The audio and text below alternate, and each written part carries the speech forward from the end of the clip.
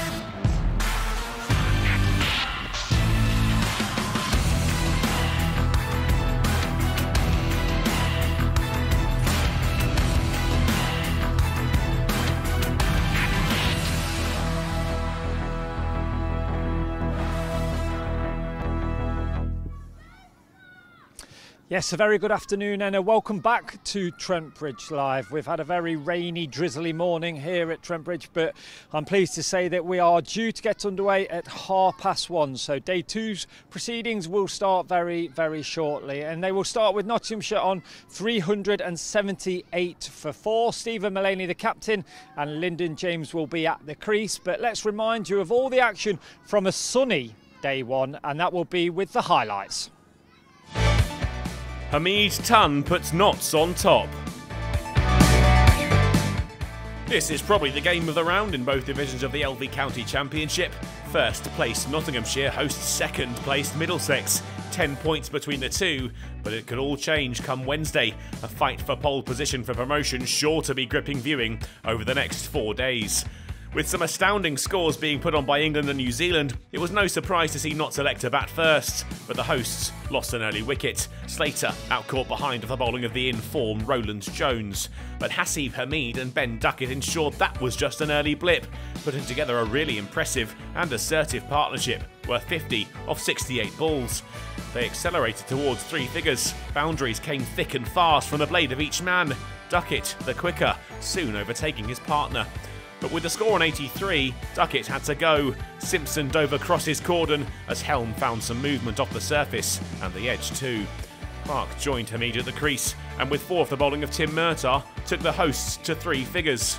And they kept going all the way to the break, heading into lunch at 120 for 2. They made their way to a 50-run partnership after the break, a single sufficient, flashing hands from Hamid, the linchpin so far. And he had reward for his efforts. Murtagh wide, Hamid cut it with panache over the cordon for 4 and up to 50 off 89 balls. He was back finding the ropes again, this time in more orthodox fashion to take the score beyond 150.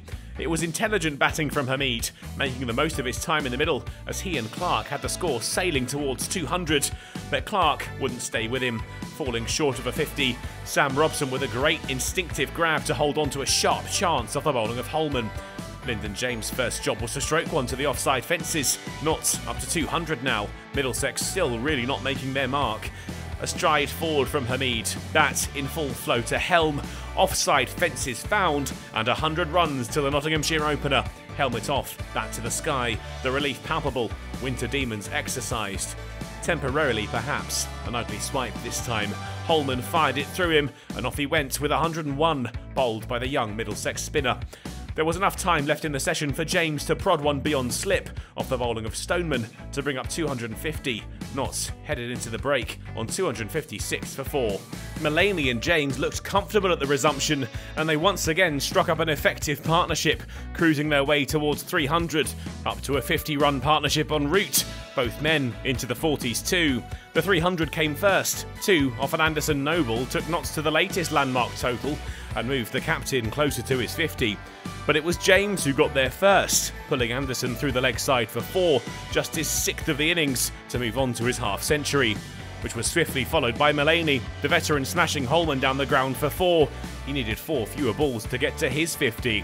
They kept going. The potent Middlesex attack made to look positively tame by the 5th wicket duo, 100 runs shared off 154 balls. James took them to 350, latching onto a wayward Helm delivery and finding 4 more. When time was called on the first day, Mullaney and James had put on 150 together. The number 5 was now 10 away from 100, and the score was 12 from 400. In other words, Notts were in the driving seat. It's first blood to the hosts in a battle of first versus second in Division 2 of the LV County Championship. What can Middlesex do to hit back when they return to Trent Bridge for day 2?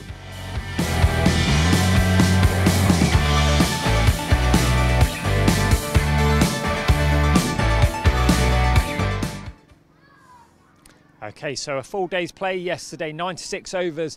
And as you saw there in the highlights, in the first 2 sessions from a Notts point of view, the vice-captain Hasib Hamid got his second 100 of the campaign and his second 100 against Middlesex as well. So what did he have to say at the end of day 1? Well, let's take a look. Hass, a great day for you and a great day for Notts. I suppose having won the toss and chosen to bat, that's pretty much gone to plan. No, absolutely. I think we're very happy, obviously, going into tomorrow with the position that we find ourselves in. Yeah, on a personal note, delighted to have contributed there and had some real good partnerships with obviously Ducky initially, and then Clarkey. I actually feel like that initial period with the new ball was quite an important one. I think the ball really nicely, so to be able to absorb that little period of play and then be able to play our games after that, Ducky and I was pleasing. It was quite an interestingly paced innings, as you said. I think it was 19 for 1 after 11 overs, and it was a burst of runs. Was that a particular intention to go after particular bowlers? Was that the way that it turned out, that there was deliveries there to go at, and you decided to do that? Yeah, no, not really. I think naturally just try and play the ball on its merit, and thankfully there were a few scoring opportunities there that we were able to take. Again, on the back of a testing new ball spell that those guys bowled. So that was a nice little period for us. And obviously a second 100 this season against Middlesex. Do you have confidence because you're playing against a side you've done well against before?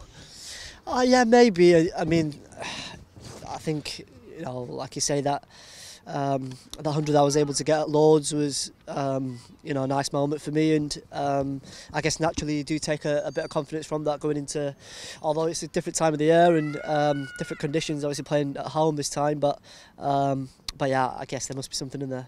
How important was it as well to stay patient and wait for those opportunities to come when you could score? Because I thought after that sort of spell, just after lunch, I think, when they started to tighten up again, you had to wait for your scoring opportunities and not give your wicket away. Yeah, no, I think that's one of the more pleasing things you find as a batsman, to be able to go through different gears at different stages and kind of commit yourself to what the team requires you to do. So if there's a period where you need to dig in, you try and do that, and if there's opportunities to score, we're always back to be able to do that as well. So that was pleasing. And speaking of digging in, it was really important that Stephen and Lyndon that last session actually stayed at the crease and added the runs as well, because whilst you're in a good position, it could have been a bit more precarious had you lost wickets late in the day. Yeah, absolutely. I think that's a huge partnership for us. We know Mo's been playing extremely well throughout the year, so for him to continue his form is brilliant. And the way LJ played there from start to finish was outstanding as well. So now very happy with the way those boys played, and hopefully they can continue that tomorrow morning. And are you able to start to think about what score you might wish to get, or do you just see where you get to tomorrow morning? No, I'm going to be real boring here and say not at all. I mean, we've seen it so many times that we have to start well again, and it's such a common kind of phrase in cricket, but a lot can change from now to the morning in terms of conditions, and bowlers will be fresh, they'll have a night's rest in them. So no, for sure we have to be switched on to that mentally, and I'm sure the boys will be. And yeah, if those two boys there can kind of continue where they left off tonight, so I think that'll be great for us.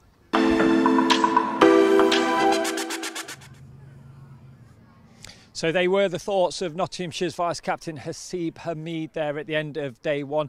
And if you just take a quick look at his stats regarding his 101 for Haas, you just see there just shy of 4 hours at the crease and 14 fours there. So he did really kind of push on after a tricky start, as he said, in the morning session, and pushed on towards that 100 that he got eventually.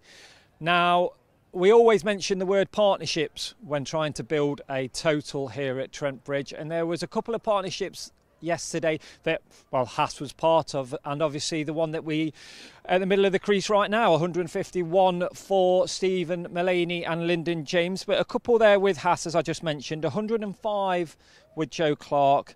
And obviously he mentioned about Ben Duckett as well. He likes to score at a high rate and a quick rate, 74 in that partnerships. And they've really given Notts the stance there. 4 bonus batting points at the moment for Notts. 22 more runs needed for that 5th and final one. From a Middlesex point of view, they need 2 more wickets to get that second bonus bowling point. Now, this is a top of the table clash here at Trent Bridge. Notts currently sit first in Division 2 with Middlesex second, 10 points difference. Obviously, so all those bonus batting and bowling points really do make a difference. Now, just a state of play with today, 75 overs there will be today, and tea is due to be taken at 3:50. So we've lost 21 overs with that rain spell that we had this morning.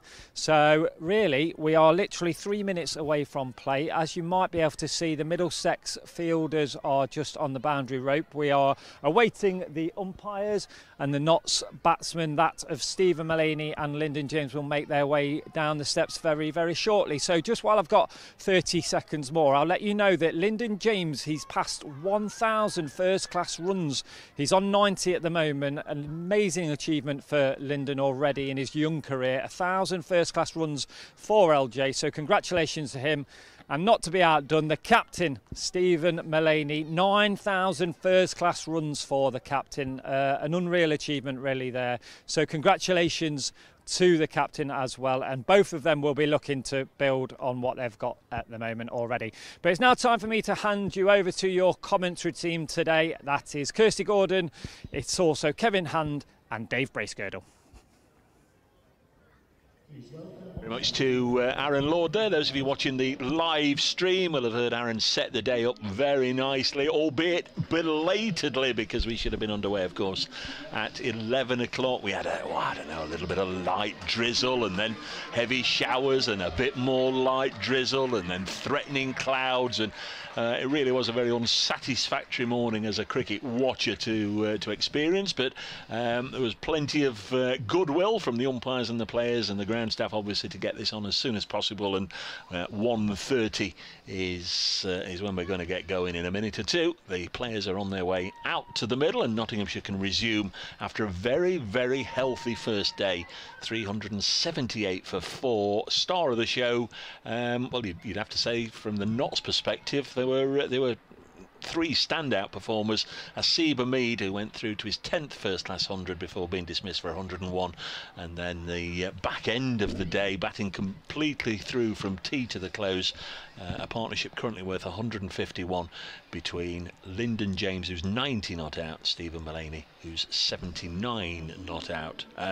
We're can I use the phrase, a man down today? We had Grace Ballinger with us yesterday. I'm sure you won't mind me using that expression. Grace not with us today, but Kirsty Gordon from Lightning and England Cricket is with us. We'll also hear from Kevin Howes a little bit later on, and Kevin Hand's not too far away. He'll be joining in as well. The players are out on the field. We'll get going in just a moment. 378 for 4. Kirsty Gordon's just asked me what I expect to happen today, so I'll throw it straight back to her as she describes the first over. A very, very good afternoon to you, Kirsty. What's going to happen? Afternoon, Dave. I think these two will hope to continue the partnership. It would be Tim Murtagh to bowl first to try and break it to Lyndon James. Bowls played off the back foot straight through past extra cover. Point will come round to field, but it will be 2 runs to start the day to Lyndon James, who edges ever closer to that milestone. There you are. First ball in, and already Lyndon James has created a little bit of personal history. That's his highest score now here at Trent Bridge. He was out for 91 last year. Real heartbreak time for Lyndon and all his family who watch all of his games. Out for 91 against Lancashire last year. Has had the 100 against Durham now this year, but that was away, so highest score at Trent Bridge for Lyndon. Murtagh in again and bowls. This time full of a length. It's an inside edge. Down to fine leg will be 1 run. Little bit of good fortune there for Lyndon James as he moves on to 93. We have said good morning to you in your absence, Kevin. You were just finishing off your pudding there. Afternoon, morning. Where are we? Yeah, good afternoon. Good day to you, sir. Good day to you, madam. It's good to have some cricket, isn't it? It is. It's a shame for Middlesex the cloud cover's gone. All that rain and heavy cloud. They could have done with a bit of heavy cloud overhead. Did look that way about half an hour ago, but the sun is breaking through beautifully now as Murtagh runs in again and bowls. Left outside, off stump by Steve Mullaney. Trickles through to Simpson behind the stumps. Yeah, I think these conditions, if these are to be the conditions for the rest of the day, Nottingham should be very, very happy. Lots of chatter about the pitch, the look of it, the way it's played beautifully. Very dry, apparently. Very, very dry. So I doubt there would have been much sweating under the covers. last night or this morning. As Murtagh comes in again and bowls, this time straighter. Ooh. Hits Mullany, I thought, on the pad, but there's not really an appeal. It must have been a thick inside edge. He looks to be in a bit of discomfort there, so maybe it hit him a bit higher than I first anticipated. I think we can say that safely. And adjustments made. Yeah, Oh, deep in, take a breath. thought that was knee roll height, but my eyes have deceived me. Oh, he's bent forward, bent double, and then he's leant backwards, and head's gone up to the sky, and just stretch out those abdominals. And At least he's letting us know exactly what happened. Take a deep breath, Stephen. All in all, a dot ball. It's Murtagh in again and bowls to Mullany. Full of a length and castled! Off stump, out the ground. He thought it was going wide of off stump, but it looks to have tailed back in. Only a little. As we watch the replay here, but the off stump is out the ground. That has seamed back, hasn't it? And he's good, Mercer, at seaming the ball back nowadays, and that's where, you know, he's so dangerous. And people ask why 65 to 70 miles an hour does Mercer manage to take so many wickets. That's why. You know, he's he's nipped one back, as you said, and hurt him. The stop ball just takes it away. That one's swinging back. I don't think Mullany can feel as though he's made a mistake in leaving that one. Usually you shoulder arms and you bowl and you think, oh, Bass made a bit of an error there. But on the look that I've just had on the replay at first, I was trying to look at release of the ball. I've only had one look at it, and where it's pitched, I don't think that's Bass or error, do you? It's a beautiful delivery, yeah. It's that challenging length, and it has nipped just back in, and it's clipped the top of off. What were you nudging Girdler for? Had he talked him out, or had you talked him out? Oh, What was it? yes. I'm too scared to say it on air. All right. No, Kev, as you know, you have to have these these stats ready for. Oh, I see. In the event that something happens. Yes, and indeed. With Asiba Mead having scored 100, Lyndon James 90 not out overnight, Stephen Mullany 79 not out overnight. During the rain delay this morning, I looked up when the last time Notts had 3 centurions in an innings. Should it be needed? And Kirsty said that's going to jinx him out. I did not. So that's why she's prodded me. I can confirm those words did not leave my mouth. For anybody interested, it was Chelmsford 2007 against Essex when Mark Waugh, Samit Patel and Chris Reed all got hundreds. Well, it may still happen. It's not off the cards. But exactly. they're the stats that I like, because what you've done is given it a qualification there. The fact that it hasn't happened, it's almost a little bit. Who was having this conversation with the other day? Bradman getting 99. It's almost better that he didn't get the 100, because it's just great that the 100 is still there, the average, that he didn't actually. It's like this mythical figure, isn't it, that was never actually made. And the fact that you're able to say, well, they nearly, you know, the last time they've had 3, and it was on a flat one at Chelmsford, and you wouldn't particularly say this was a flat one. It was doing a bit yesterday morning. So no, they're the kind of stats I like. So you had every right to look that up, Dave Bracegirdle, every right. So the wicket of Mullany brings Moores to the crease on strike as Murtagh comes in and bowls another very good ball. Bit of a play and a miss, but he didn't really chase after it, so we could call it a leave. Good over from Murtagh. Tom Moore's last first-class innings, week 10 days ago at Leicestershire, ended in a very unsatisfactory manner. He was on 81, really playing nicely, and I'm still not sure if he top-edged it or if it came off the bat handle and struck him on the Adam's apple. Really nasty one, straight up under the helmet, straight into the Adam's apple, went down and he had to retire hurt. So a nasty old blow. It's going to be Roland Jones, who bowled the most overs yesterday by a Middlesex bowler. 22 overs, but terrific figures. Kev, 1 for 38. Well, he got better and better as he went on. The first half of the day from Roland Jones, there were too many balls to be left alone, weren't there? But the second half of the day, yesterday, he was brilliant. And Tim Mercer said overnight that, you know, they all talked about it in the dressing room. They didn't bowl well enough yesterday, Middlesex. However, Toby Roland Jones did, and the level that he bowled at last night, they all said, listen, that's test level, and that's what we're all supposed to be aspiring to. That's what we're all supposed to be trying to get close to. In the morning, he didn't make him play enough. You know, I think that is a fair assessment, because it's unusual for him, because usually he does. Here he goes, right arm over, sun out at Trent Bridge, 2 slips and a gully. He bowls, it's full and driven by James watchfully to mid-on. We've just got the freeze frame of the moment before the outside of off stump is clipped. It just got the outside probably about halfway up, looking at it, halfway up the off stump. I really defended Mulaney there, thinking there's not much batter error in that, but actually I think probably the ball before has undone him. If I go back 5 seconds, it probably was always tailing close enough that he needed to play that one. Yeah. They're saying in a recent game, you don't very often see the stumps cartwheeling out the ground anymore. But Aye. you did there. Roland Jones bowls, and this is played defensively to the offside. And just on Roland Jones as well, as we talked about his spell towards the end of the day, he was very unlucky not to pick up the wicket of Lyndon James, who he's now bowling at, and was of course dropped at second slip in the closing stages of yesterday. So he'll still know that this morning, and he'll be out to try and right those wrongs and clean up this Nottinghamshire middle order. So, was he on 78 just before the end of the day somewhere? 78, I think. Roland Jones, he's the crease now, he bowls, and James is forward defending into the offside, there's no run. Here's that Mercer ball to Mulaney. Yeah, when I looked at it again, actually, it was. I don't think it did. It seemed a little, but I think it was always tailing. Would agree, it was tailing in with the angle, wasn't it? Yeah, that's it. The angle, perhaps the release wasn't quite as straight as I thought it was. It was always angling in. It did seem, but I mean, it was probably millimetres away from being a good leave. Two types of leave. Indeed, it's just the outside of off, wasn't it? Roland Jones bowls, and on the back foot, James defends on this occasion. How did you get that into Wisden for next year? Those two deliveries, consecutive deliveries. Mulaney was bowled, shouldering arms. Well, that's your job, isn't it? You well, not for at Trent Bridge. Who does it? Is it not you at Trent Bridge? How is it not you? No, I'm not. How is it not you at Trent Bridge? Well, we're going to have inquiry into this, Bracers. I've always thought you should be my agent.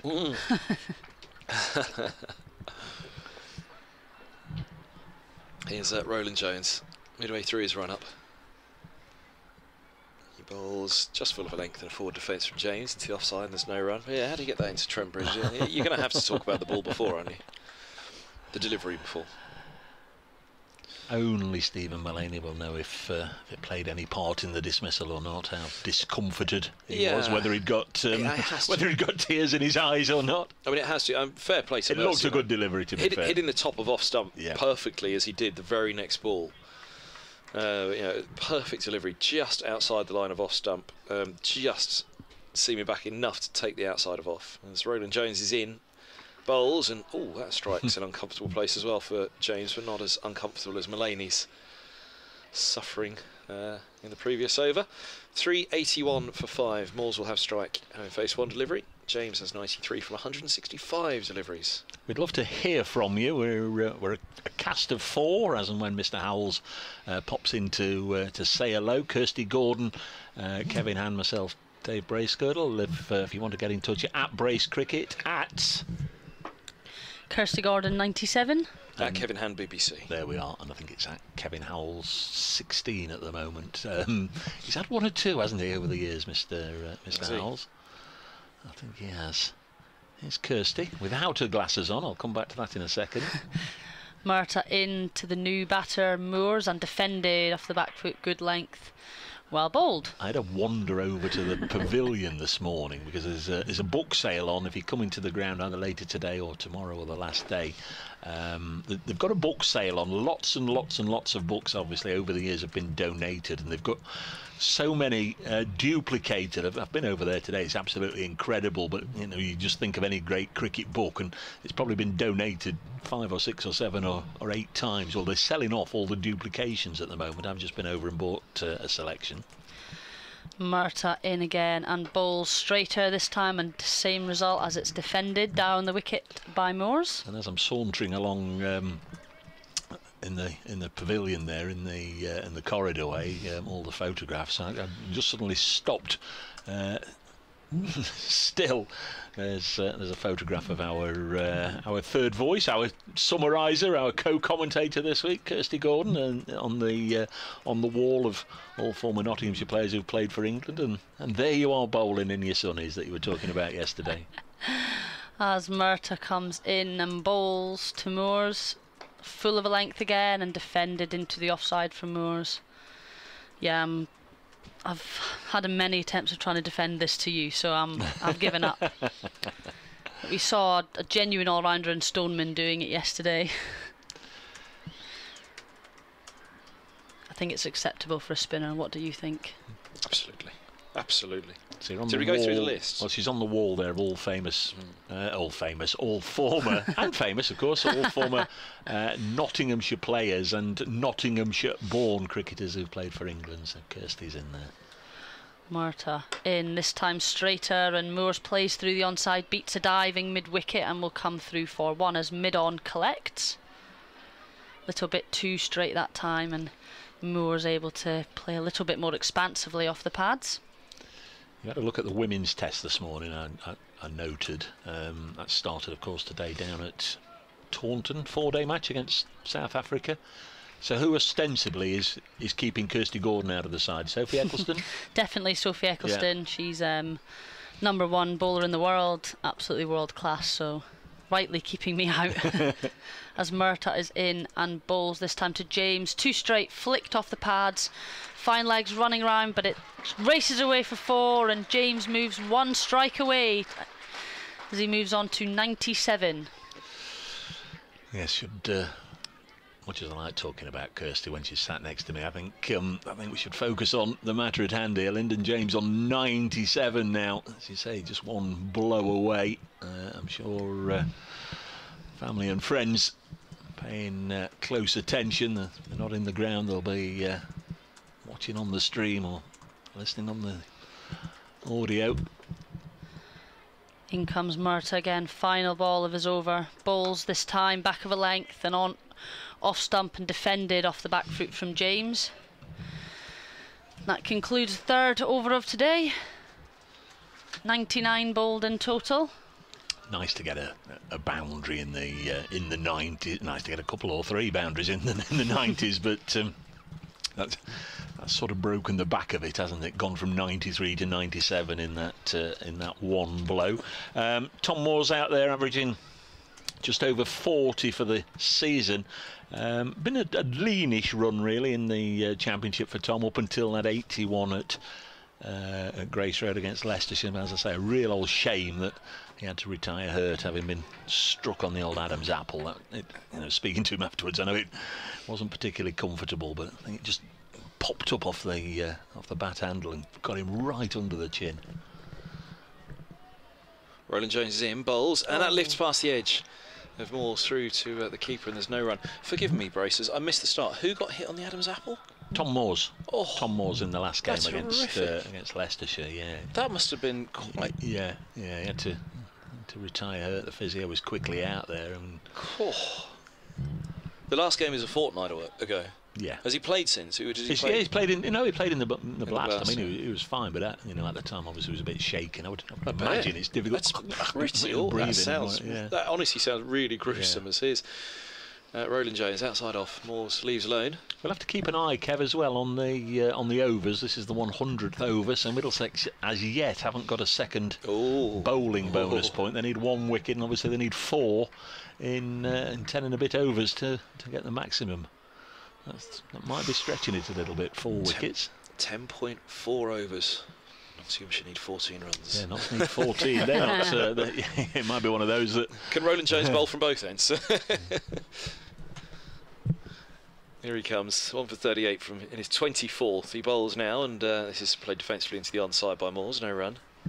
We're into the batch of lefties now for Notts, because Liam Patterson-White's in next. He'll be a lefty, and then James Pattinson as well. When Stuart Broad was playing, it was almost a left-hander's world for a period. Mullaney was a lefty in the end, wasn't he? Lefty alone. Yeah. Sorry. Dreadful. Bracers didn't even crack a smile at that. No. Here's Roland Jones. He bowls and forward goes Moores defending. Sorry. What's the penance for that? I have to do the tea run in a minute, will I? I like the Bracers bit already. We've only known each other 24 hours, and already she's having a go. I'm defending you really from his bad jokes. No, that's all right. That's why he set it up this way, that I'm on the end, you're in the middle of us. Yeah. To, soften the blow for the girdler. Moores on one. Roland Jones bowls to him, and he pushes forward at that for a moment, a little early, but he checked the shot in the end to helm at mid-off. Very much sort of goes through the gears now, Tom Moores. He was always 100 mile an hour when he first came into the side, and very much a 21st century cricketer, a franchise cricketer. He's played all around the world in a lot of the T10 and T20 competitions, hits the ball hard, gets on with it, and he played a little bit like that in the Championship when he first got into the team, but takes his time now until he's on top of the bowling, and then he can really go through the gears. Roland Jones bowls, top of off, right behind it. Moores defends into the offside. End of the over. Roland Jones 1 for 38 from 24 now, 8 maidens, 386 for 5, 14 runs for the final batting point for Nottinghamshire. Middlesex still a wicket shy of a second bowling point. I think we can just about work out the current run rate, can't we? As we've had 100 overs, 386 for 5. And that's where they were going at 4.5 and over for most of yesterday, but towards the back end it just tailed off a little bit, 3.86. So Lyndon James on 97 not out. Just the one first-class 100 so far. 2 slips in a gully as Murtagh bowls to the right-hander, who just nudges this to mid-wicket. And there's no run. The sky obviously much brighter than it was this morning. Though right now we do have a filthy dark cloud overhead, but I don't think it is going to leak its contents, and we should be okay for the remainder of the afternoon. Lyndon James has faced 168 deliveries right now. His partnership with Stephen Mullaney worth 154 before Mullaney was bowled in Murtagh's previous over. Here is Murtagh, bowls to Lyndon James, drives through the offside, and there it is. A second first-class 100 to Lyndon James, a first here on his home ground, and my how happy he is. He takes the helmet off and waves his bat to the spectators at this end first of all. The Radcliffe Road end. Tom Moores gives him a bit of a hug and a congratulations. We've got a party of school children in as well. He was happy to wave the bat towards them, and as always plenty of support from his teammates out on the balcony. 169 balls, 12 fours. Many congratulations to Lyndon James. Top knock, and it was a lovely shot, Kirsty, as well to bring up 3 figures. It was a brilliant shot to bring up the 3 figures. Very assertive through the covers. He started the morning well with 2 boundaries off Murtagh. He'd be pleased to get his way to 3 figures.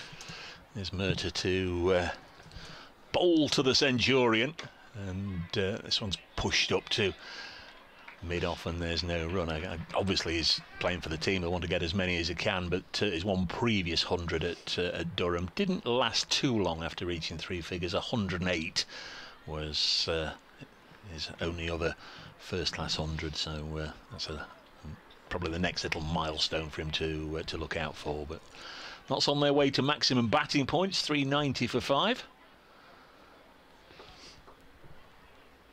Murtagh turns. Ground bathed in sunshine, looks a picture at the moment, and very elegantly played by Lyndon James up to mid-on. There was a correspondent yesterday in one of the tweets who I'll have to go back and see who it was, but many thanks, and sorry for not remembering who it was, but somebody did make the comment to me last night that the one thing that stands out above all watching Lyndon James batting is just how elegant he looks at the crease, and I would second that. I know people have heard me say and think it's nonsense, but he does remind me physically of how Hales stood at the crease, and his imposing sort of look at the crease. Different player to Hales, he's not Alex Hales. 390 for 5, but I remember when he came into the team, he's a similar sort of height and tall, elegant figure and very correct, and Hales was like that at the start when he first came into the team. Yeah, he plays the ball so late under his eyes as well. It's always a sign of a very good player.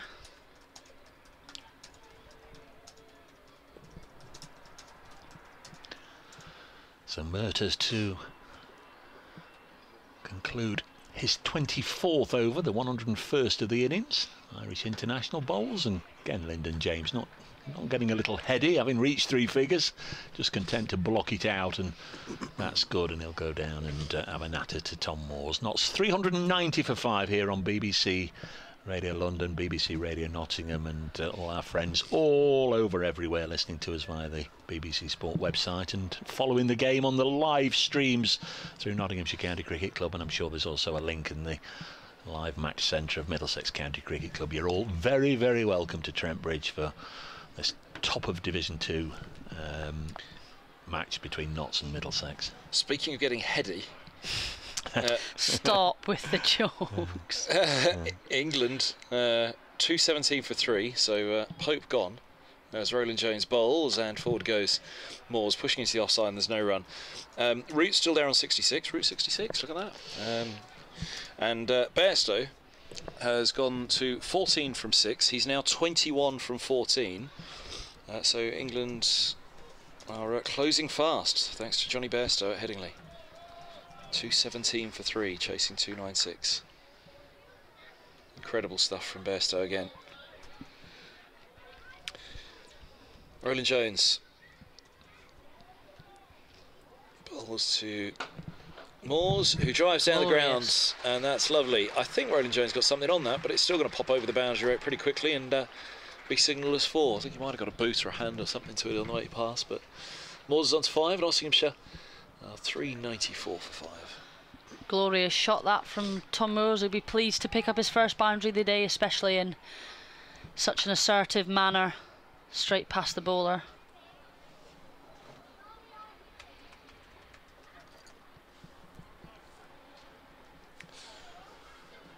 Two slips for Roland Jones to left-hander. Gully as well. Moores awaits.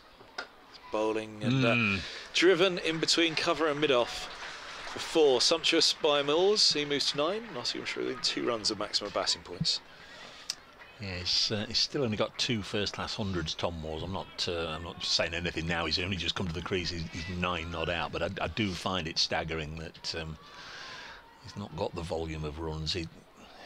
His ability promises to deliver, and I really does hope he he goes on and gets a lot of runs in his career, because he's a high quality player. It's fun to watch in both formats. Past the umpire, Roland Jones, he bowls, and it's edged and short. I think he's played that pretty well, Moores, actually. Soft hands, angled bat, and it's pretty much straight to ground. Robson, the fielder, who put down James last night, didn't he? Yeah. Sam Robson. Thanks to Jim Metcalf, who's been in touch at Brace Cricket, just congratulating Lyndon James. What a fabulous knock and what a wonderful player he is. Thanks for that, Jim. He'll be feeling $1 million, won't he, leaning on his bat at the non-striker's end to get one at Trent Bridge as well. It's home ground. In comes Roland Jones, he bowls, that's driven back. Gets his right hand to it, prevents that one racing down the ground from Moores. Someone else get a hand to it. Oh, I had a little conversation about the speed gun. Oh.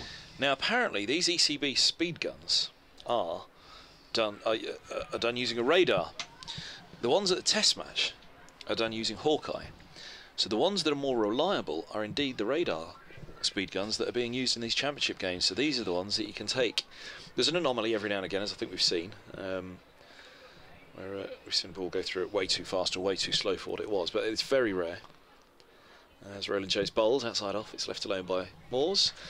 End of Roland Jones's 25th over, 1 for 46 with 8 maidens, 398 for 5, and 8 overs left with the bonus points in play.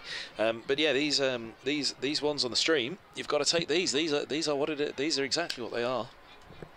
So we can be. I looked at the stream there to see what that last ball was, and of course it didn't appear on this occasion, did it? But yeah, so pretty deadly accurate, these ones, because and the theory being that, or not the theory, but the reason being why these are more accurate, because the radar is a bit like the radar that they'll get you on when when they get in a speeding car and the police have a radar on it.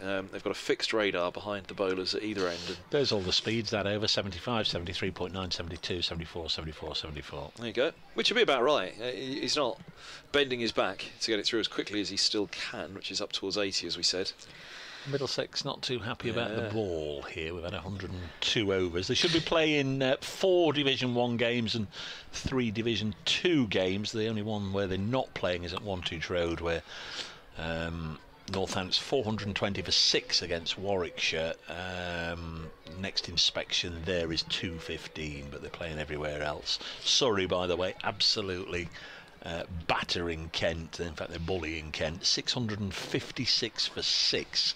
Surrey against Kirsty Gordon's Kent, and they have had 3 Centurions there: Hashim Amla, Ben Geddes, and Sam Curran. They're all out now, but they might have another one. Heard of a declaration? Well, they might have another one because Will Jacks is 89 not out, so they're perhaps waiting until he gets there. 656 for 6. Surrey against Kirsty Gordon's Kent, as they're now known. Only when they're doing badly, though. Toby Petman, the Notts Loney there, 2 for 100.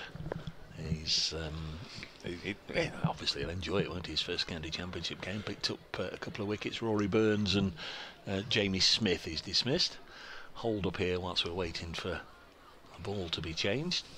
Tea is at 10 to 4 today, by the way. Normally we have to wait until there's 32 overs remaining, but come what may, tea will be at 10 to 4, and they say we'll be finished at 6:30 tonight. If we finish before 7:15, I'll be staggered. 398 for 5. What time did we finish last night? Middlesex's over rate has been sorted out. It's 0. Yeah, we were right. We were about 6:15 yesterday, weren't we? Yeah. There or thereabouts. I remember saying it when they had 5 overs left and they were -2. That usually that would mean Middlesex. It was about 6:30 by that point already. It was circa just coming up for 5, and they had. And they've changed this ball, haven't they? Have they? Now, I asked about the balls as well today. So with the changed ball, it is going to be Murtagh to continue as he bowls to James, who drives on the front foot, and it's collected by mid-off. So yes, I've asked about it's well publicised now. The batch of balls that they got from Dukes at the start of this year were rubbish. As exclusively revealed by me, I'm going to say. I was the first to break that news, and people weren't having it. They weren't believing me. Shakes of heads all round, and until it was written in the Times, nobody believed me. So anyway, apparently the second box of balls, they're not much better. So Dukes had sent across a whole load of new ones, and the word I've had back now is these ones they're better, but not much. As Murtagh comes in and bowls, and it's clipped off the hip straight down to the man at deep backward of square, and collect, and Lyndon James moves on to 102. Notts have just tweeted something that I had made a note of but completely forgot about in the fact that he got 100. He came into this game on about 900 first-class runs, so in reaching his century as well, Lyndon James has now reached 1,000 first-class runs. So nice to get there with his second first-class 100. Double milestone. Just missed out on May. As Murtagh comes in, bowls this time to Moores, left alone outside the off stump. Yeah, that's in his career, Kev. Not in. Sham Masood got there yesterday. They did the first to 1,000 this season. There was quite a lot of chat if somebody would get there in May this season with the way the fixtures. Yeah. Well, Masood came here. His last championship game was here, and he. I think he came into the game on 830 runs, and he obviously needed 170. Well, Broad got him cheaply in one innings and Pattinson in the other, so that was that. Scuppered his chances. Murtagh bowls, length and drives down the ground, fielded by mid-on. There'll be an update for BBC Radio Nottingham in just a second. Notts now require 1 for maximum batting points. What time of day are we then? We're on 2 o'clock. Of course, with the late start and what have you, won't know what time it is all day long. Gull overhead, we don't get many of those here. I'm not entirely sure of what particular breed of gull or seagull or whatever it is. Get a lot of pigeons here, but that's a gull, isn't it? over the ground as Moore slaps this through the offside, and that brings the 400 up. Maximum batting points then for Notts, brought up in the 103rd over. There's always a little bit of contention now about whether a side should be allowed to declare. Notts aren't going to, of course. They'll want to go on and get 500 if they can, but there's all that feeling that you can declare now and deny Middlesex getting any bowling points, but I think it's something in the game that's slightly frowned upon if you do it deliberately to prevent the opposition getting any points. Moore's again through the offside. Absolute repeat. 4 more. And that's 4 boundaries now he's hit off, or have been hit off Tim Murtagh this morning, or this afternoon. 2 to each batter. And Moore's has galloped on to 17 with 4 boundaries. Still just waiting to do this little update for the local radio listeners. And here we are.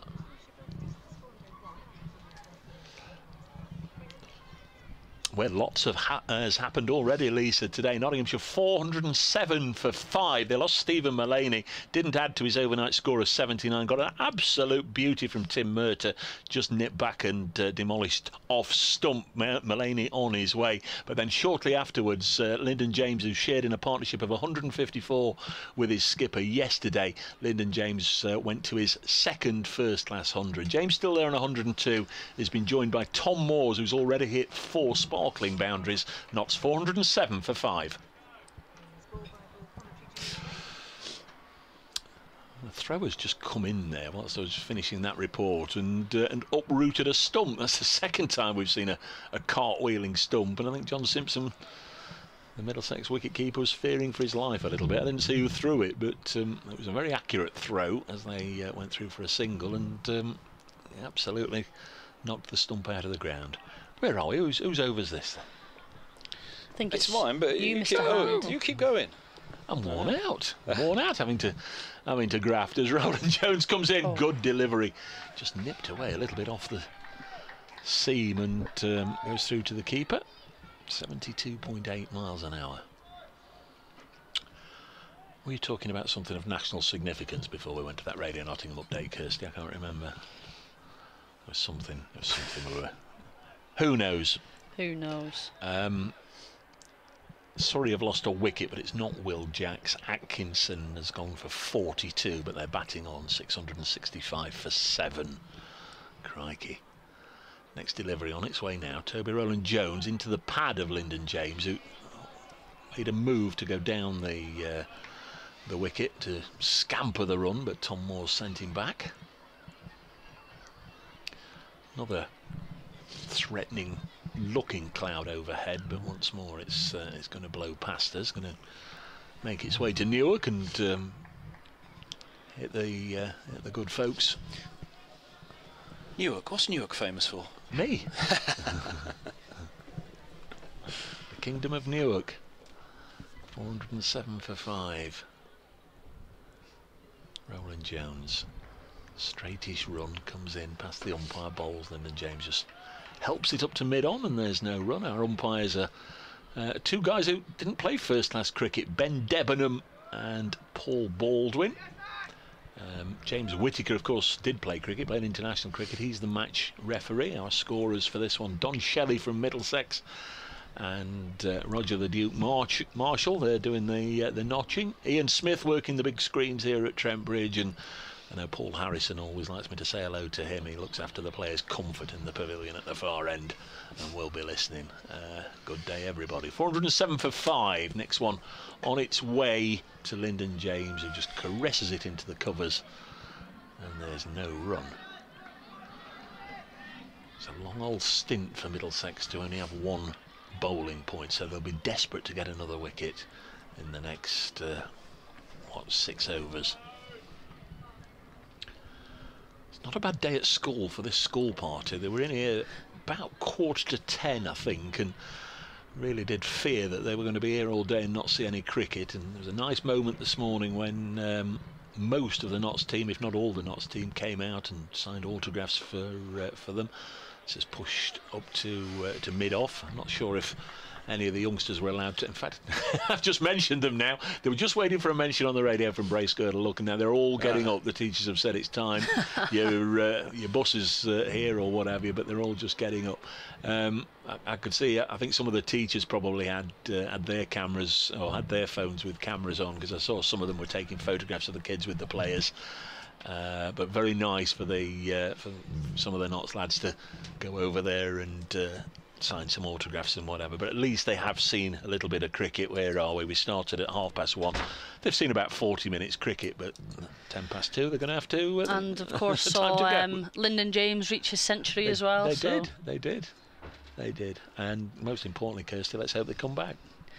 So Murta to continue. One slip in play as Moores plays out and Gully collects. He's looking for a single there, but it wasn't on as a Gully came round to collect. There's a deep point in place and 2 extra covers, one squeezing quite close in there and a mid-off sitting deeper behind, and a kind of traditional extra cover with a, like I said, one slip, a deep fine about 15 yards off the boundary, and a mid-wicket and a mid-on in play. As Murta turns and follows his footsteps that are implanted into the ground and bowls, and Moores leaves outside off stump.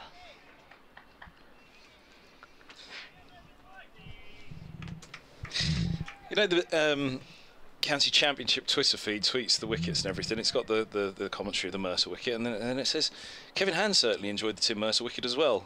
My lefty joke has been quoted on the County Championship. Well, they liked it, even if you two didn't.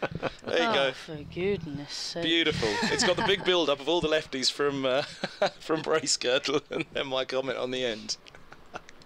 Beautiful. Someone liked it anyway. Somebody's listening, more importantly. As Murta comes in and bowls, and Moores tries to slap that through the offside, but it's collected by the close extra cover fielder. I'm calling him a close extra cover, but he almost is like a catching extra cover. Extra cover now, yeah. He looked a bit straighter a minute ago, and I wondered if you could class him as a catching mid-off, but no, he probably is a extra cover. He might catch it there. I'll tell you what, it'll be going quickly though if he does. As Murta comes in and bowls, Moore slaps and he's gone. Caught behind. He has a big thrash at one outside the off stump, and it sails through to Simpson behind the stumps. Bit of a subdued celebration from Middlesex, but they'll be pleased to get that extra bowling point before the 110th over. Could hear the nick from here, couldn't you? A real waft at it from Tom Moores. Was looking to hit the ball hard, but did nick it through. 4 fours and a single in his 17-25 balls faced at the crease for 35 minutes. Notts 407 for 6. They just want a contribution or two from the lower order, but Middlesex, as Kirsty said, will be delighted to get that second bowling point. Yeah, you could kind of tell his intentions in that over. He tried to play a similar shot to 2 previous balls and didn't quite get them away, and that one was the same shot with a unfortunate outcome for Moores as he clips it straight behind to John Simpson. Safe hands behind the stumps. Another lefty, LPW, on his way out to the middle. One first-class 100 to his name at Somerset at Taunton last year. Nottinghamshire's joint leading wicket taker, and I think he's the leading spin, leading wicket taker amongst spinners in the country this season. I think with 28, certainly up at the top of Division 2 standings, but I think he's now the top in the county championship. With 28, couple of 5-wicket hauls. Very capable batter as well. Good player coming in at number 8. And another lefty. Another lefty. Kevin's looking at me across the commentary box as Murta comes in bowls to Peterson White, who defends through the offside. Have you got a joke to go with that dismissal? I didn't say a word. It's out there for the Twitter sphere to decide now. So with the new batter on strike, a second slip has come into play. Gully still there, and point comes in off the boundary. 29 for 2 today, Notts. Middlesex would have taken that if you'd offered them the first 40 minutes of the day. 29 for 2. Absolutely, as Murta bowls again, and this time stayed quite low outside off stump, and Peterson White goes to play and doesn't need to, as it stays low outside off stump and tails away towards the keeper. Somebody will tell me I'm wrong, but I think we've got a different font for Peterson White for this game, because we've got all his name in. The letters are much smaller than the usual batter's name, smaller than Lyndon James' name. I'm sure we've had Patterson-W and P-White in the past, but we've got the full name on there for this particular game. Although Lyndon James 102 couldn't be any smaller, could it? Has that just changed, or is that me? It's well spotted, actually. I'm not sure if it's just changed, but it certainly looks different. It's very small, Ian, if you're listening. Roland Jones bowls. This one's driven up to mid-off by James. No run. We might, if there's a single here, Kev, get a hyphenated bowler's name, bowl into a hyphenated batter's name. There's not too many of them about. There's Finn Hudson-Prentice, Oliver Hannon-Dolby and Daniel Bell-Drummond. I think that's about it. Currently in the county championship.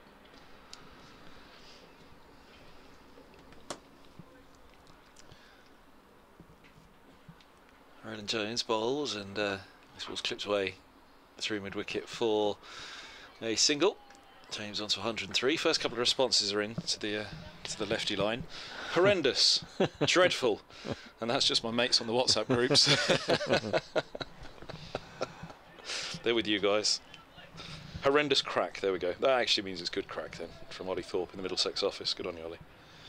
Surrey have declared, that's the first thing, and Will Jacks did reach his 100, so 4 Centurions, 673 for 7 declared, 124 Amler, 124 Geddes, 126 Curran, 103 not out Jacks. That's brutal, isn't it? Yep. Roland Jones. Oh, it's a solid bat face that comes down there from Peterson White. That felt like a big barn door coming down to hit that one. Even the full face of the bat down to mid-off. Nicely done. Division 2, Derbyshire 463 for 8 at Hove against Sussex, still in the first innings of that match. And at New Road, Worcestershire made 271. Glamorgan struggling, 114 for 8. At least 5 of the wickets to Joe Leach. It's the crease, Roland Jones. He bowls, turns to mid-wicket, no run. In fact, 6 for Leach now, 6 for 44 his figures.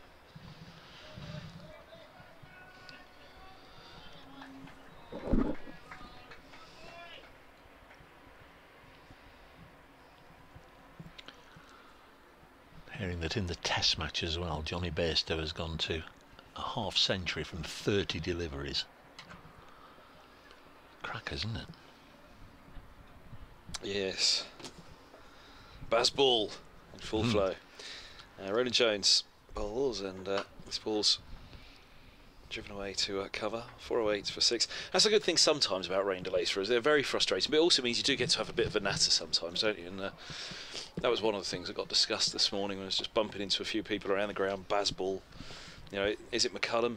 Is it Stokes? What, you know, what's got into them? How have England all of a sudden launched into this aggressive style of play, which is about to whitewash the New Zealanders, the #1 Test team in the world. Let's see how they get on next week against India.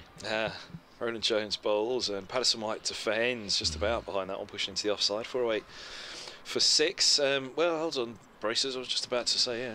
That's not knocking what they've done, but New Zealand are a side that, you always talk about football matches. It very often takes two sides to sort of complement each other. Yeah, two to tango to produce a really watchable game. And New Zealand's brand of cricket sort of suits England's brand of cricket. Maybe India will stifle them a little bit and not let them just play such a free-flowing game. But we'll have to see if they roll India over with the same attacking brand of cricket. Well, it'll be exciting. I think the South Africa series later on in the summer will be of a similar brand as well.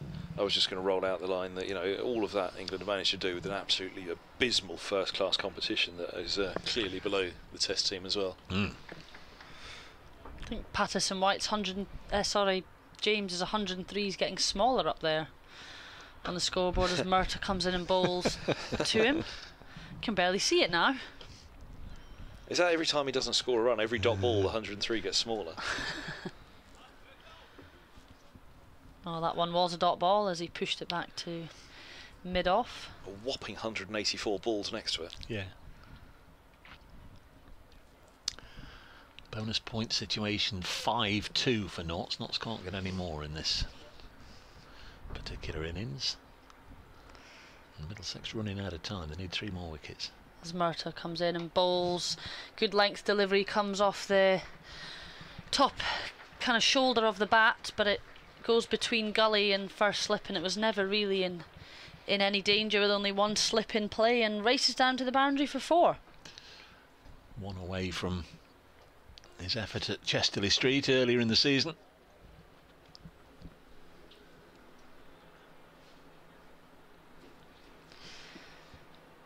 Not a player that, tell me, your favourite 3 Lyndon James shots in this innings. He's, as somebody said, ruthlessly efficient. He's workmanlike, very stylish, very orthodox, technically really, really talented. As Murtagh comes in and bowls to him, defends, goes to defend, beats the outside edge, runs through to Simpson. It's well bowled from Murtagh, lovely length, drawing James forward there. Yeah, but sometimes if somebody gets a century, you can think, well, there was the time he danced down the wicket and hit the spinner high into the stands. There was the modern cricket, there was the switch it, there was this, there was none of it with Lyndon. He'll play each ball on its merit, and some really delightful extra cover driving. But there's just been so many of them that it's hard to pick one out. Murtagh in again and bowls, good length ball, respected by James as he defends it down the wicket. Yeah, he's managed to accumulate as well by just picking off anything off his legs down to that square leg boundary as well, and like you say, anything over pitched he's capitalised on through the covers, and seems to have just accumulated nicely in that partnership. I think him and Mullaney complemented each other very well. This is Murtagh's 6th over of the morning, Kev. I don't know how many he'll give himself. Yeah, not many more. As he's in and bowls, and this time a little bit too straight and punched off the back foot into the leg side as mid-on comes round to collect, and they'll come through for 1. So he's matched his CB. Not that we can see it on the scoreboard. They've bowled far better today, though, Middlesex, haven't they? Yeah. As a pair in these 6 again. First thing yesterday morning, I thought Murtagh did everything okay. Roland Jones didn't bowl as well as he usually does, in that he wasn't forcing the batters to play as much, but he ended up with a wicket. Then yesterday evening, Roland Jones, the pick of the bowlers, the pick of the spells all day yesterday evening. Had that one catch put down to James. This morning, I think the 2 of them have been right on the mark. Murtagh comes in again and bowls straight, well bowled, and Murtagh collects it off his own bowling. Yeah, I think that the first change bowlers yesterday as well really kind of let down the work that the openers had done. And well, I'll just throw the figures at you there, Kirsty. Anderson 12 overs, no maidens, none for 75. Helm 16 overs, no maidens, 1 for 101. No maidens in 28 overs, 1 for 176. I mean, that just shows how much of a release of pressure there was once this pair came out of the attack. Yeah, and I certainly feel like in their first spell especially, they allowed the likes of Hasib to get going, and Ben Duckett, who scored a roughly, run a ball, just under a run a ball 37. It was that phase where they were able to get going and get ahead of the game, and from there Middlesex were always chasing it, despite a good spell from the leg spinner Luke Holman as well. Roland Jones in, he bowls, and forward goes James, pushing away back into the offside. They don't look in any hurry, do they? They appear to be playing the long game here. Let's get up to 500 if we can. Seems to be the message they've been sent out with.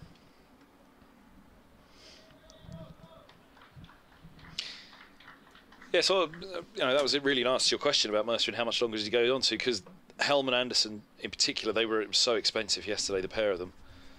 As Roland Jones is in, he bowls, and this is driven to short extra cover, no run, bumps towards Mark Stone. No, I think it's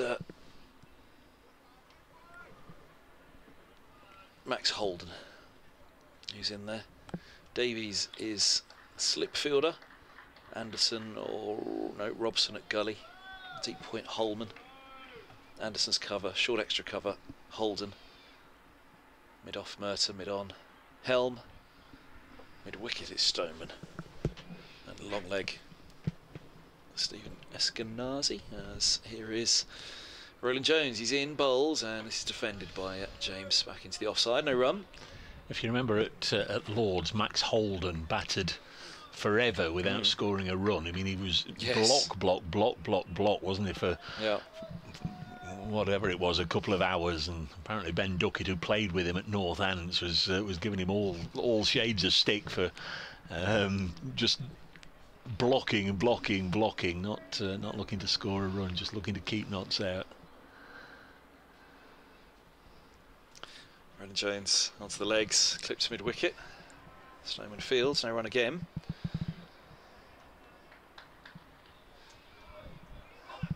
Don't forget, if you want to tweet us, at Kevin Hand BBC, at Brace Cricket, and at Kirsty Gordon 97. I have just followed you on Twitter actually. There you go, coming back your way now then. Yes, Holden made 18 in 162 minutes, 18 from 115 balls, but I think actually got a couple of boundaries right at the end of that 18. Roland Jones bowls, and this ball's turned to mid-wicket by James, no run. 18 in 2 hours 40 minutes. It was after that funny tweet I thought I'd... I was about to say, was that the inspiration for it? If you're expecting any more humour from him, Kirsty, I've been waiting 10 years. 413 for 6, Nottinghamshire. Today they've lost Stephen Mullaney, bowled by Tim Murtagh for 79, and then Murtagh had Tom Moores caught behind for 17.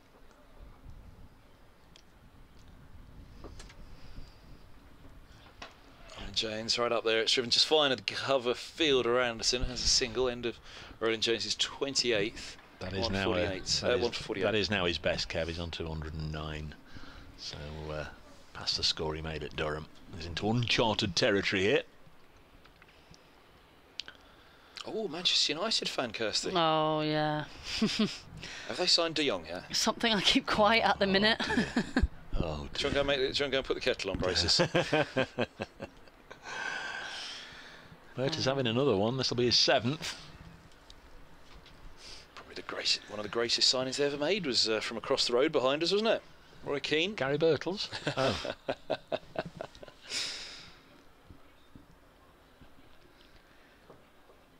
So Murtagh with 2 mid-wickets in play here. Sorry, 2 covers in play here again.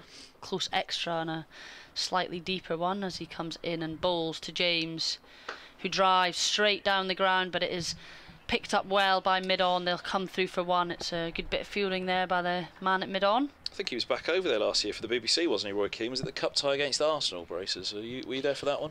Say again. Nottingham Forest against Arsenal. I think Keane was there for the BBC that day, wasn't he? And No. I think would he have lived? No. Am I right in remembering that? I think they were showing a picture of the house that he lived with, just outside the ground. He shared with Sean Dyche. May have done. Yeah. Would it have been Sean Dyche? Would that be right? Yeah. Yeah. So Murtagh into Peterson White, who drives through towards extra cover, who fields yet to get off the mark. Peterson White, he's faced 8 balls now. That was an assured strike, but extra cover collects. There's 2 slips in play, a gully.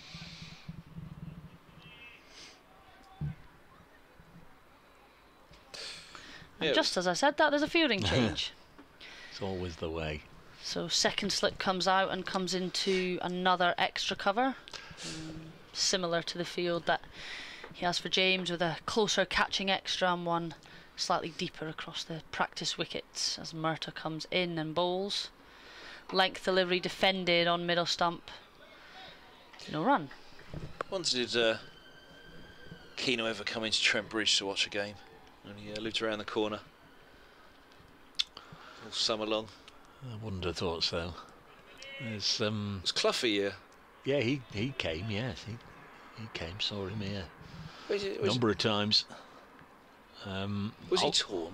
Was he between Trent Bridge and Derby, or was he always a Notts man? I suppose Notts all the way.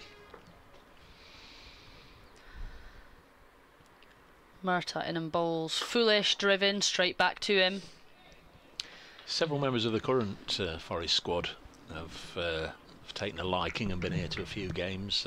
Joe Worrell and Steve Cook and Scott McKenna have been to a few games.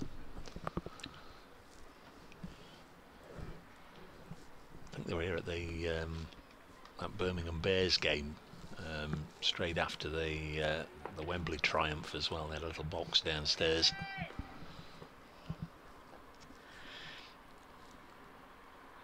Murtagh in and bowls full, driven by Peterson White. This time he'll get off the mark as it skews past cover and out to the deep point fielder. For 1, I was at that game as well, Birmingham Bears. It was highest score ever in the Blast. Yes. From the, not from the Outlaws, unfortunately. From the Bears, they blasted 262 in 20 overs. It was, and then they were haying and hosed, weren't they? Notts kept up with it for a while, but wasn't to be in the end. Murtagh in, bowls to James, defended, good length again. On off stump, the sun really shining now. It's turned into a lovely afternoon. Yep, still a little breezy, but we'd take this after the morning drizzle. Put a damper on things. So that's 109 overs gone. Just wonder if that might be the end of Murtagh. Maybe answering my own question, really. Perhaps the skipper thought, well, our best chance of getting wickets with myself and Roland Jones. We'll take that up to the 110th over and see if we can get these 9 wickets. But Notts are still 416 for 6. This is the 110th over. Effectively, Middlesex need 3 wickets in this over. Roland Jones hits the crease now, bowls, and this ball's left alone outside of the off stump. 416 for 6.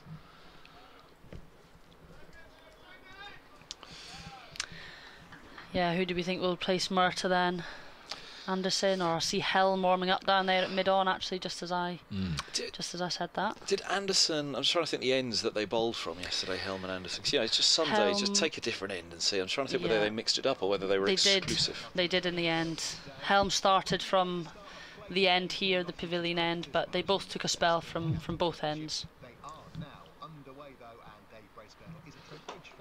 Notts have lost a couple of wickets today. Stephen Mullaney didn't add to his overnight 79 before spectacularly losing his off stump to Tim Murtagh, and then the same bowler dismissed Tom Moores, who hit 4 fours in his 17. But there has been Nottinghamshire success at the other end. Lyndon James has moved on very nicely to his second first-class 100. Great celebrations. There were a number of school children in the ground, really made a lot of noise to celebrate his 100. And now Lyndon has gone past his previous highest score of 108. He's currently 110 not out. He's got Liam Peterson White for company.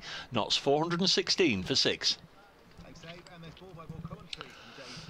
Update there for BBC Radio Nottingham. Oh, got a bit of hot chocolate coming up on BBC Radio Nottingham. in a moment.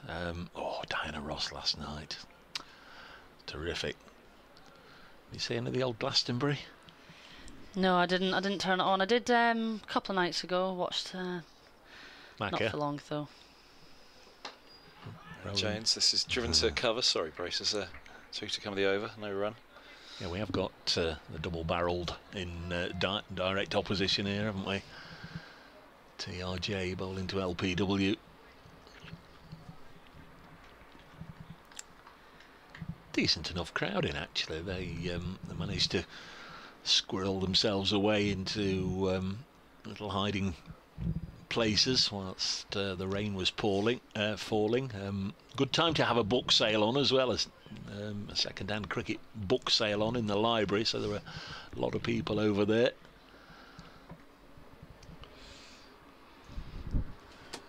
Around the wicket comes Roland Jones. He bowls and onto the toes and clipped away by Peterson White for 4. His first boundary. He moves to 5. 16 balls faced. Nottinghamshire 420 for 6. And 1 ball left to the 110th over. A rare bad ball there from Roland Jones. Just the change of angle there. He's not quite found the right line and tailed too far down the leg side. Easy pickings for Peterson White.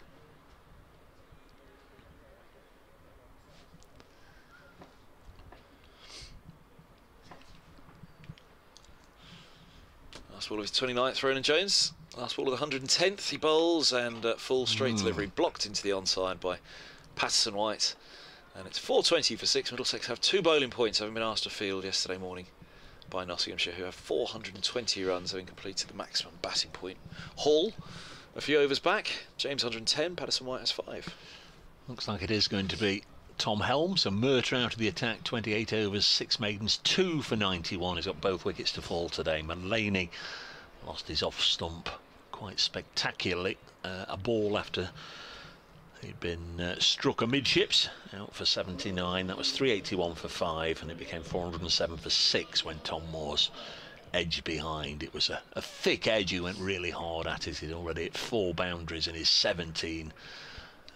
He just had a little bit of a look and then was just starting to get going, Tom Moore's, when he nicked behind and had to go. So now Tom Helm, who yesterday bowled 16 overs, no maidens, 1 for 101.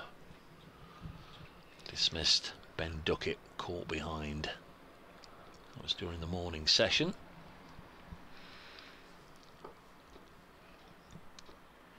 So here he is, Tom Helm from the pavilion end, as he comes in and bowls, and it's full of a length, driven back down the ground to extra cover for no run.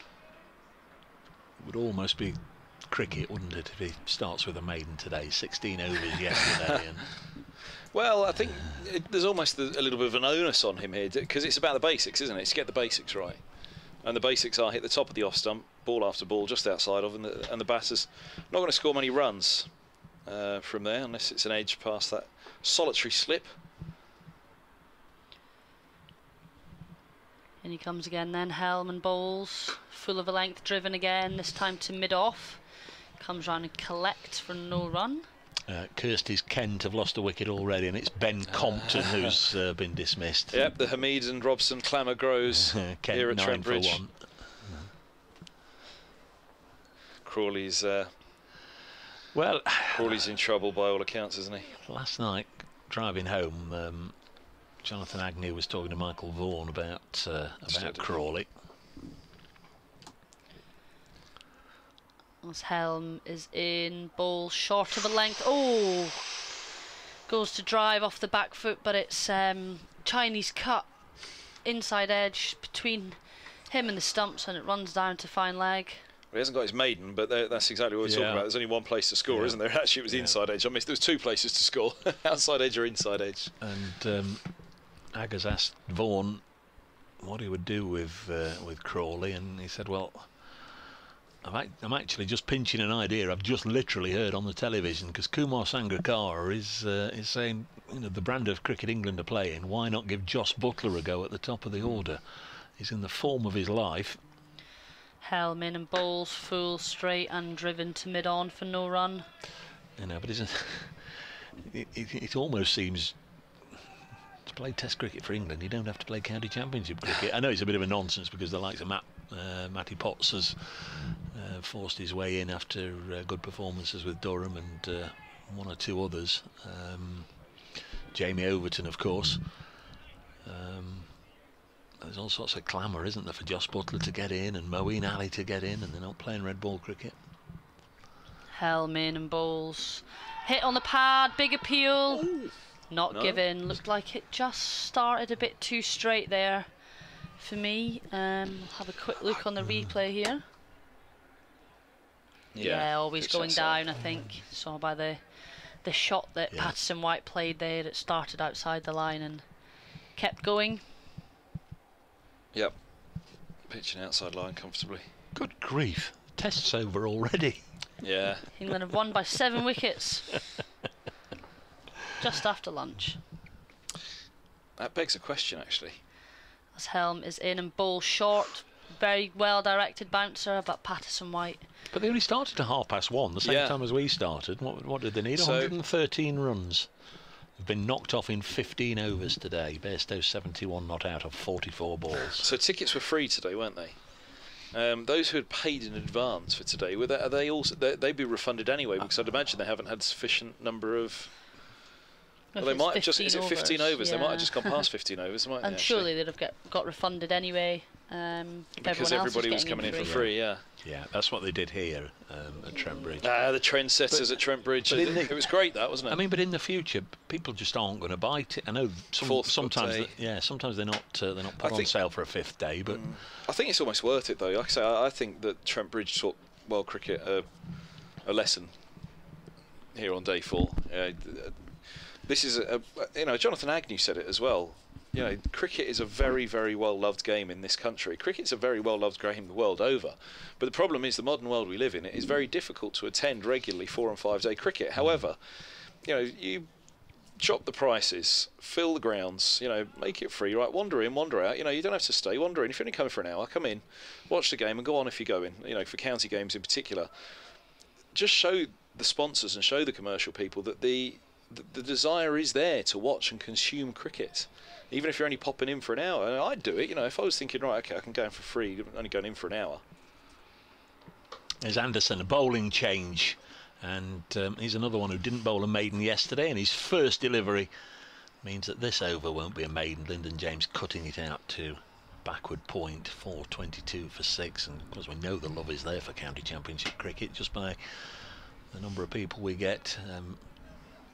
Buying memberships, but also we can see with our own eyes the followers for the live streams up and down the that'll be the thing now as well. Now that the test match is over, you know, you give it an hour and have a look at the streams and the BBC Sport website and see how many people are watching and listening. 4:22 for 6. Peterson White's on strike and he's deflected this down to long leg for a single.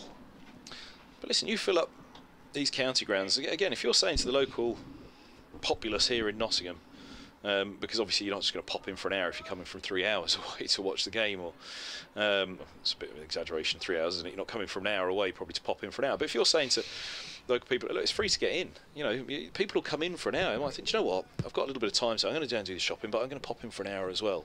If you're paying to get in for the hour, you're not going to do it. But getting the people in the gates and showing sponsors and commercial that look at the want, you know, then they've got something to sell, and that's where you're going to make more money, in my opinion. In the long run, yeah. 4:23 for 6. Lyndon James on 112, make that 113 as he deflects it on the leg side. Yeah.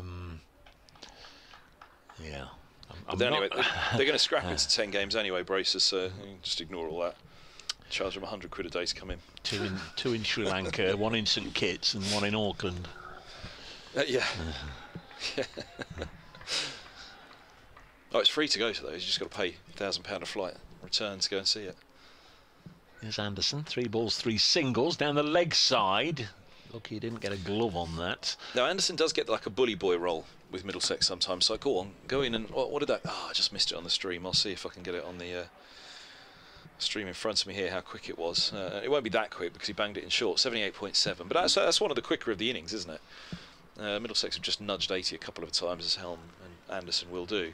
But he's asked, just go in, you know, hit the ribs a few times and Yeah, but they won't want to be as expensive as yesterday. Here comes the rib hitter, bowls to LPW, who clips it up to mid-on, and there's no run. 4:24 for 6. So tea is penciled in for an hour and 7 or 8 minutes from now at 10-4.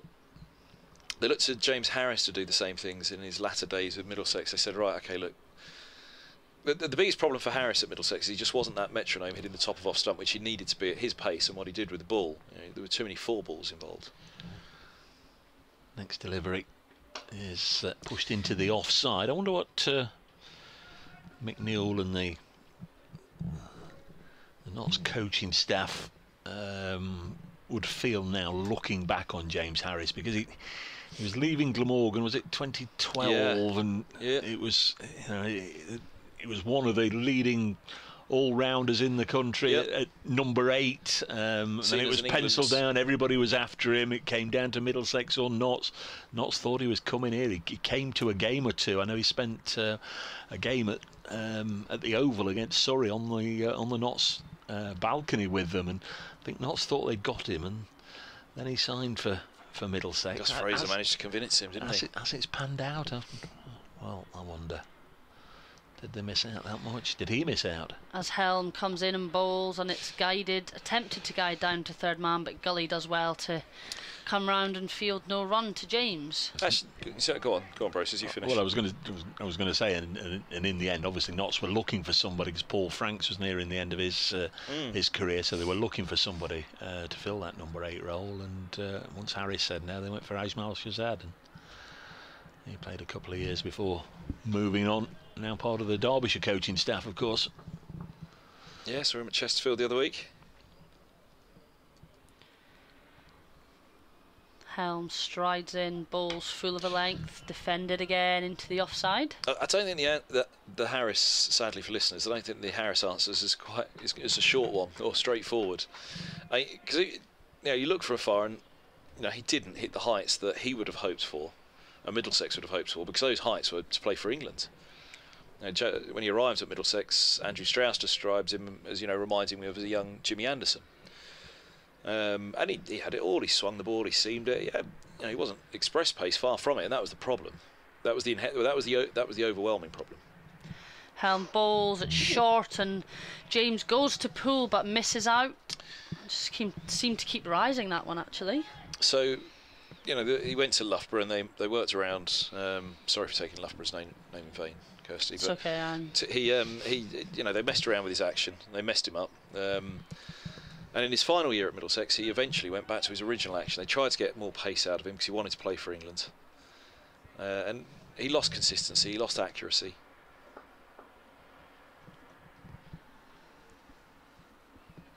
Helm in again, wide of the off stump this time. James tries to slap that through the offside but misses out as extra cover collects, no run. And as Bracer said, it came down to Notts and Middlesex, but Surrey were in for him, Warwickshire were in for him, everybody was in. Everybody was in. Everybody that could afford him was in. So, he'd have been one of the highest paid players at Middlesex, to see off Nottinghamshire and the rest. He certainly didn't hit the heights, but then equally, he did get that 9 for the second best bowling figures at Lords, the second best bowling figures post-war for Middlesex against Durham. Helm bowls full and just dug out, Yorker length. Looked to surprise James a little bit as it tailed back into him. 81.3 that. Slightly quicker there, it was very well bowled, and James lucky to keep it out. I think he hit 79 point something earlier in the over, Helm. Whether Anderson's just nudged 80 as well, but look, straight away he's bowling better today, Helm, isn't he? He's bowled far better. And that's with Yorker, bouncer, it's not just line and length, top of off as we were saying, but the accuracy's there all round, whatever he's doing. Helm, final ball of his 18th over. Well bowled again, lovely length, defended by Lyndon James. It just pops out towards square leg. And that is his first maiden. At the 18th attempt, yeah. And like I said, the last over could have been as well. We got the inside edge as well, didn't he?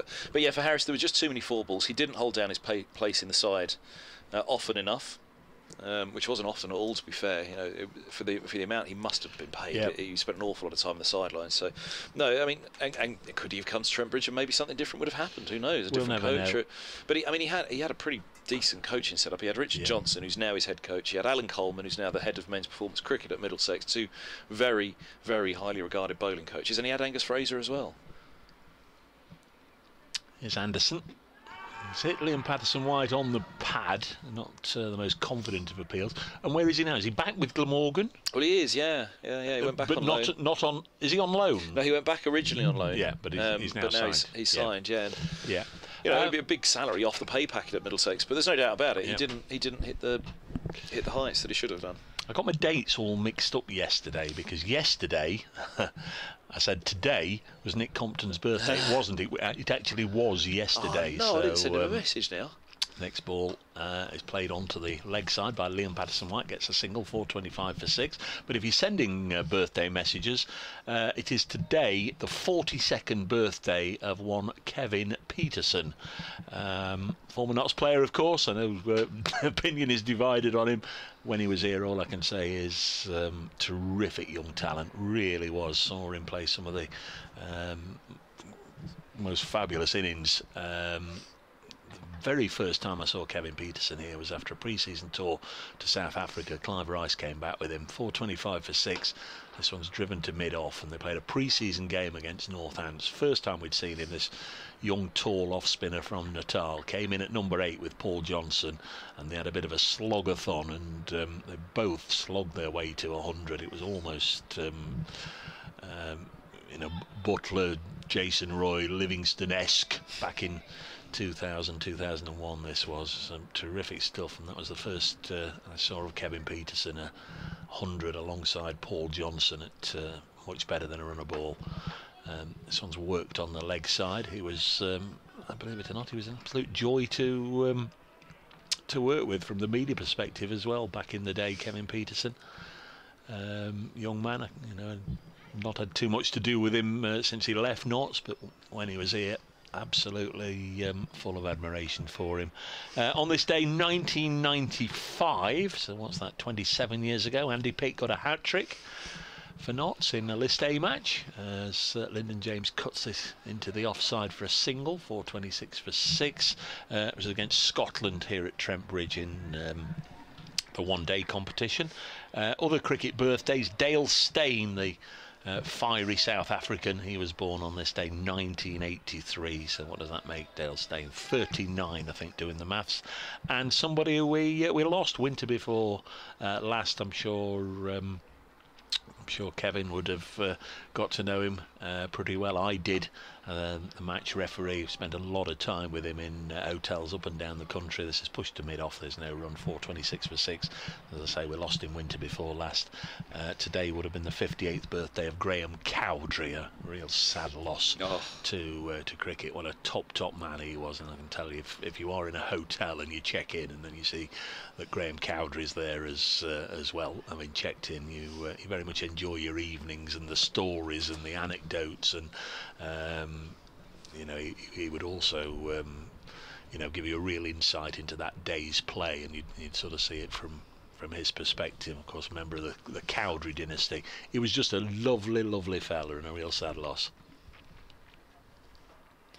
So Tom Helm to continue, balls full and straight and driven through the leg side, kind of clipped off the front foot from Lyndon James, and it goes through the vacant mid-wicket area to the boundary for 4. In fact, regular listeners to the BBC commentaries over the years want an insight into the personality and the humour of our dear friend. His favourite county commentator, Braces, do you know who his favourite county commentator was? Well, he would... And you can't say yourself, no. Well, I was going to say, I don't know, but I tell you what, there would be days like today where he would be the match referee and he would come in with an ice cream. Here, Dave, I've brought you an ice cream. Let's try and shut you up. Helm balls, good length, defended into the offside. That's how we got on. He was, just a terrific bloke. Bob Hunt was his favourite county commentator. Bob was Mr. Marmite, wasn't he? We all loved him as colleagues. But he used to rub some of the listeners up the wrong way because he'd go off on a tangent here, there and everywhere and talk about losing his tennis racket in the Mediterranean and his Amdram exploits. Actually, his dating app exploits as well, which was pretty fine listening to dear near 70-year-old Bob Hunt, as he was at the time. But yeah, he was the favourite. Graham Cowdrey.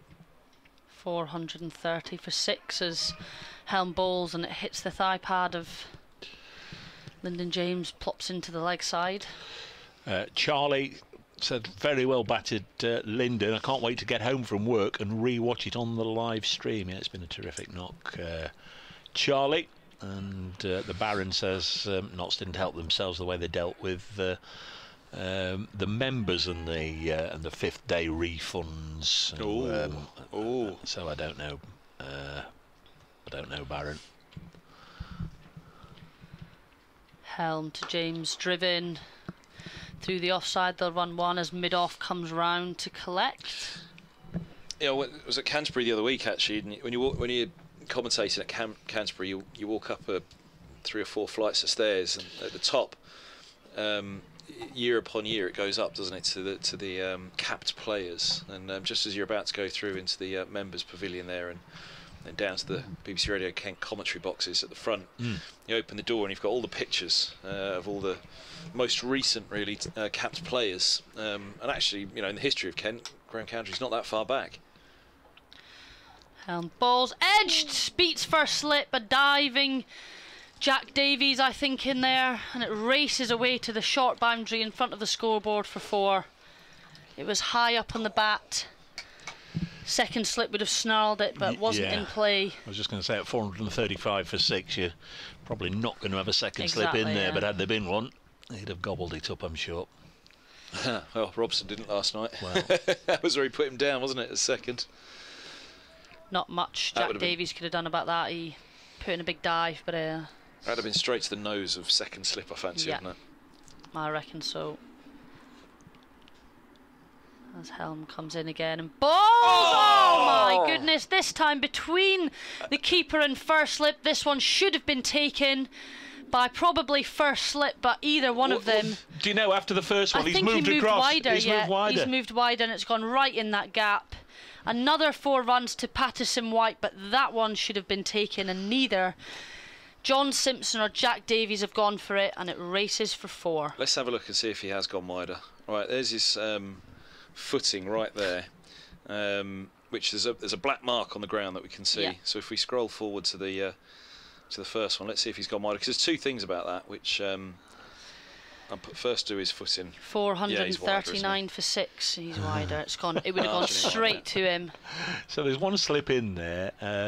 It is Jack Davies and not Robson. Yep. Jack Davies is in there, and the first one, he's sort of 1.5 slips, and it's gone to his left for 4. Then he's moved across a little bit to try and cover the gap, and the next one has gone to his right. Do you think somebody's given him the nod to move a little bit wider, or he's done it off his own back? I don't know. He can't follow the ball like that. If he's done it off his own back, he's going to be in trouble, isn't he? Yeah. Or he's not going to be in trouble, you know what I mean? A little bit reactive if he has just moved wider after the first one goes by. This one's driven away, slight misfield in the covers, and it's going to go for 4. Who is it who's gone down over that in the covers? 4 runs for James, who's to 123. It wasn't a slight misfield. My word, it was trickling out there in the covers, and he went down in instalments. Max Holden. It's been a bad 3 balls for Middlesex. What do they call that? Sydney Harbour Bridge or something when they that is the one, yeah. Yeah. Cool, that was a shocker. 3 4s in a row. 1 should have been a wicket, 1 was unlucky, and 1 could have been prevented. Anderson bowls up on his toes. James defends. The reason why I wanted to go back to it and be so precise, which one do you want to see, the misfield or the second? No, I just wanted to see the pace of that last one, but it just came up there, 76. 76. Because if the catch goes in between slip and keeper, usually say it's keeper's catch. Yep. But that was why I wanted to make sure on that foot placement before I commented, because it wasn't keeper's catch, it was that slip had gone wider. I've been saying all game long and all season long that Simpson's having one of his best years, gloves and with the bat. No fault at all for the keeper on that. As Anderson's in, bowls full, clipped wide, or straight of Helm mid-wicket, and this will be 4 more. Long old chase for Roland Jones, and it's going to tease him and drag him all the way to the boundary rope and pop over the rope right in front of him as he catches up with it. Interesting I wonder whether, I mean, presumably Simpson behind the stumps knows that Davies has gone wider, but he kind of looked as though, he turned around and looked as though, how on earth haven't you caught that? And he looked so surprised that it had evaded them both, and I just wonder if the communication was there as to exactly where Davies was standing. Anderson, full, driven to mid-off, Mercer Fields, no run.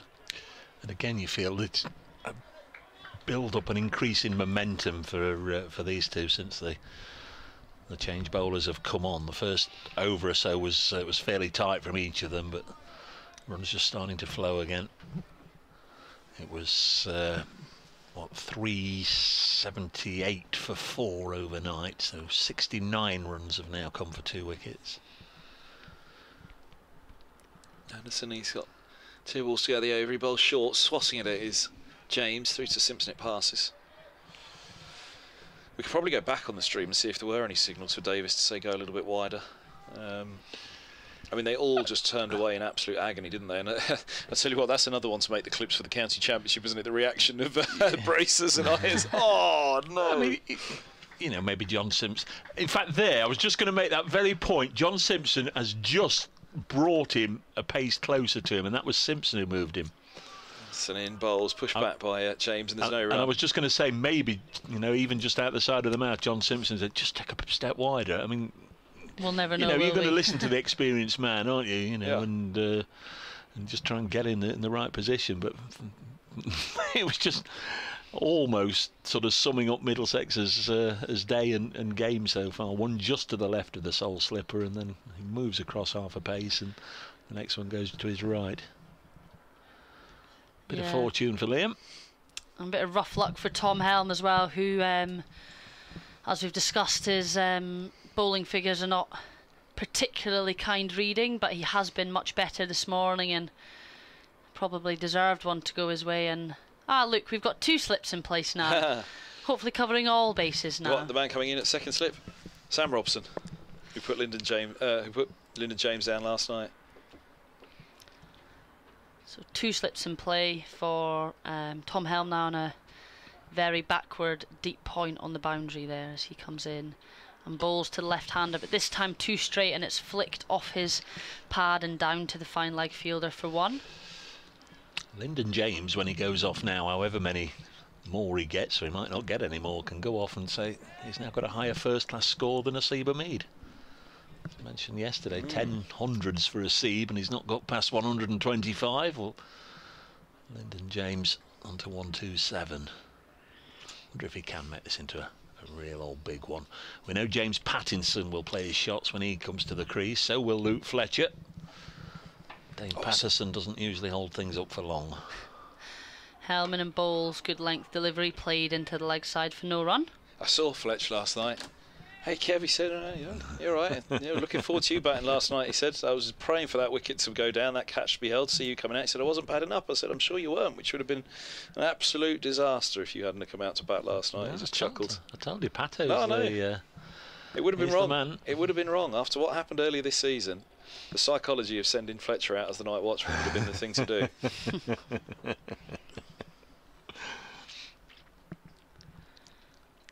Hellman to Lyndon James. Ball's full driven. They'll run 1. It's a good bit of fielding by mid-off, who comes round and throws the ball back at the stumps despite being midway through a backwards roll. He's broken history. He's set a record, hasn't he? At number 1 and the first player in first-class history to score a 50 in the same match at 1 and 11. That's what they say. I mean, I could sort of half understand it if it had happened. An opener, a proper opening bat, had got injured during the course of the match, came in at number 11 in the second innings and just threw the bat or batted with a runner. But the other way round, absolutely extraordinary.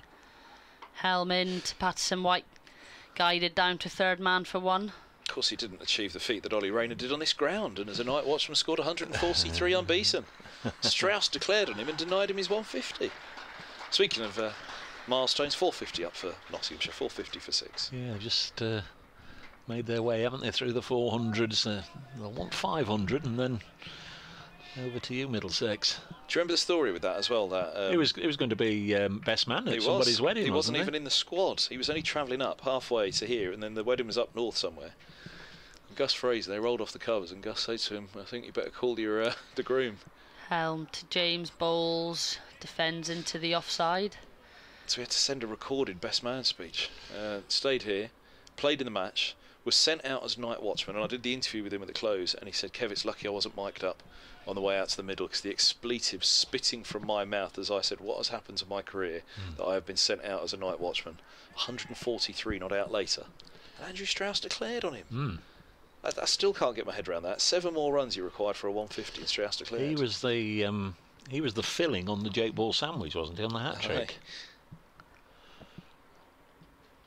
Hellman and Bowles wide and slashed away by Lyndon James. Beats Gully, beats the deep point fielder on the boundary and races away for 4. James moves to 132. I think the hat trick was Robson, Rayner, Compton, wasn't it? Yeah. 454 for 6. Got the lovely tones of Lisa Teenby in my ears. BBC Radio Nottingham newsreader. So just a moment we'll be doing an update for the BBC Radio listeners. 454 for 6. Speaking of milestones, they 50 from Bairstow today came off just 30 balls. Only Botham's 28 in Delhi in 1981 is quicker for England in Test matches. You haven't said that already, have you? Here is that radio update. It's still going to be Anderson.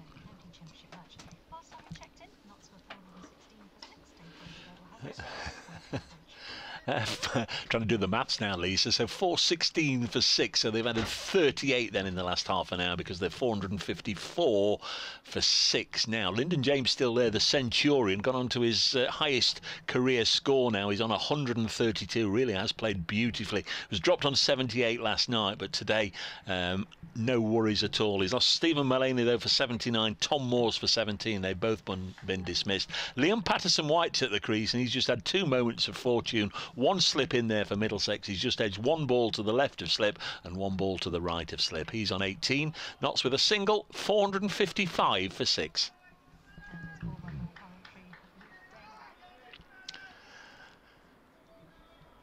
First ball of, in fact, second ball of the Anderson over. It's run out on the offside. It's clearly warm work for Lyndon James, because he sort of bent over. You'll have seen people on television doing it, and let all the perspiration drain out of the helmet. Punches this into the offside, and Stoneman does the fielding, no run. 455 for 6. So 2 wickets went down in the morning session yesterday. Notts went to lunch 120 for 2.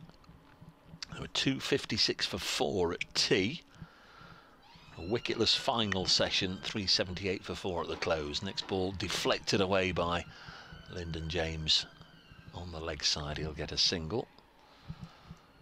And then today, when Mullaney was out, it was 381 for 5. When Moores was out, 407 for 6. And so now 49 have been added.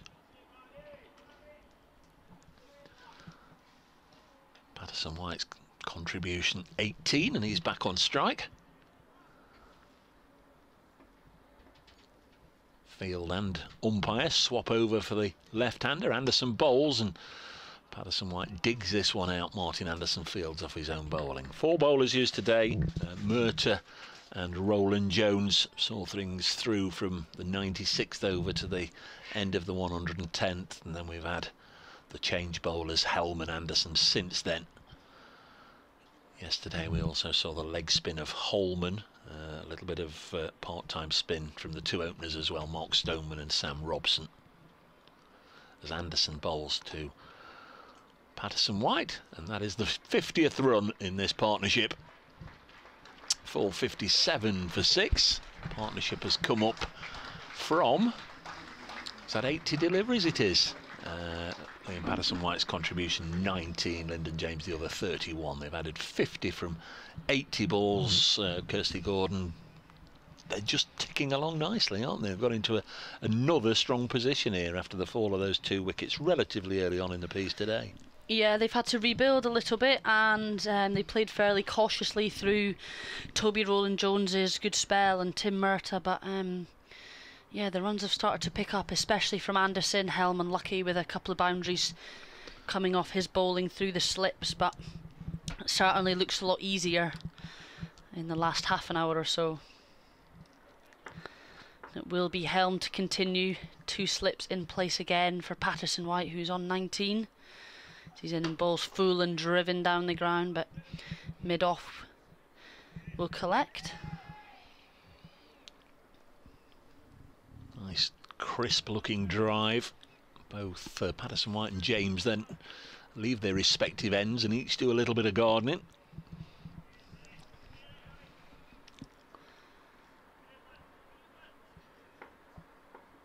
It's drained very quickly, hasn't it, after the morning rain? Yeah, it's looking very good now. Helm in and bowls, and this one down the leg side, and it's clipped away beautifully by Peterson White, and it's a lot of work to do by the fielder out it backward, square deep fine, but he does very well to field that, rolls over the boundary, keeps the ball inside the line, saves 2 runs for his team. Yeah, good bit of fielding. Not entirely sure who it is. The cable knit woolly pulleys are absolutely fabulous, but most of the Middlesex players are wearing one. Kev's just next door doing a radio update. Not sure who that is. An absolute mile away from where we are, but it was a very good stop.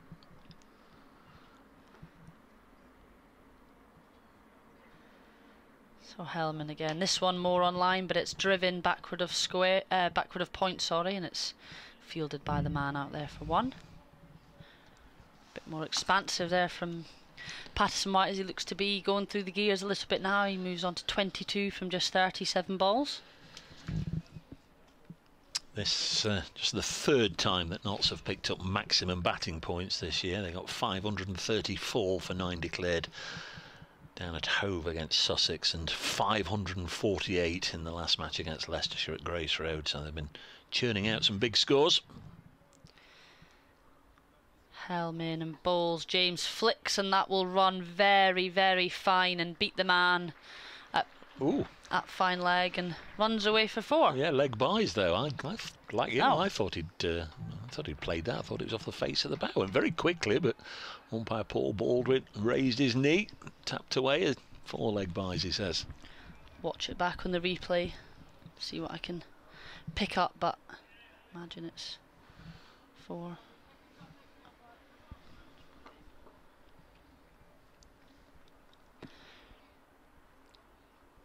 Hellman again, bowls this time on better line and length, but it's deflected into the offside by James, and they'll make it through for a single in that vacant area. Just so much time to play it there, hadn't he? And just push it into the gap, take the single. Big century for Anuj Dal. Didn't play for Notts, of course. He was very much part of the furniture here for a good number of years. We saw him as fielding sub for a number of games, first class in one day. 146 not out for Derbyshire. Hellman to Peterson White, and this one's offline.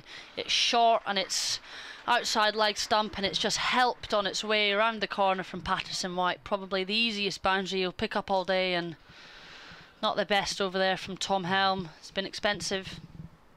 That may well be the end of his the end of his spell after a pretty inglorious delivery down the leg side. It was just helped on its way for an easy 4, and Liam Peterson White on to 26, 469 for 6. It's still going to be Anderson. Not very flattering figures on the board for either of them, really. Helm 21 overs, has gone for 130 runs. Anderson 16 overs, none for 91.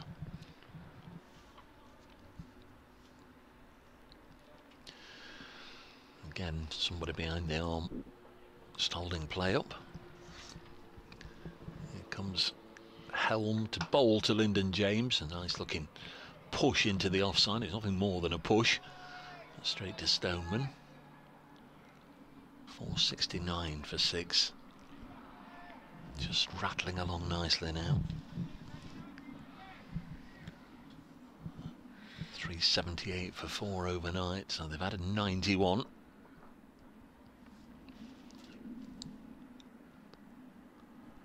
Next delivery on its way, and Lyndon James again with all the time in the world just to play it away square of the wicket on the offside. 470 for 6.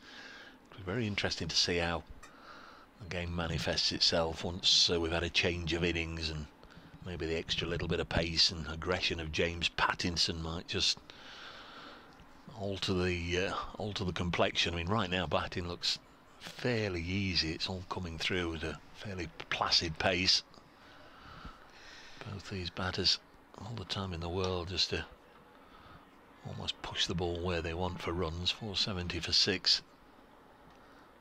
Fancy Liam Patterson-White might have a job to do with the ball as well during the course of this contest,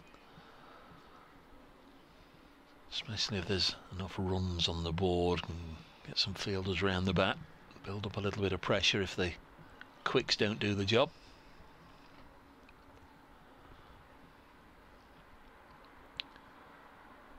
Next one on its way, worked onto the leg side. They might run 2 here. No, they won't. Don't feel the need to push hard for 2. Might be Luke Holman who's loosening up. 471 for 6. Certainly think there's going to be a bowling change at this end. Almost seemed as if Helm, as he took his sweater and cap, had sort of resigned himself after that final ball down the leg side that was helped away for 4. Almost resigned himself to the fact that was the end of his spell. Lyndon James on strike. Terrific knock. Oh, that's way down the leg side. And through to Simpson. 135 for Lyndon James.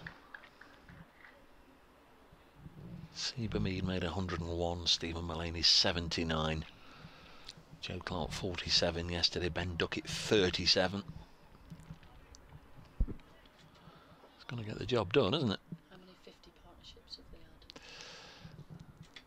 Next delivery on its way, and Lyndon James will pull this for 4. You might have heard the crack off the face of the bat there as he slapped that one away, and it'll take him up to 139. 475 for 6. So in terms of the partnerships, Slater and Hamid put 9 on, then Duckett and Hamid 74 for the second wicket, 105 for the third wicket between Clarke and Hamid, 39 for the fourth wicket. The fifth one was the big one between Mullaney and James of 154.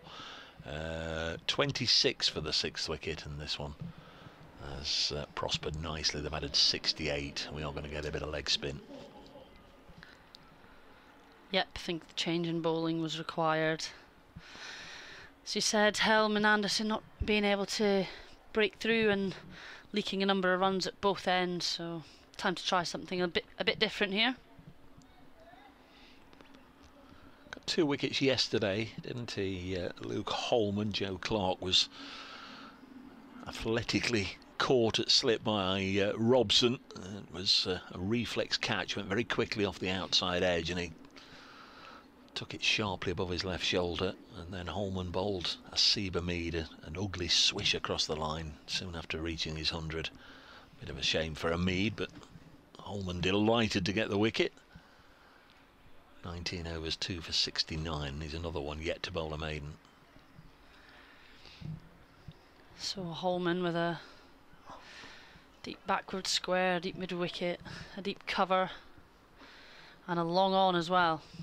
Quite a defensive field here, but as expected when you're 475 for 6 as he bowls, and it is defended into the leg side. Might have been a bit of turn there. Yeah, bit of bounce as well. Spinner to spinner.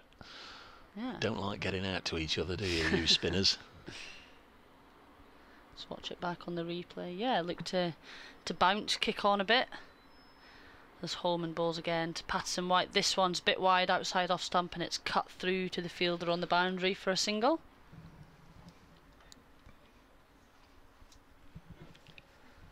And the field have to run around. The umpire runs across the pitch as the left-hander hits the single and brings the right-handed Lyndon James on strike. Yes, they've both continued to swap over the umpires. You sometimes get one or two of the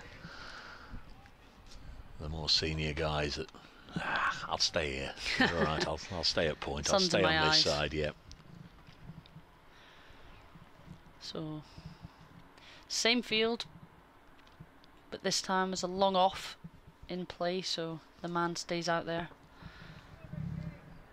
And mid-on is just hovering. As Holman bowls, James back and pushes into the offside. Collected by the man at extra cover, no run. Halfway through his first over of the day.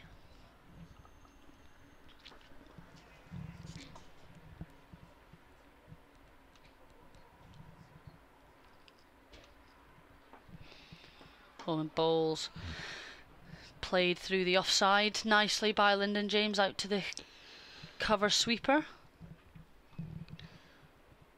Not sure what this is in real money, but Lyndon James has been at the crease for 290 minutes now. It's 300 minutes, 5 hours it is, isn't it? So 10 minutes short of 5 hours. Jeez.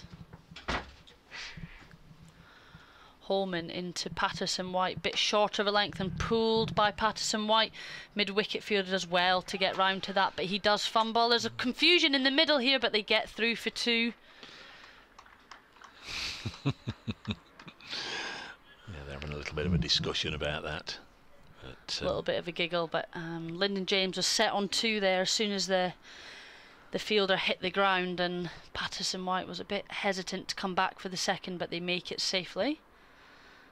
Holman bowls again, back of a length, this time hit into the offside for a dot ball to finish the over. 479 for 6 after 121 overs. Yeah, just 4 from the over in the end, but Notts won't mind that. Just keep milking it, get up towards 500. Very much in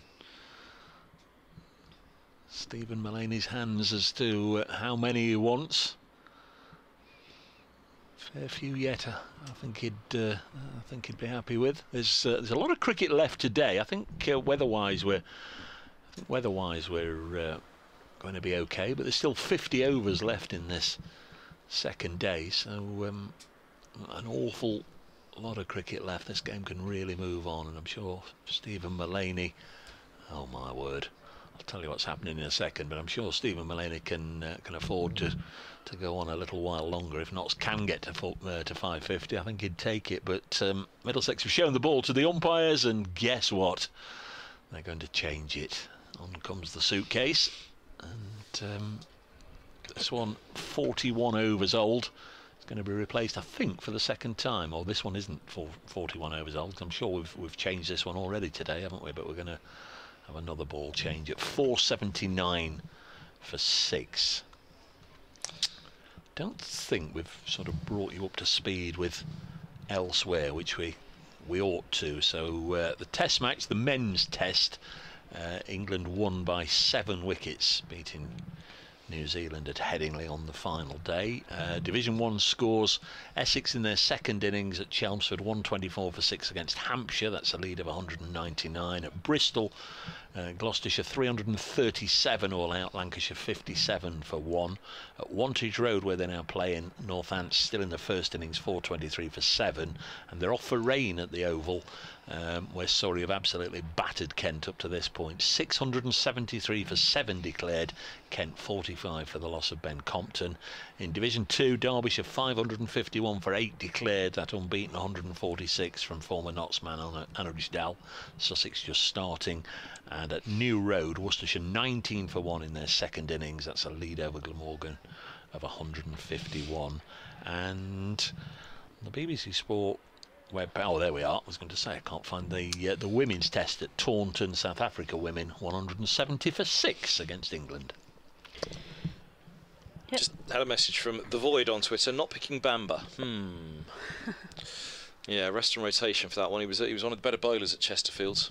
I'm sure decisions are made. I think some comment about Helm's height on here might have been more useful.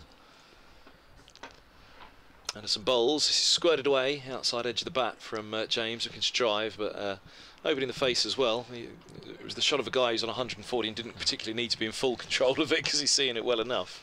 I'm very, very disappointed actually. Ethan isn't playing. Go on. And I can't find my way in now. I'll do it in a second.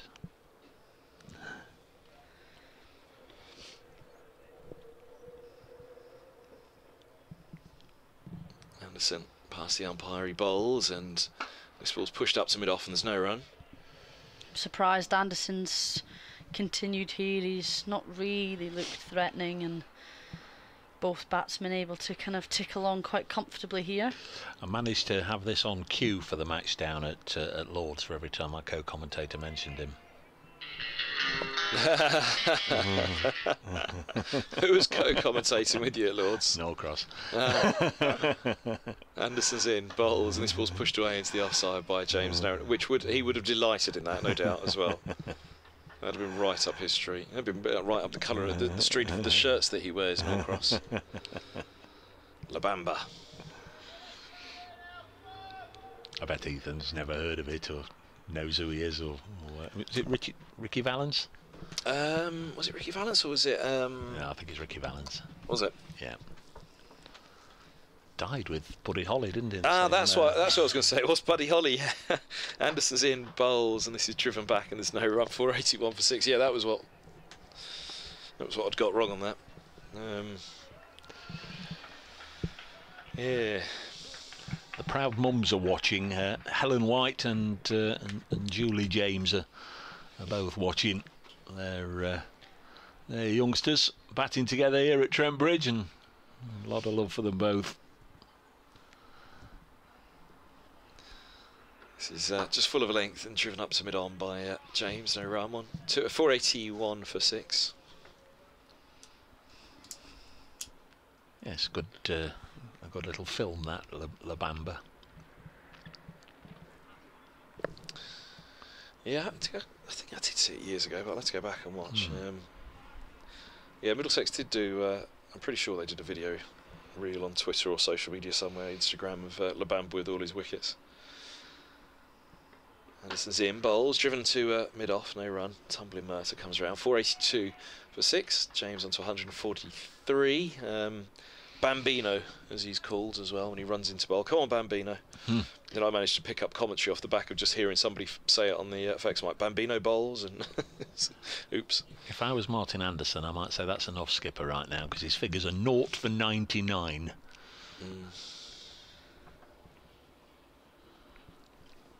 Although somebody once said if you go for 100, you must be a good bowler. A captain wouldn't keep you on that long if you weren't a good bowler. But I think in first-class cricket that doesn't necessarily apply, does it? Sometimes you just have to keep them going. Who would you bring on at the other end? Well, that's depends whether they're wearing sunglasses or not. Bit of Sam Robson's leg spin. Looked all right yesterday when he churned out a couple of overs. But it'll be the leg spin of Holman to continue. He's bowling to Peterson White. Oh, full toss, but it's just clipped into square leg, and it will be 2 as the man out there fumbles a couple of times and they sneak back for the second. That one slipped, presumably. Yeah, but he didn't. I thought he would. Peterson White might have tried to nail it down the ground, but he just tucked it round the corner. Got back for 2. As Holman adjusts his field, short fine comes in to play from slip. As Holman bowls this one better length and forces Peterson White back, and he prods it into the offside, collected by extra cover.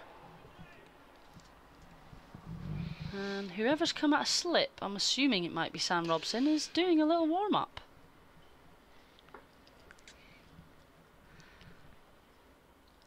As Holman bowls full, this time driven. Oh, a misfield from extra cover, but backward point will come round and clean up the mess. You get through for a single, but I think you'll be a bit disappointed with that one. Don't cricket warm-ups usually involve a football? Yeah. They certainly do. Oh, is that the sweetie packet I hear rustling? Who could that be behind us? I wonder who's just entered the studio. Who was warming up where, did you point to? Sorry, what fielding position? He was at short fine, but he's come into extra cover now for the right-handers. Hallman bowls and James tries to cut that finely down, but doesn't beat the man at short third. Oh, he's gone. I was about to vacate the seat there. So you got Robson at short extra cover, and is it Davies at cover? It was one of them two.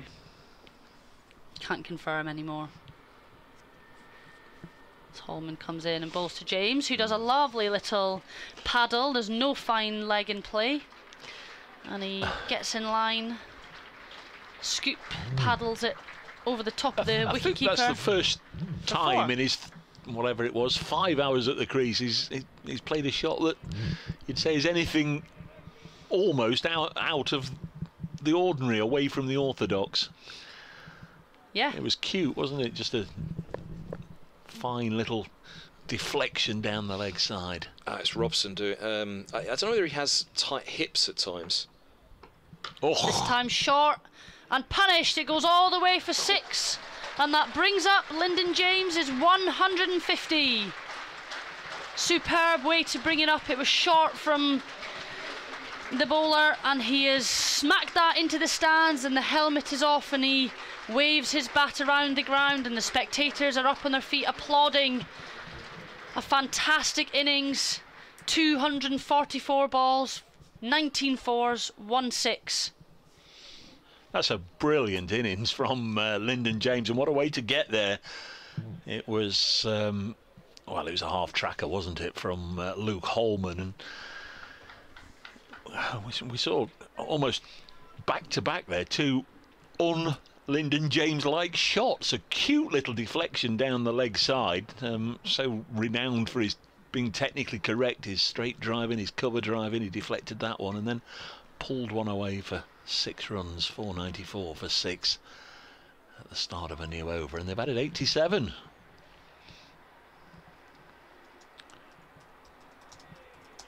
A good over for the pair there. Just using their cricket smarts a bit there to add on to the total and keep Middlesex down. Anderson bowls, and Patterson White plays round it, so Anderson's still on 0 for 99.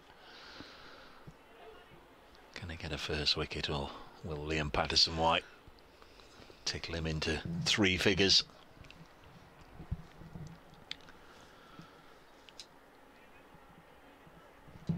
...244 balls faced by Lyndon James for his maiden 150. There'll be more, folks, there'll be more in his career.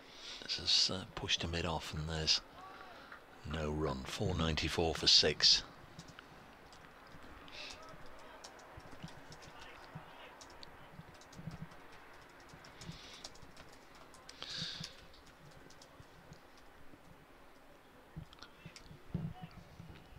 How long is it till tea now? The tea's fixed time today, time-wise today, isn't it? Yeah, 10-2. Next delivery played up to mid-on by Liam Patterson White, and there's no run. James Pattinson doing next, then Luke Fletcher, then Dane Patterson, and Middlesex's misery for the time being will be over. They can set about their batting effort.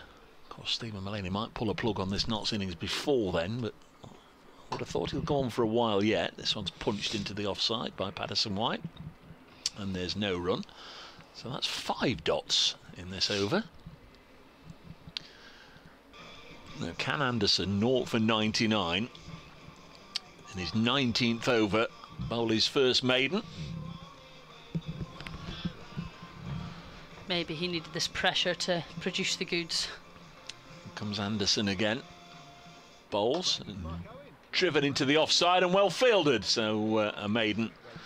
494 for 6. There's an update for Radio Nottingham listeners. And Notts are still batting and piling on the runs, none more so than Lyndon James, just gone to 150 for the first, but not for the last time, I'm sure, in his young career. He's 152 not out. He got to the milestone after 5 hours at the crease. A shortish ball from the leg spin of Luke Holman pushed away high over the mid-wicket fence for 6. At the other end, Liam Patterson-White's keeping him company. He's on 33. This pair have added 87. Notts batting under warm sunshine and blue skies now at Trent Bridge. 494 for 6.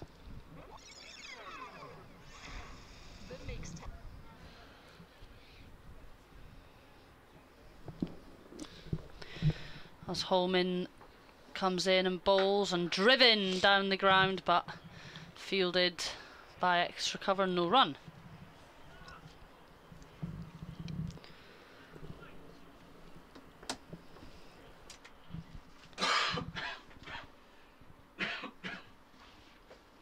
Holman in again and bowls, and this time James tries to deflect, this time to the offside, almost a paddle reverse, tries to beat the fielder there at that short third, but it goes nowhere, no run. Holman bowls full, driven by James, square of the wicket, goes straight to the man out at deep point. He fumbles, but he collects. That'll be one. See a change in intensity here from these two. It seems to be. It's almost like Lyndon's now auditioning for a role in the white ball side, isn't it? He executed the first one very nicely, but that one he missed out on. Certainly feeling more comfortable to be quirky with his shot selection now.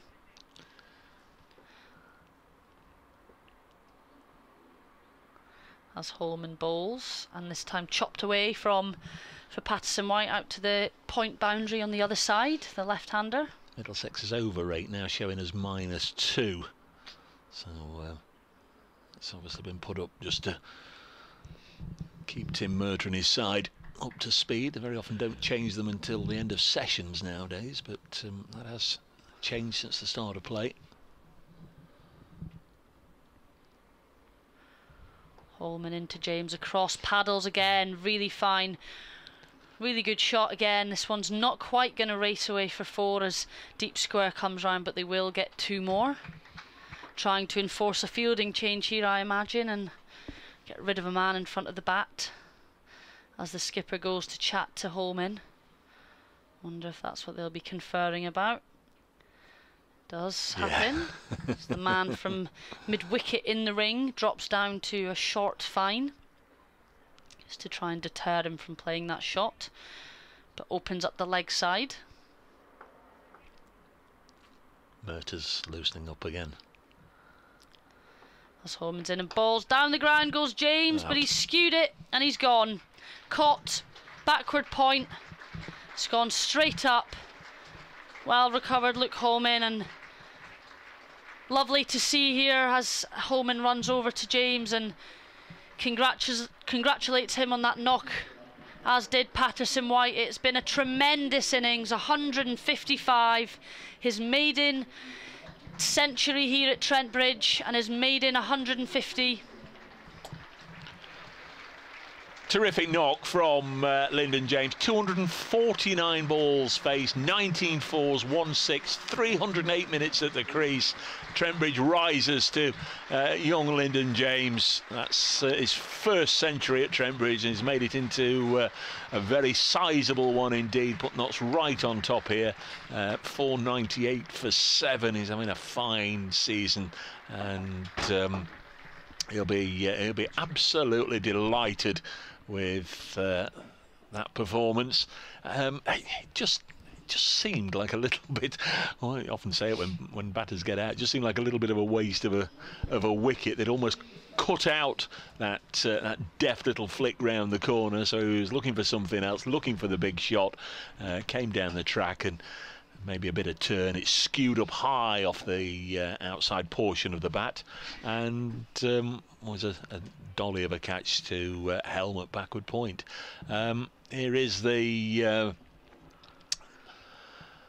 left-handed James Patterson, the nasty fast bowler, out there in his guise as Nottinghamshire's number 9.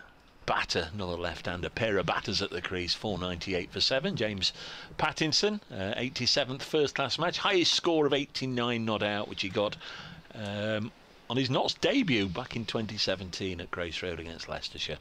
And Tim Murtagh is going to come back into the attack. We saw him loosening up, didn't we? It's after Anderson's first maiden, it is.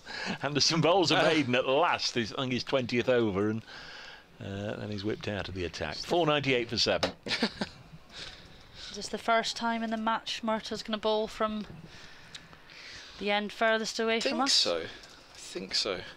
Apologies to you both. To the relief of many a listener the world over, my voice just went for a minute there. I had desperately to go and run it and grab a drink. I couldn't wait until tea. And what drink have you I've come got up with today? To the annoyance of Dave Bracegirdle, I've got a lemon and ginger tea. And I made him a cup of tea on the way as well. I saw you on the water, so I didn't think you'd want a tea. Murtagh's in, bowls, and this is played into the onside. Bit disappointed you didn't ask, to be honest. Well, I only had 2 hands. I was in a rush. I thought, you've got water, you'll get through to tea. I had nothing and needed the brave, so... Brave Dave. Brave Dave Bracegirdle. 498 for 7. Bit easier today because you're not conjuring up brace and grace as we did yesterday. Yeah.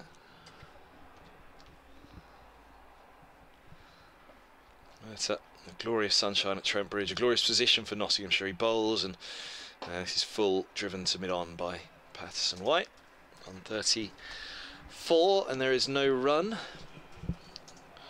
I'm thinking about upping the rates here a little. Lost a session to the weather, basically, haven't we? What was it, 75 overs? Was it? So 21 overs we've lost. I think probably normally, Kev, except for the fact we're 10 minutes away from tea, I would imagine they'll play it through to tea. Then have a chat with the skipper. And Yeah. But what I mean is they're reaching that stage of the innings, aren't they? Yeah. Here's Murtagh bowls. This is cut away out to deep point for a single. Peterson White moves to 35 for 9 for 7. I mean, we saw the way they batted at Lords. Obviously running out of batters here, but with that short boundary as well, anything's possible. An hour after tea, 100 runs, you're 600 on the board, and goodness me, Peterson White could still have your 3 centurions in an innings. Well, yeah. If he starts hitting that short stand. Partnership there was 91, I think.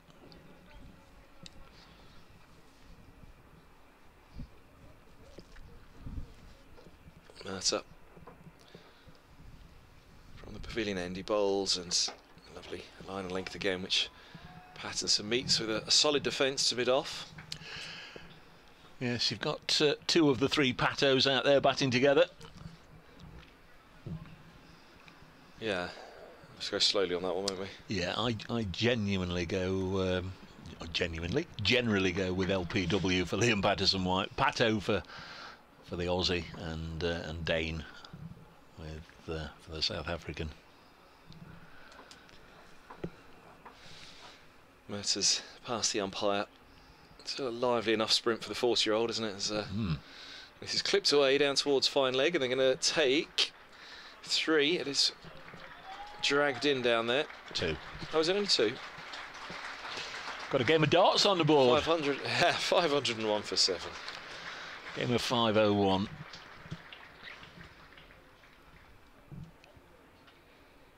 It's a lot of runs, isn't it? Already 352 is the follow-on mark.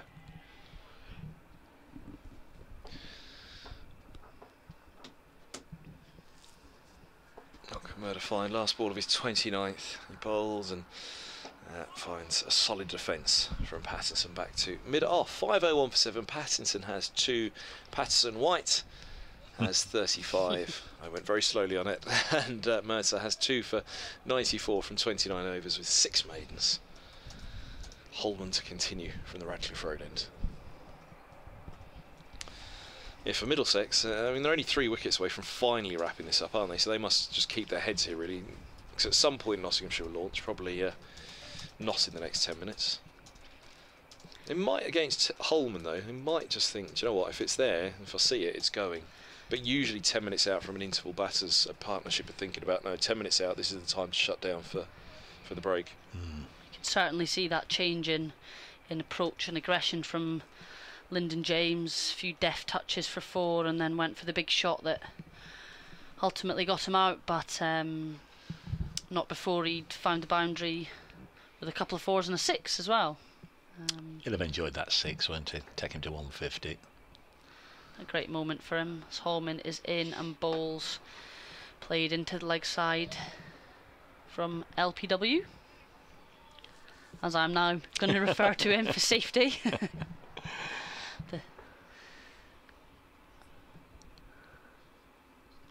Holman bowls and Patterson White goes back and cuts, and they'll get through for 1 as the deep point fielder comes round and fields.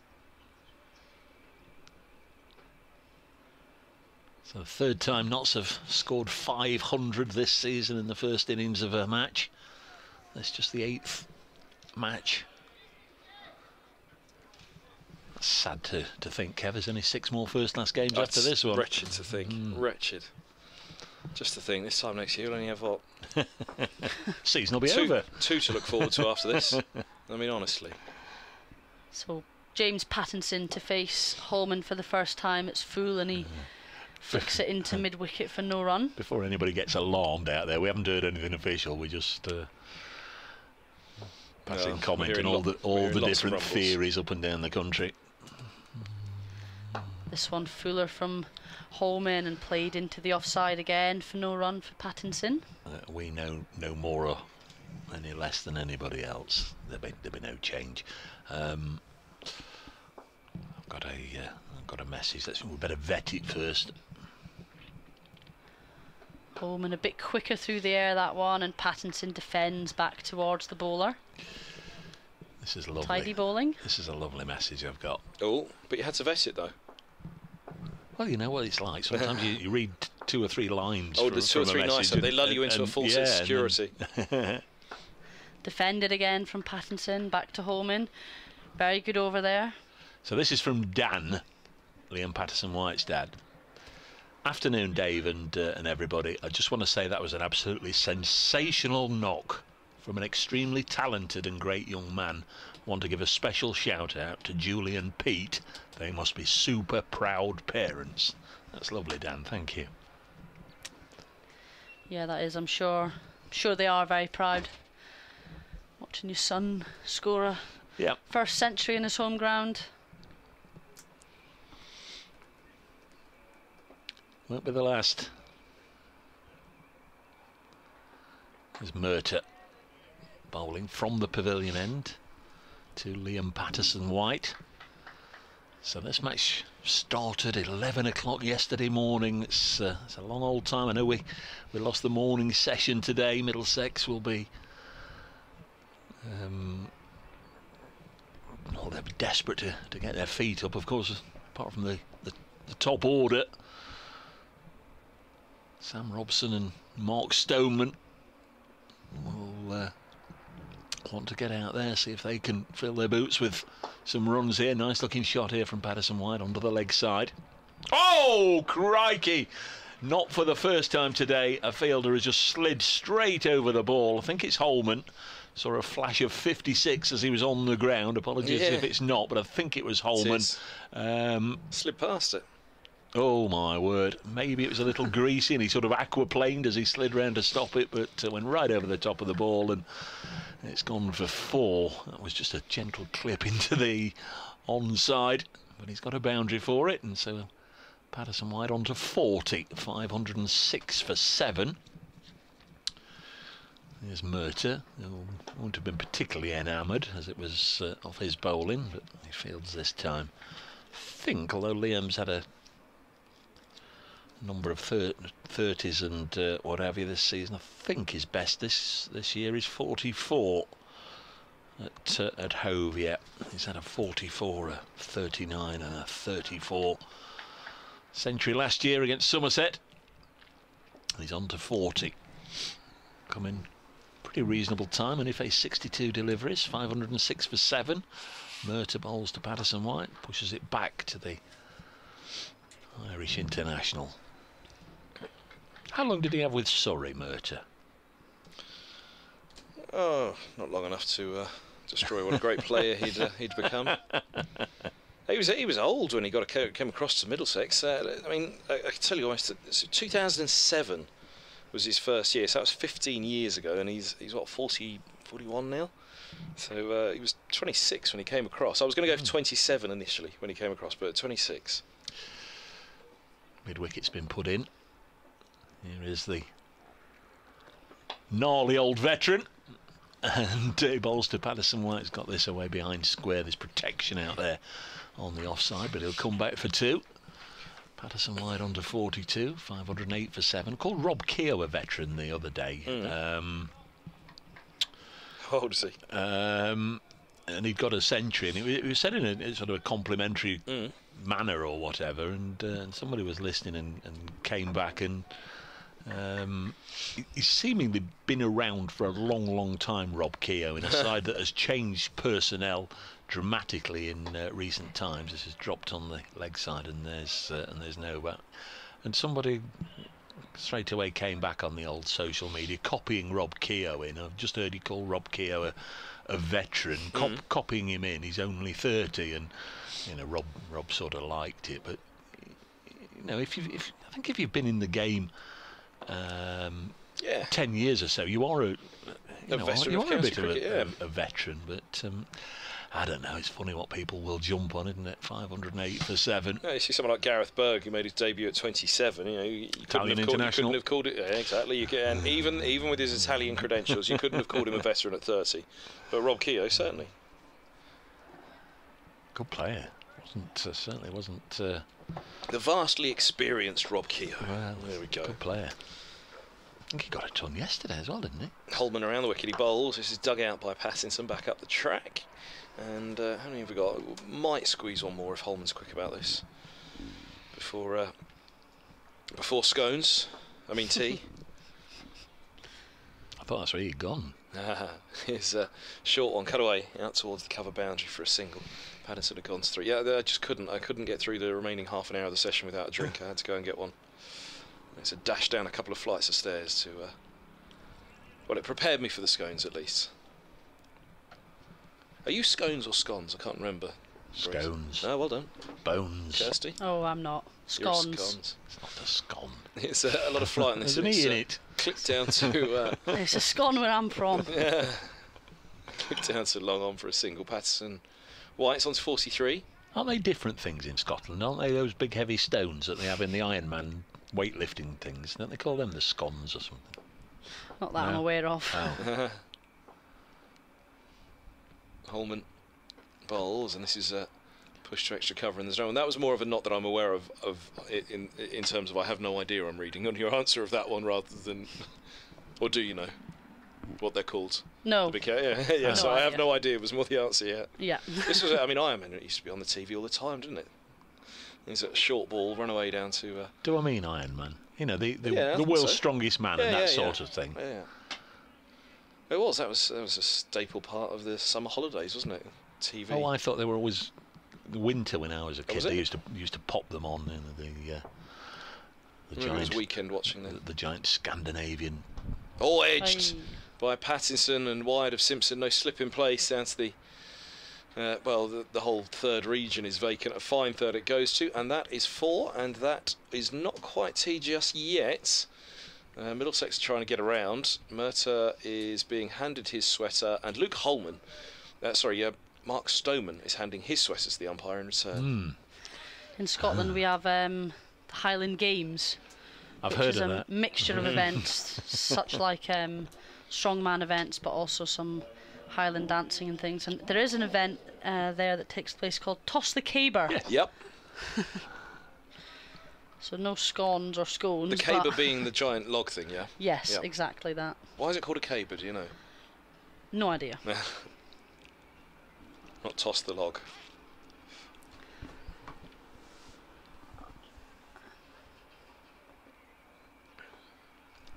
Stoneman then daren't pass comment on what he's wearing. 514 for 7. Got his sunglasses on.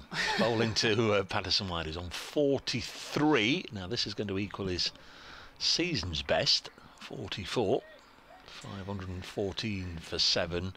In fact, it'll become 515 for 7. That toss in the caber malarkey, you sort of have to make it go end over end over end, don't they? It's not a case of just throwing a bit of wood as far as you can. Yeah. It's got to topple over. Has it got to do a certain number of cartwheels, has it? No, I think it's got. Has it not got to be straight or at the No. perpendicular or something to get maximum points? Be careful now. If anybody's listening in the 60, this will be the new rule. If you take a stump out, it's got to cartwheel a certain number of times. 515 for 7 is Stoneman.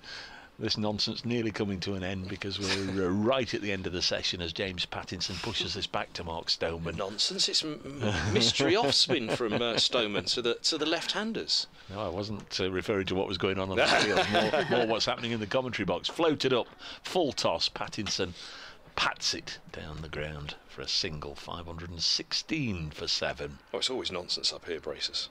41 overs to go in the day. May well be a change of innings at some point, so we'd lose 2 overs unless Notts declare at tea. I doubt they will, but that is the end of the session. A session that's seen Nottinghamshire move on from 378 for 4 to 516 for 7. They lost Stephen Mullaney, bowled by Tim Murtagh for 79. That was 381 for 5. Tom Morse caught Simpson, bowled Murtagh for 17, 407 for 6. And then the Centurion, Lyndon James, he fell for 155, career best score, first 100 at Trent Bridge. 498 for 7 when he had a bit of a go at Luke Holman and sliced the ball up to Tom Helm at backward point. 498 for 7 has now become 516 for 7 with James Pattinson 8 not out, Liam Patterson-White 44 not out.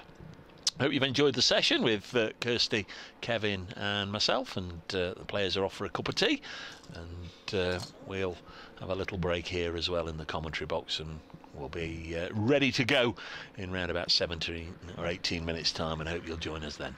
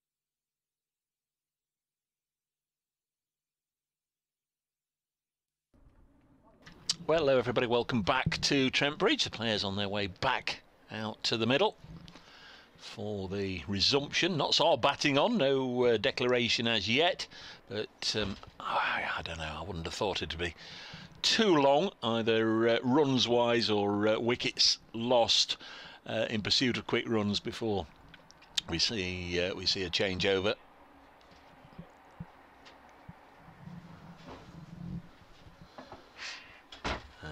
And it will be Liam Peterson to continue. We are going to have spin at this end, I think, with Luke Holman.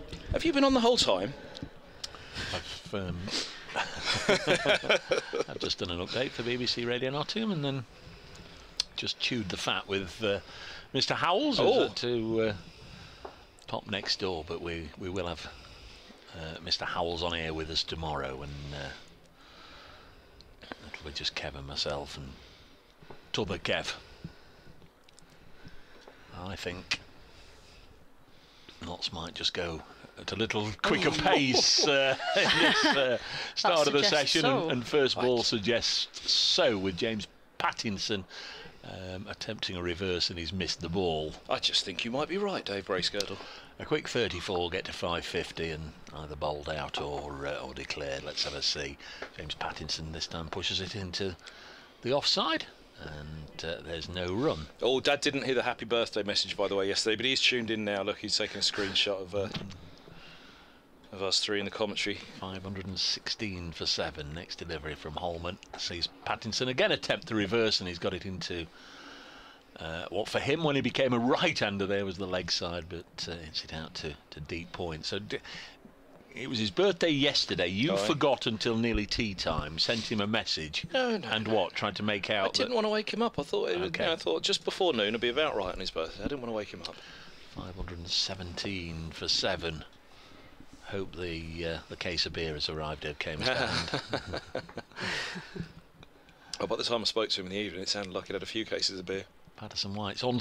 Gets a high full toss, and he's he's going to get a single. I think that's only right and proper if there's any justice in the world. Who was that? If there's any justice. Is it You're Seal? asking the wrong Seal? person. 519 for 7. Patterson White goes to 45. It was a high full toss that deserved to be smacked out of the ground. Hit it straight to the fielder who fumbled, and they got through for a single. 518 for 7. There's a no ball that's hit towards us. Where's it gone, Kirsty? All the way. So that ball cost 8. Luke Holman is just querying with umpire Baldwin, and it wasn't a front foot over the popping crease no ball. It was now what do they call that? The side crease, the return crease. He'd gone outside. Yep, Patterson's smacked it all the way. There's a man out there, but he was just watching. Sailed straight over his head. You were able to lean forward and see where it landed in the lower Radcliffe, somewhere down below us, over long on. Next delivery sees him come again, and this time he lifts it over long off, but 1, 2, 3, 4 bobbly bounces over the ropes. So that's 12 from one legal delivery, really. What did he do? Just drop the field back now? I mean, mid-off was up, so was cover. There's a short boundary away to the offside. Might as well just chop them all back in if you're Middlesex at this stage. Well, that's 14 that's come from this over already, and there's one ball left.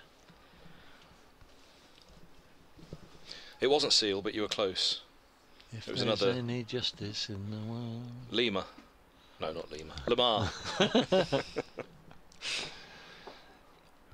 You monkey. Pattinson on to 19. Here's Luke Holman bowling. A reverse from James Pattinson, away on the leg side for runs. Did that go all the way? No, it didn't. One bounce. Lost the flight of it. Saw the connection. So that's a terrific start to the session for Notts. I think we can probably read one or two things into that, and the fact that James Pattinson's been given the licence to play his shots, and also that Stephen Mullany wants them to get on with it and probably get up to 550, and that might be enough. We'll have to see. There's two men out there, very backward point and a deep cover, and he's managed to dissect them. I think that's an excellent shot. You've got cream and jam on your chin, Kirsty. Or which one of us? It could have been either or that. No, you haven't. You haven't. Oh, you got me. I actually believed you in that. So did I. I quickly went to my chin as well. It tells you how guilty we both Yeah, are. exactly. They both disappeared quickly whilst I was doing a Radio Nottingham update at tea. So it will be Tom Helm from the opposite end that he bowled to in this afternoon's session. He'll bowl to Peterson White. And it's full and it's clipped away leg side. There's two men out there. The squarer man on the fence, Holman I think it is, will field just one run. Way he hit it, I thought it was going over the stand. Thought it was going all the way as well. Well, he's going at 6 and over, Helm, isn't he? So this is going to be an interesting spell, this. Yeah, 1 for 131. That's not going to help his career average, is it? No, certainly not. It's not going to be a fun time to bowl that either. Long on goes back, mid wicket back, square leg back. He could burgle his way out of this, though, couldn't he? There's 3 wickets standing if they're all swinging. Helm bowls outside off, snicked very fine, races past third man, can't stop it, 4 runs. Clonk. That's what happens when you're swinging hard sometimes. I thought he did alright with that, didn't he? He just stretched for it, didn't he? He managed to get that little bit on it. This partnership going at better than a run of ball. But yeah, I mean, Race to 41. Helm could take a little bit of tap here, but he could end up with a 4-4, couldn't he? If he bowls through and gets the last 3 as they're swinging for the heavens. I wouldn't be at all surprised if a wicket goes down if he calls them in. Helm to Pattinson, swung hard outside off, missed, no run. Well, as long as one of them's still there, would you not just keep going with... Well, they're both still, yeah, yes, but as long as one of them's still... I was saying downstairs that, you know, I've kind of got visions of 6:20 or 6:30 here. Well. And then you're almost in that position that Middlesex had themselves down at Hove last year when they set that 6-7-6 record first-class score for Middlesex, and then everybody said by stumps on day 1 and certainly by stumps on day 2 it's a nailed-on draw. And I said, hold on a minute. Bowled this time really wide outside off stump and close to being given a wide, but it wasn't. Are you having that, Dave? If you go, no, I thought it was okay actually. Let him off first time. I think if you go on as far as 6:20, essentially what you're saying to the bowlers is sorry, but you're bowling twice. You're bowling for 2.5 or 2 Yeah, days and a couple of hours. Yeah, that's true. Umpire did have a word with him on his way back to his mark. Just let him off for that one. Pattinson on strike. Cut, beats backward point. Third man will field just 1 run. It was short and wide again. Bowled it hard into the track, that one, didn't he? It's a little bit of pace off, but bowled it into the track. Just had to wait on it a bit, didn't he?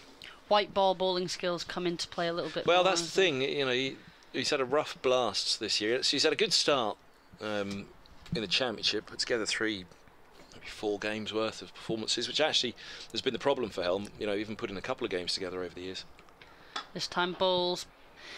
Patterson White gives himself room through the offside. He beats extra cover and he beats mid off, and it will run away to the boundary for 4 more.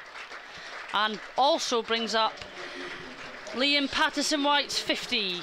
Comes off 72 balls, 6 fours, a strike rate of just under 70, which I'm sure he'll be looking to push on.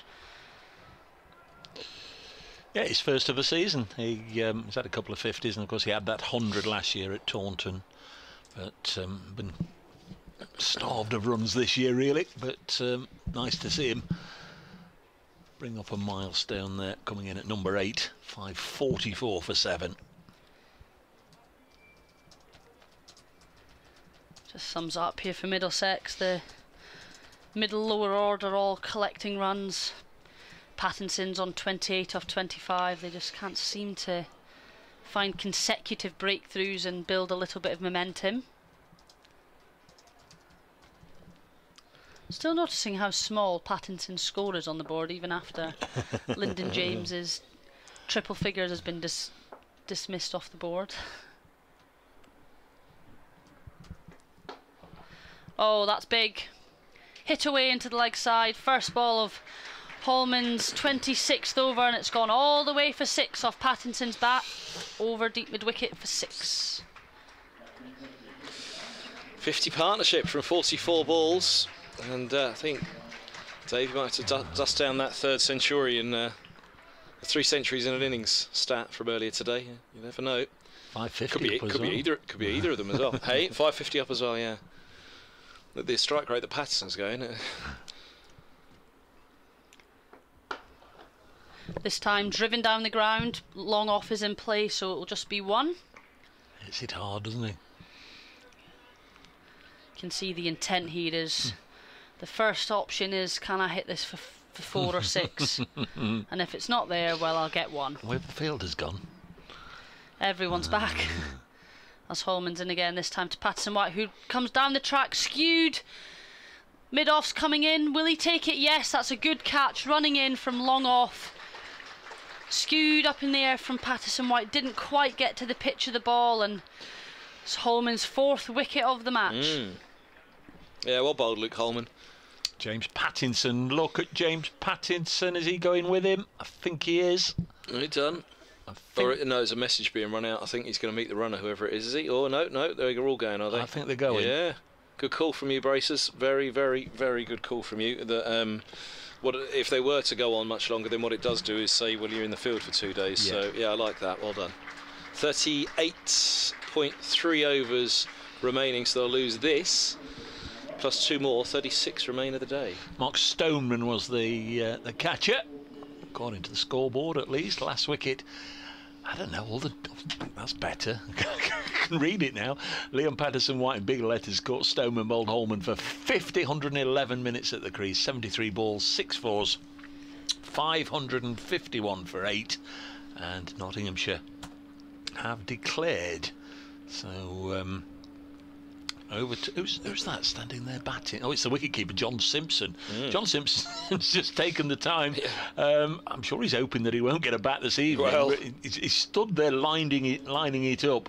Obviously, he's got his keeper's pads on, but he was playing shadow shots as if he wanted to see what it was like standing out there. Well, he stood behind the stumps for a day and a half, and now he's just gone and stood in front of the stumps. 551 for 8. As Kev says, what will it be? 36 overs, we think. Yeah, it should be, shouldn't it? 38.3, lose the one you're in, 2 more. That's a long old session tonight, and there's plenty of damage that can be done, and there's plenty of pressure on Middlesex now. I have to say, they lost the game to Derbyshire at Chesterfield. They escaped with the draw at Lords. Right, they were bullish about the fact that maybe they'd have batted out that game with Holden and Robson the way they were going. Robson on a century, Holden really holding up the other ends. Going so long without scoring quite happily. It looked really good, actually. It was enjoyable to watch that from Holden down there, but the pressure's on again here with top heavy Robson and Stoneman in terms of experience, the 2 former test openers at the top. Eskenazi vastly experienced at 3 and having a decent season in all formats, having scored that century at against Derbyshire first up, then broke a bone in his finger in the match, taking a catch. He was out for a while. He's had a decent blast. But back into first-class action for him, and well, there's no tougher test really for I think any side in the division this year than to come to Trent Bridge. And Middlesex with the bat now have to reply to 550. It doesn't get much tougher than this because there's a fair bit of pressure on them. I'd say as the team in second place and wanting to be. Seen to be moving in the right direction, and the right direction would be following the lead that Notts have set for this division this year, and indeed for much of the country, because everybody said they're a Division 1 team.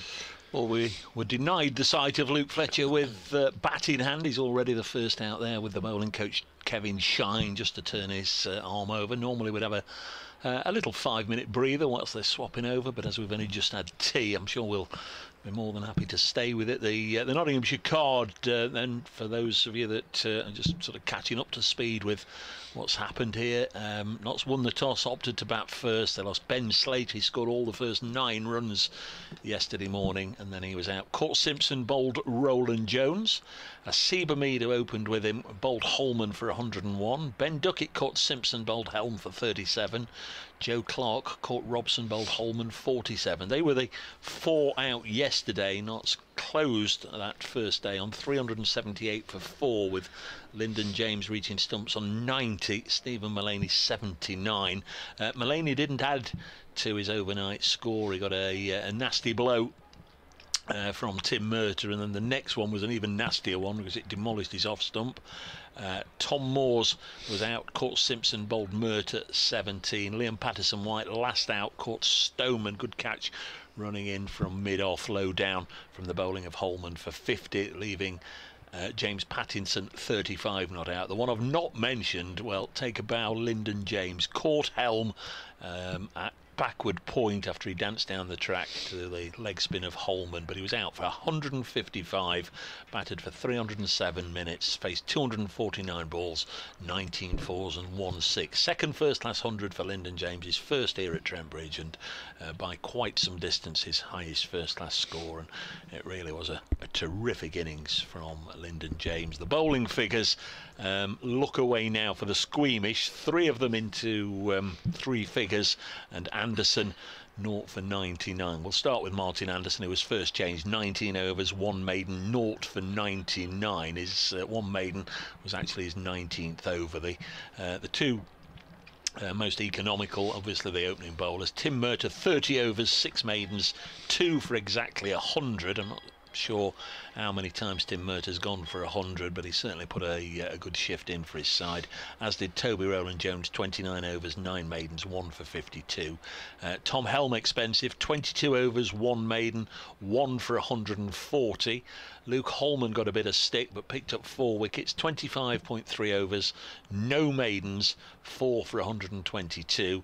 And then the 2 part-timers, Stoneman 6 overs, none for 27. Robson yesterday 1 over, none for 4. Notts 551 for 8 declared.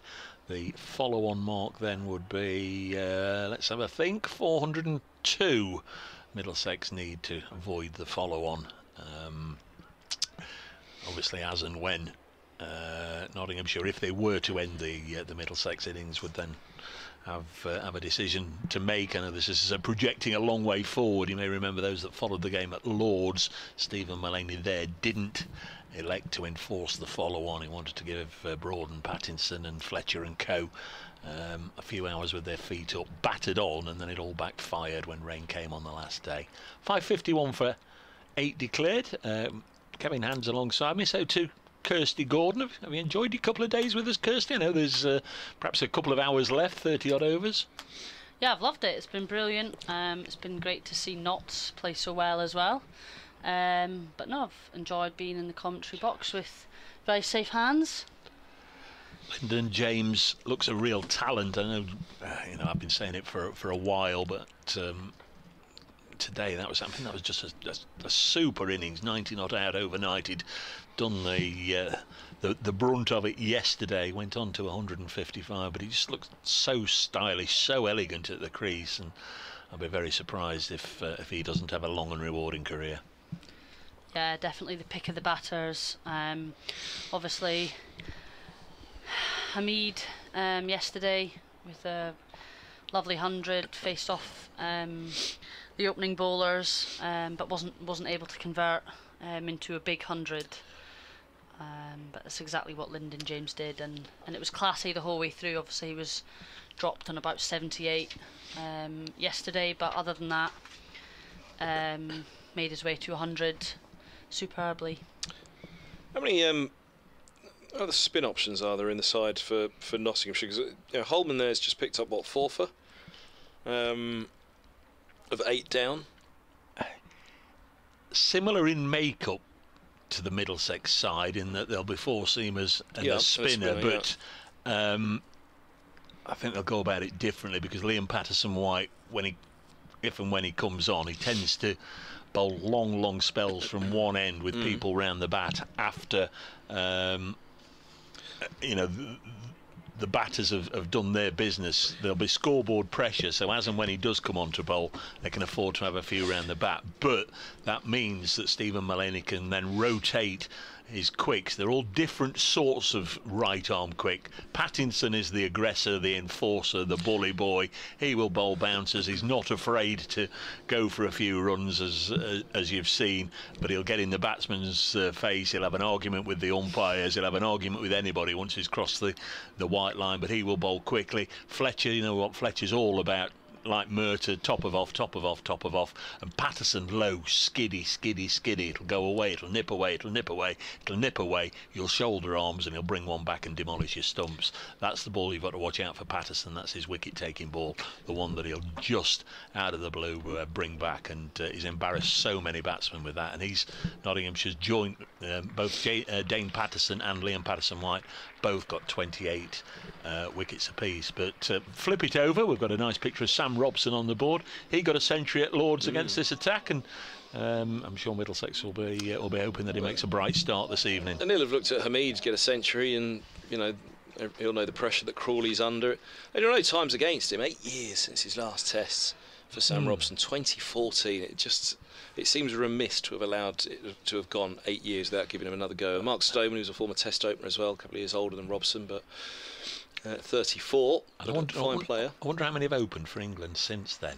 Lots. Yeah. And the other thing about that So is, prior up to when Cook retired, Robson had the best record alongside Cook since Strauss. So it was a fair old run that they went through, and they've never gone back to. There have been 2 points where they've had clear opportunities to go to, both Australian tours actually, and they didn't go. Listen to that, the Radcliffe Road ends, cheering on Luke Fletcher, who's ready to go. It's a lovely shot of him on the big screen as well. Just hopefully going to time this nicely, do an update for BBC Radio Nottingham before play starts. Scoreboard pressure, of course, enables you to set the most attacking of fields, and that's what Mullaney and Fletcher will do. 4 slips and a short leg in there to start with. Here is that radio update.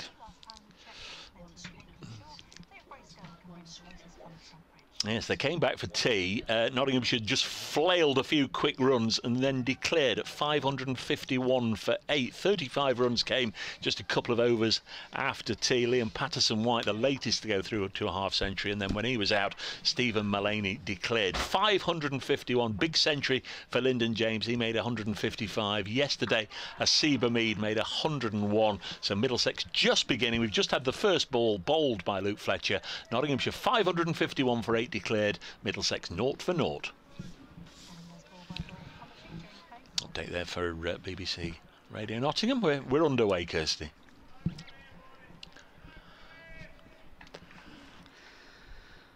Little dot ball to start. This is Fletcher's end. He enjoys bowling from here, and a bit of a rapport with his fan club. He's in and bowls, and Robson solidly behind it and defends. Because talked about England openers since Sam Robson, the fella at the other end, Mark Stoneman, also one of many to have had that berth. And we've had Lythe and Lees and Burns and Crawley and literally just Hales, Jennings. Keaton Jennings, of course. I like Keaton. I was thinking about all the names just then when you were doing that radio update. I like Keaton. Asiba Mead. Fletcher in again to Robson, and that was poorly directed really by Luke Fletcher. Rare one from him on the pads, and it's tucked away for 4. That was almost an invitation to Sam Robson to get off the mark. Got 4 slips there, and one thing you don't want to do is bowl on the pads, and although Ben Slater's under the helmet close in at short leg, he had no chance. It was just whipped away from him and raced away over the outfield for 4. Robson up and running. Be a little disappointed with himself, Luke Fletcher. There he comes past umpire Baldwin. Bowls right on the money this time, and Robson helps it up to Mullaney at mid-on. He throws the ball to the ball polisher, Liam Patterson-White, who got his 50 and then perished about 15 minutes ago after his first half-century of the season. Lyndon James 155, Asiba Mead 101, Stephen Mullaney 79, and Liam Patterson-White 50, the major contributors to that Nottinghamshire score. Fletcher in once more, bowls to Sam Robson, forces it off the back foot to point, and there's no run. Got a list somewhere of Nottinghamshire scores this season, and yeah, that is the highest. Gone past the 548 they got at Leicestershire, and the 534 they got at Sussex. So 551 for 8 declared. It's also the 4th time in 8 matches that Stephen Mullaney's been able to declare. Fletcher to conclude the first over. Bowls to Robson. Again, he pushes to point where Hamid is. And that's the end of the opening over. One loose delivery was punished. The other's right on the money. Middlesex 4 without loss. And now a whole new different ball game, you'd imagine, as James Pattinson's going to bowl from the pavilion end.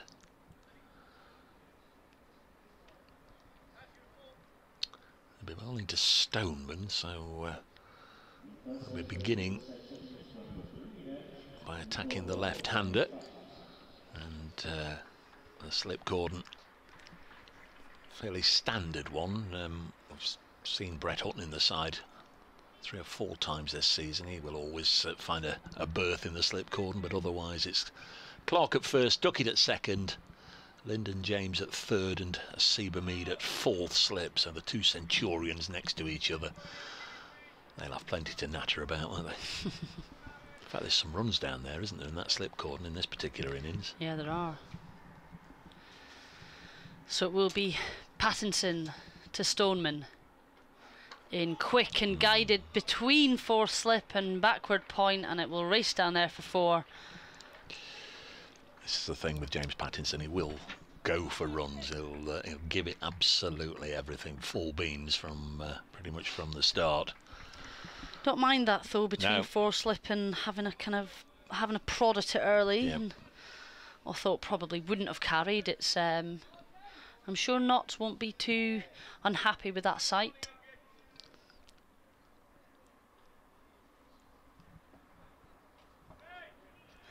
It's first run on the board for Stoneman. A boundary apiece for the 2 openers. In comes Pattinson again. Short and left alone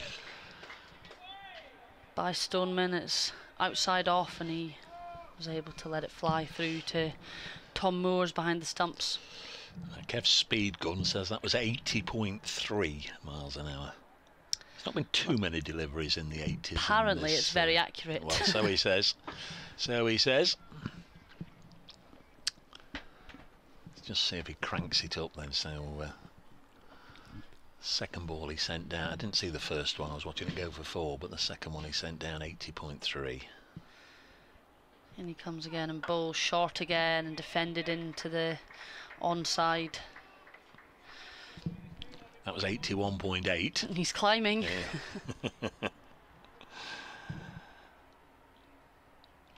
Both batters underway with a boundary. Mark says, I've just arrived at the ground, Dave. Have I missed anything? Just a bit. Yeah, it's sort of gone along at 100 mile an hour cricket, so we've almost made up for the time we lost this morning.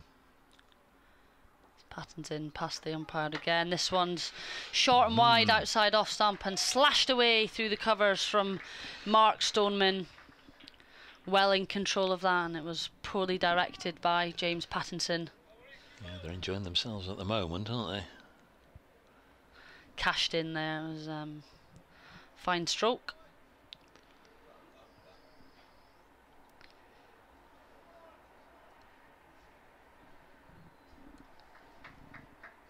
I don't know what that one was. That one didn't come up on the live stream. Much more assertive stroke for the boundary there from Stoneman.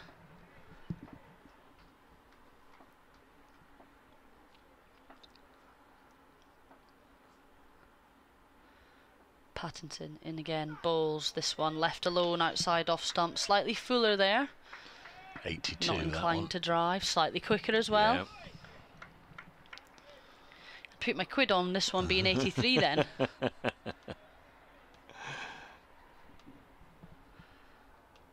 One to come in Pattinson's first over. 2 boundaries so far, 1 wide of the cordon and 1 slash through the covers. Gone round the wicket. Round the wicket for the last ball of the over to Stoneman. Played out outside off, they'll scamper through for 1 as it drops short of point into that cover region, and that concludes the second over. 13 for none. Yes, it's rarely dull with Notts. Call them the entertainers. They usually rattle along with the bat in hand, and things are usually happening in the field. They don't tend to let things drift for long periods. You don't usually have dull sessions. You usually find they're trying to create opportunities for themselves. Is Fletcher going to go round the wicket to Stoneman? They will have played against each other many, many times. He's taken 1 slip out the cordon, so 3 in there. Oh, where's this man coming?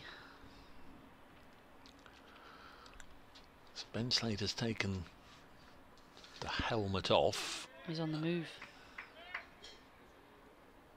And yeah, they're bringing him out. He'll go to square leg. There's Fletcher.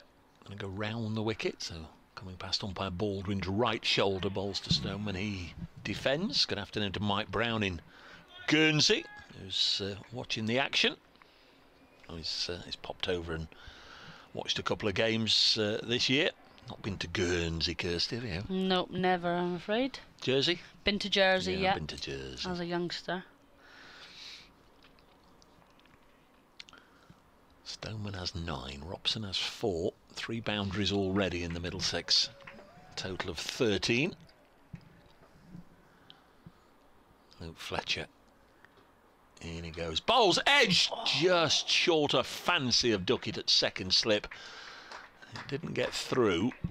Whether it carried or not, I don't think, but Duckett, low centre of gravity, got down there quickly with the right hand. No, it was short of him. He moved well. It was a good stop in the end. Genuine edge, I think, from Mark Stoneman, flirting with danger a little bit. I wonder if yeah, they're just all pointing as to where that one did pitch, and Ben Duckett's just nudged forward a pace or 2. Fletcher in again and bowls, and that's a good delivery past Mark Stoneman's bat on the way through to the keeper. Mentioned it yesterday. Stoneman played one of the great innings in Lord's finals, 144 not out for Surrey in the 2017 final, but of course it was eclipsed by what happened in the second part of the game when Alex Hales just went out there and well, smashed everything. I'm talking about Lord's records in finals out of the window as Stoneman pushes us away for a single. Stoneman's 144 not out. Hales finished with 184 not out to take Notts to the victory.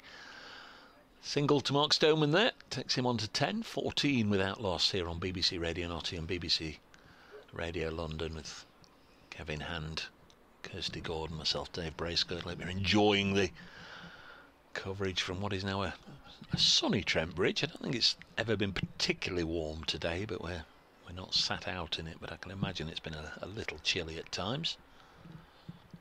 England winning the test at Headingley earlier. There's Fletcher into Sam Robson, works it away from the back foot into a mid-wicket region and takes a single. 15 without loss in the women's test match at Taunton. South Africa women 225 for 7 now against England, and 1 ball left in this over. Quickly round the Division 1 scores. They're off for rain at Chelmsford, where Essex are 165 for 7 in their second innings. That's a lead of what, about 230 over Hampshire. Lancashire 106 for 1 at Bristol, replying to Gloucestershire's 337. As Fletcher bowls to Stoneman, who blocks it, end of the over, 15 without loss. At Wantage Road they're at tea, where Warwickshire 16 without loss after Northants made 451. Surrey 673 for 7 declared, 4 different Centurions in that Surrey total. Kent 55 for 2. And in Division 2, 2 other games. Sussex 66 for 2, replying to Derbyshire's 551 for 8 declared. So that's exactly the same as Nottinghamshire. Notts made 551 for 8 declared. Derbyshire made 551 for 8 declared. Worcestershire 57 for 1 in their second innings against Glamorgan. That's a lead of 189. What about that? Derbyshire and Nottinghamshire scores absolutely identical. And in that Derbyshire score, they had 2 Centurions as well. Wayne Madsen 176, Anurich Dalla 146, not out. You were in a bit of trouble yesterday, Derbyshire, yesterday morning, but they recovered incredibly well. As Pattinson continues short down the leg side, it's a great diving stop from Moores to save that, going for 4 byes. Tends to be a busy keeper, Tom Moores, with 1 or 2 getting sprayed about here, there and everywhere.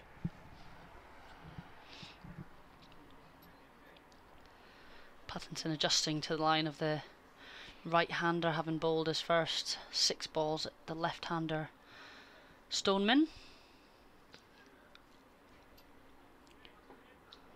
Robson 5 from 8 on strike.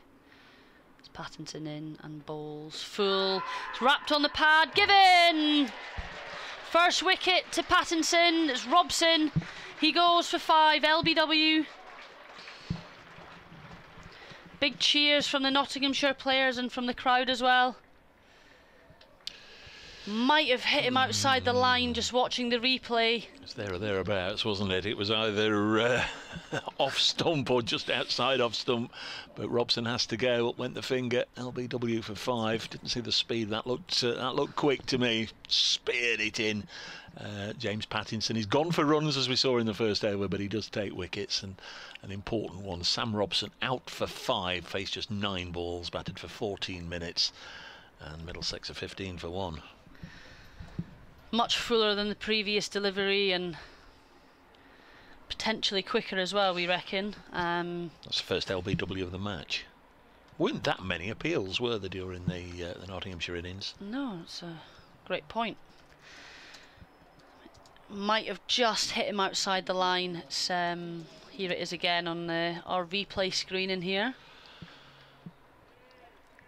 Oh, he does get outside the line in the end, but might just well, I imagine he would have reviewed it. Umpire's call and might have Umpire's been. call, We'll never yeah. know. We'll never know. Yeah. The wicket brings Stephen Eskenazi to the crease.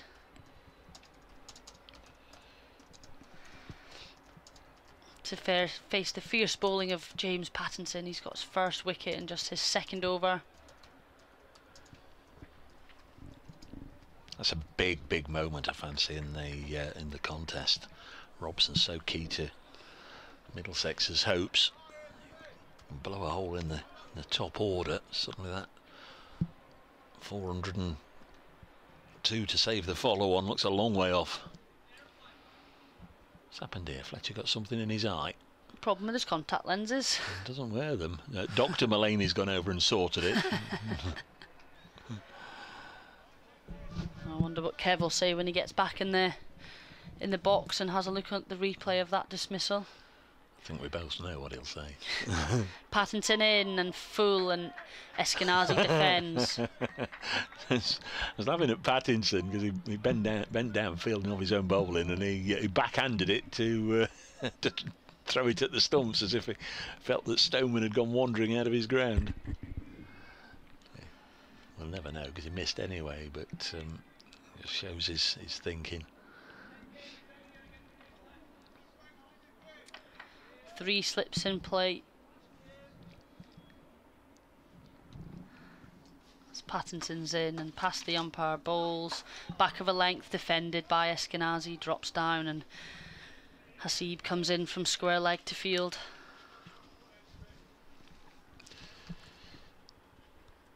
That is James Pattinson's 20th wicket. He averages 32, which is a little high, but he does take wickets.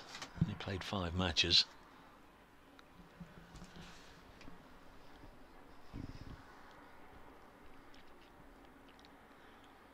Pattinson turns and Runs in again, bowls full of a length, slip cord in, hands on head as Eskenazi defends, pushes forward in front of middle. I was going to say, it's not overly intimidating, is it? But you know, they're all going up with him, they're all getting behind him, they're all encouraging him. I mean, it's a nice afternoon in Nottingham. You shouldn't be intimidated. You're on a good ground with a good batting wicket. But you know, at the moment, Stevie Eskenazi will think all the world's against him. Peterson, final ball of his second over. He's in and defends again, out into the cover region. I was just going to say, one of my pet hates in cricket, when the bowler bowls, you middle it back to them, and they're up in arms, head on hands. You think, I hate to say it, good friend of mine, but Catherine Brunt, one of the worst. One of the worst. Everything's out. There's a lot of cricket played between the ears, though, isn't there? You know, you sort of... Makes you second guess yourself a bit. Yeah. You know, a new batter comes to the crease when there's a spin bowler on. You must have heard it. Oh, yeah. Go on, Kirsty. Probably turning guilty it square. for it myself. Here's Fletcher. Bowling to Mark Stoneman, who blocks this one.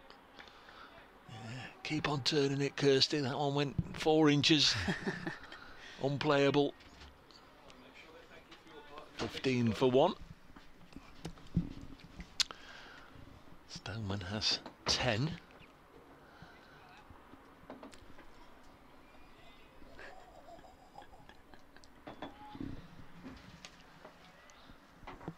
We're being superbly well looked after here this week. They've taken some new staff on here at Trent Bridge. Next delivery is clipped away nicely through mid-wicket by Mark Stoneman. Dane Patterson's after it. I would imagine they'll run 3 here. He's got quite a run. The new staff I was referring to, it's well, he's wearing a pink and blue top. So fetching pink and blue top. Thank you very much. Kevin Anders fetched the teas again. You see, I would be more than happy, Kirsty, to go and fetch him tea all day long. Except for the fact he has fancy herbal thingies, and I don't know where he keeps them, and I don't know how he likes them, and heaven forbid if we got it wrong. For those of you listening earlier, when he didn't provide me with a tea, he has this time, so I'm very grateful for that. Thank you, Kevin. 18 for 1. We'll get a view in a moment when he takes his seat on the LBW as Fletcher comes in and bowls. Oh, crikey, that one just squared Eskenazi up a little bit, struck him above the knee roll. He was turned round, wasn't he, in the crease? Did you see it? I'm just watching the replay now. I saw it from an angle. Oh, he was on the move, wasn't he? So it might have just hit him in line. Yeah, we think umpire's call. Yeah. Had to been... To a rock and roll. Boom, boom, boom. Oh, that's no good. Yeah. We thought you might have given it not out. Well, I'm thinking he's in trouble there. He is. I reckon he's out. Fletcher bowls. Eskenazi defends this one. Don't think I've ever come across another. Oh, it's a no ball. Paul Baldwin was stood there with arm outstretched. Seemed to almost to go unnoticed by everybody. Don't think I've ever come across another Eskenazi. No. Which is it's a nice name to say. So I might say it a few times. Poor old Dave Callaghan. We gave him a mention yesterday, didn't we? He struggled with Eskenazi. 20 for 1.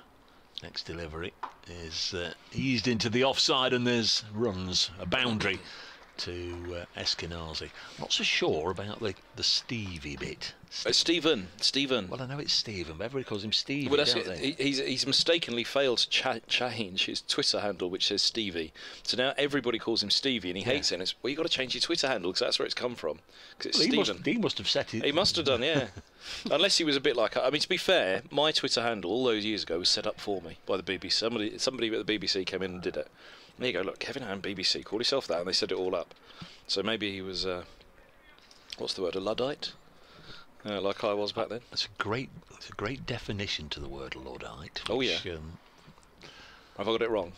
Well, down the leg side taken by the...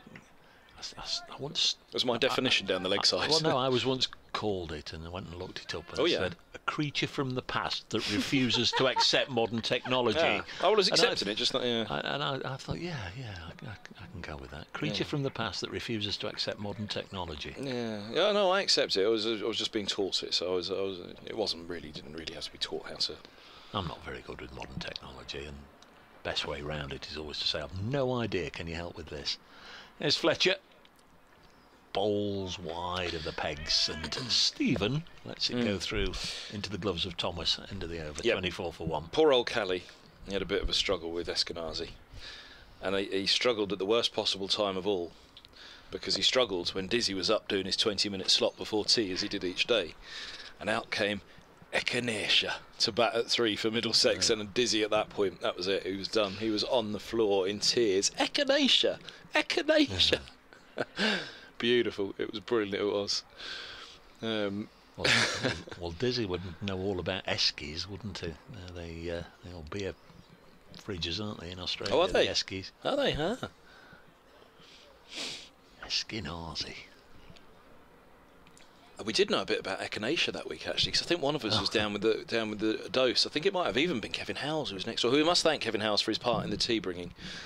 He opened Maniador. As Pattinson comes in and bowls to the left-hander, defends into the cover region. Hasib fields. Hasib Hamid fields, complete with, I don't know, about £12.50's worth of bandages and finger supports and all sorts. You'll notice when he fields how much strapping and band-aid and plasters and whatever he's got on his fingers. Noticed that before, to be fair. Yeah, it's excessive.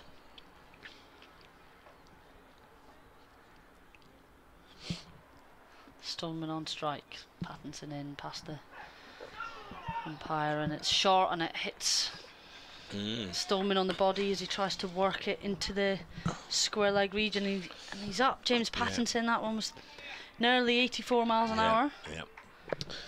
I'm not so sure about the Robson now. I was giving him out. Now I'm in doubt.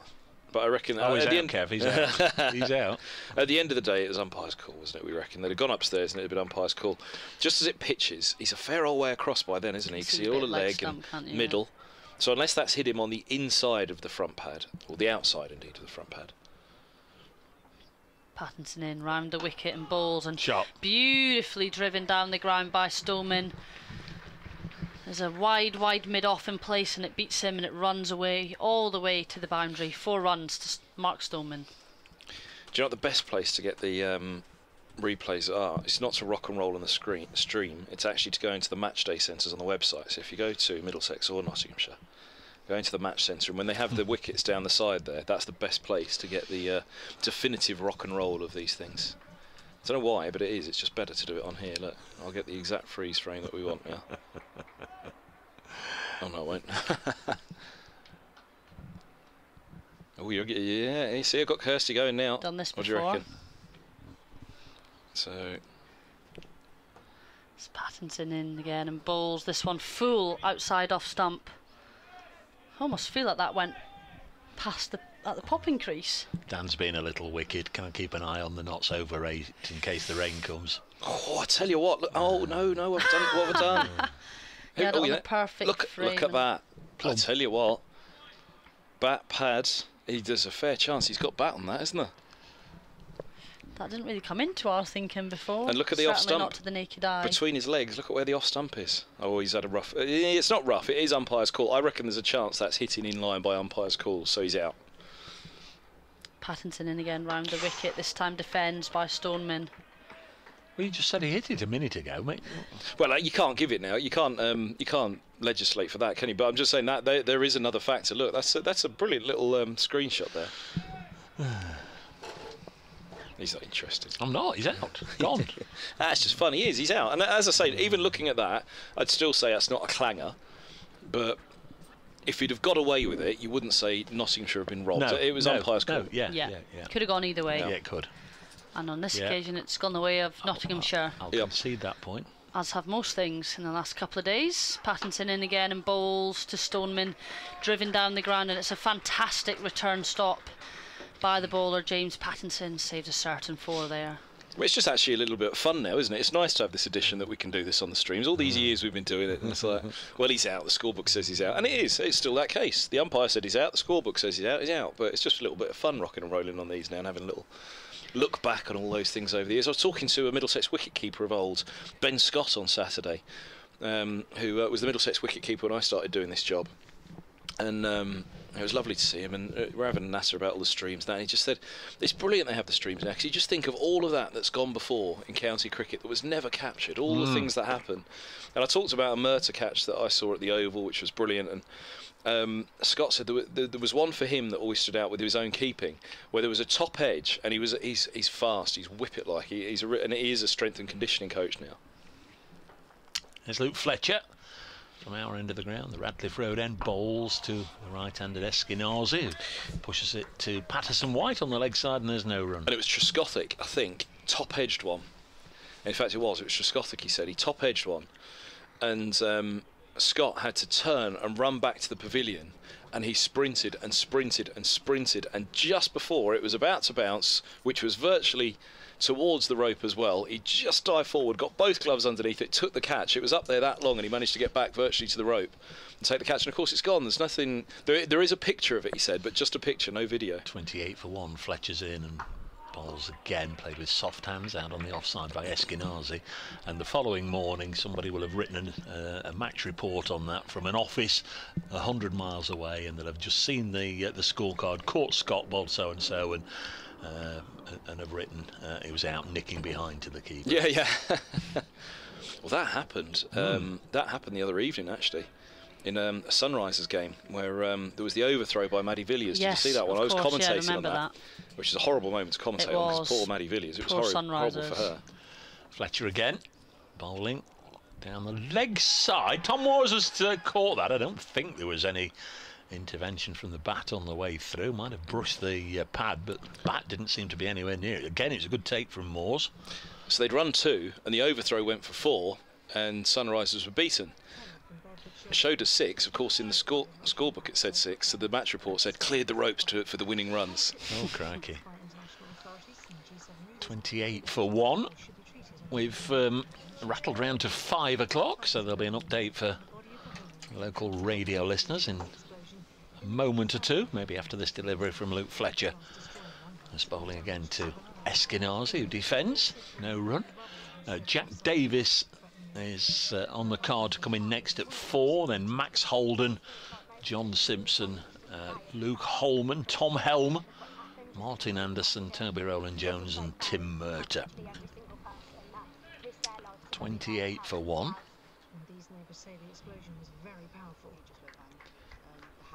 Very pleasant evening,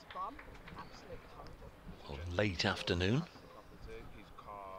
Still got 29 overs to go after this one, so getting on for 2 hours. You'd imagine bowled him. Don't know if there was an inside edge, but he's bowled him. There's a stump out the ground, and Eskinazi has gone for 4, and Luke Fletcher's got a wicket. Can only imagine he's dragged that on. But Middlesex are 28 for 2. Oh yeah, big inside edge to give Fletcher a little bit of a gift wicket, to feel a little bit for Stevie Eskinazi there. It was outside the off stump, inside edge onto the sticks, and Eskinazi has fallen. Quarter of an hour at the crease, faced 14 balls, hit 1-4. Yeah, that radio update in just a second. An element of T20 about that shot, outside off from Esky. Earlier, the #1 British men's player, Cameron Norrie, made it through to the second round with a 3-set victory over Spain's Pablo Altucher. And Nottinghamshire's cricketers. There is that update. Just doing a little bit of Wimbledon news first. Grace Girdle has the latest from Trent Bridge. where Nottinghamshire are now in the field. They're bowling, and they've already picked up 2 Middlesex wickets. So the home side very much on top here, Lisa. 551 for 8 was the point at which Stephen Mullaney declared the Nottinghamshire innings closed today. Lyndon James onto a career best 155. Liam Patterson-White was last out for 50. But since Notts have been in the field, wickets for James Pattinson and now Luke Fletcher, who dismissed Eskenazi just as you came to me, leaves Middlesex 28 for 2. So 28 for 2. New man, I'm seeing for the first time, Jack Davis, and we'll see how he goes on. Be fairly certain, unless he's come here at some sort of age group cricket, that it would be his first appearance at Trent Bridge, and I'm already a little wiser than I was 5 seconds ago, because he's come to the crease and is going to take guard left-handed. 28 for 2. And Luke Fletcher's going to go round the wicket to him. 1 ball left in this over, then I'm sure Kevin will fill 1 or 2 blanks in on the career thus far of Jack Davis. Mark Stoneman has 17, so 2 lefties out there, 3 slips. Fletcher with the wicket, bowls, and this one into the thigh pad, drops down on the leg side. 28 for 2 after 7. Fletcher 4 overs now, 1 for 15. Middlesex 28 for 2. Yeah, shot of T20 season, I'd say, Kirsty. Is that fair? Fair comment? Yeah, I think given the situation, opening bowlers have been pretty hot on at early doors. It was wide outside off. Leave it alone. Yeah. Also slightly unfortunate to chop on as he did. Yeah, unfortunate, but yeah, today he wouldn't have. You'd like to think he'd probably have been leaving that well alone if he wasn't in the middle of T20 season. He hasn't played a first-class game since the first week of the season, when he broke a bone in his hand, having scored a century. So a little frustrating for him. Stoneman has strike. Davies, the new batsman out there, Jack Davies of Reading. Hampshire. He is a Davies rather than a Davis. I've been corrected on that one. He's a Davies. England under 19 opening bat, wicket keeper, 3rd in line behind John Simpson and Robbie White at Middlesex. 4th first-class game. Change of bowling then.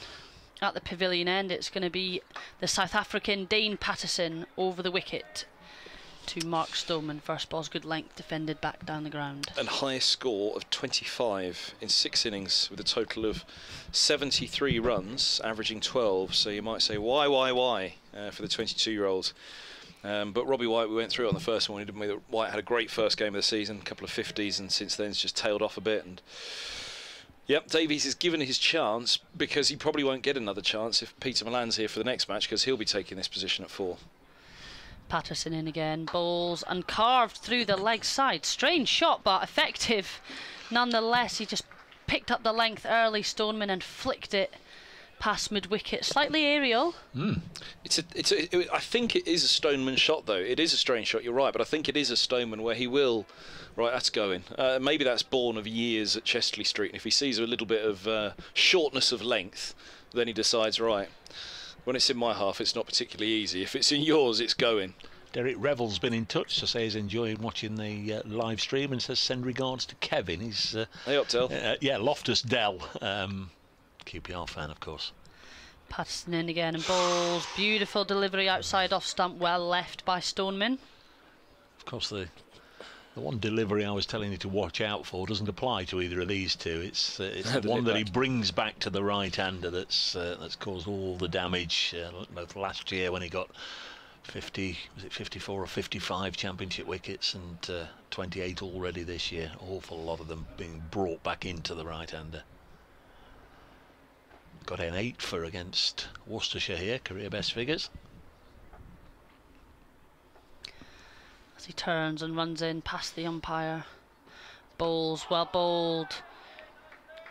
Slips, and Tom Moore's up in arms again, but it's kept out. South African international, it seemed as if he'd thrown in his lot to come to England and turn his back on international cricket with South Africa during the pandemic. Came to play for Notts, happy here, and I think he'd pretty much be happy to stay for as long as they want him. But there's talk. I've been sent a few articles where in South Africa they're saying he's a strong tip to make the South African party for later in the summer here.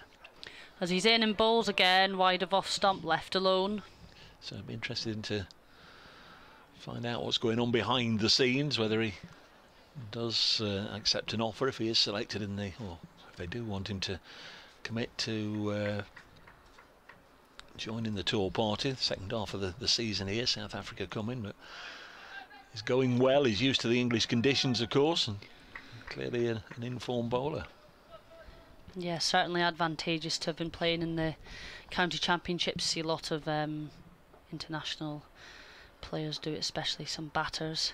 As he bowls again, and this time they run to wide of mid-off, and they'll safely make it through for one. As Stoneman called as soon as he made contact with that.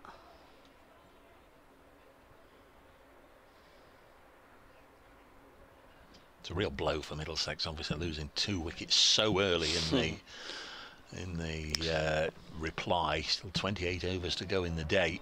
I did warn, did I not? You know, a couple early, which is always possible, isn't it? That, you know, they've got this middle order now where there's just over the years when Middlesex have struggled with the bat, there's been a talk of a requirement of a grisly middle order batter, and actually Robbie White has kind of come into that fold. But I think a perfect example of what Middlesex have perhaps lacked over the years is Stephen Mullaney. What they'd have given for a Mullaney in the lower middle order. You know, White's defiant and dogged, and well, that's what's required now, and Stoneman's certainly capable of it. Davies needs to show that he is as well. An opening bat. He's playing a sweet pickup shot at the non-striker's end, which betrays everything I've just said. There's Fletcher bowling. First delivery of a new over past Stoneman and goes through into the gloves of Tom Moores.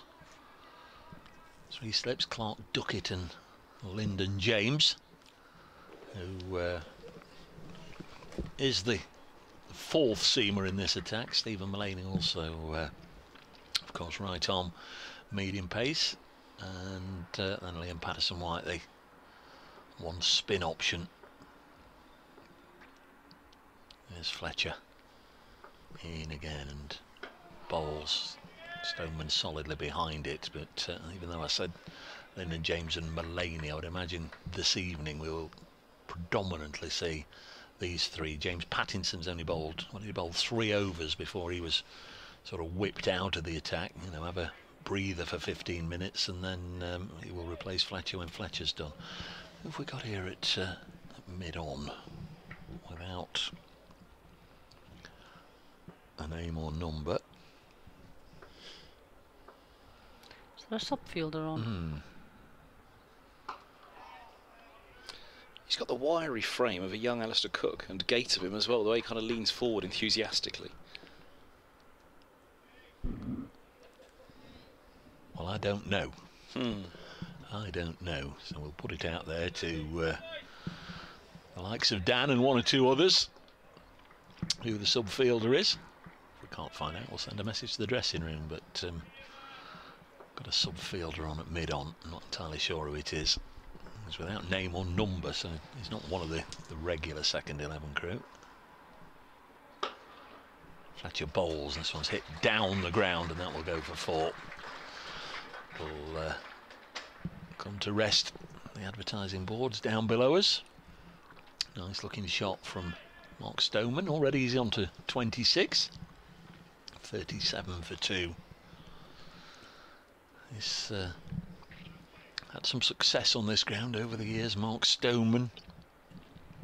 There was one particular year where it seemed as if there was an inevitable draw as Fletcher comes in and bowls to Stoneman, dropped on the leg side. I can't remember, it was 184 I think Durham was set from 18 overs, something of that order without looking it up, and he thought, well, that's a certain draw now, it'll be handshakes in half an hour, and out came Stoneman and Mustard, flaying it to all parts, and by the time Notts reacted, they went out of the blocks and well on the way, and they got home. Very successful opening pairing, Stoneman and Mustard, who were in their years together at Durham.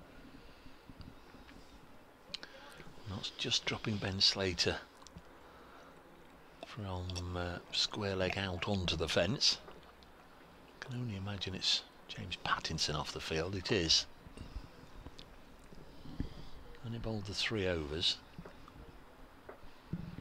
It's not unusual, said Tom Jones. Next one past the outside edge and through to the keeper. Generally have a little burst and then would switch ends and replace Fletcher. We've seen that happen a few times. But maybe that he's gone off to change his footwear or whatever, I'm not sure. 37 for 2. Certainly no sign of him coming back just yet. So that's from the Notts angle. Hope he's okay, and from his angle, let's hope he's okay. Yeah, going back to young Mr. Davies. He's England 19 Open, as I've said. He's kind of made his name more in. Pattinson's back on, by the way. In List A in T20, he's got a high score of 70 in List A from 5 innings where he scored 2 50s, and in T20 he's got a high score of 47. It was the game down at Southampton when he and Holden turned things around for Middlesex, had a good score, and Middlesex won by 10 runs as they outspan Hampshire. Patterson to Davies into the leg side. Davis, sorry, as we've just been speaking about. Outspun, Hampshire, I should have said, not outspan. Spun. One of them's oranges, I think. We were doing the scones and scone downstairs. Scones was the winner. No. Hate to break it to you, Dave. Yeah. Scones won it. Quite rightly. You'll be telling me next you put the jam on first. Oh, yeah. Of course you put the jam. Now, I'm with you on the pronunciation, but not the jam. Well, of course you don't. Patterson in, bowls. Davies hits him on the pad. Cording go up, but Patterson wasn't too interested. I think it's come off his glove first. Cream is your dairy, so that goes on first. But you can't spread the jam on top of the cream unless you have a very thin layer of cream, and I want a thick dollop of cream. Well, you just put a dollop on, don't you? But then you can't spread the jam over it. You have to spread the jam and then dollop the cream. And then dollop the jam. Oh my goodness. You started it. I lived in Devon for a while, you see, that's why I'm Back to the cricket then. In comes Patterson. Bowls! Well bowled, beats bat. I think he played a leave in the end, to be fair to him. He got the bat up and out the way and it sails through to Moors. Did you play for Devon as well? No. Lived in Italy, No. played for Italy. No. How many years did you have to be in the country to play for Italy? 5. 5. How many years were you in Devon?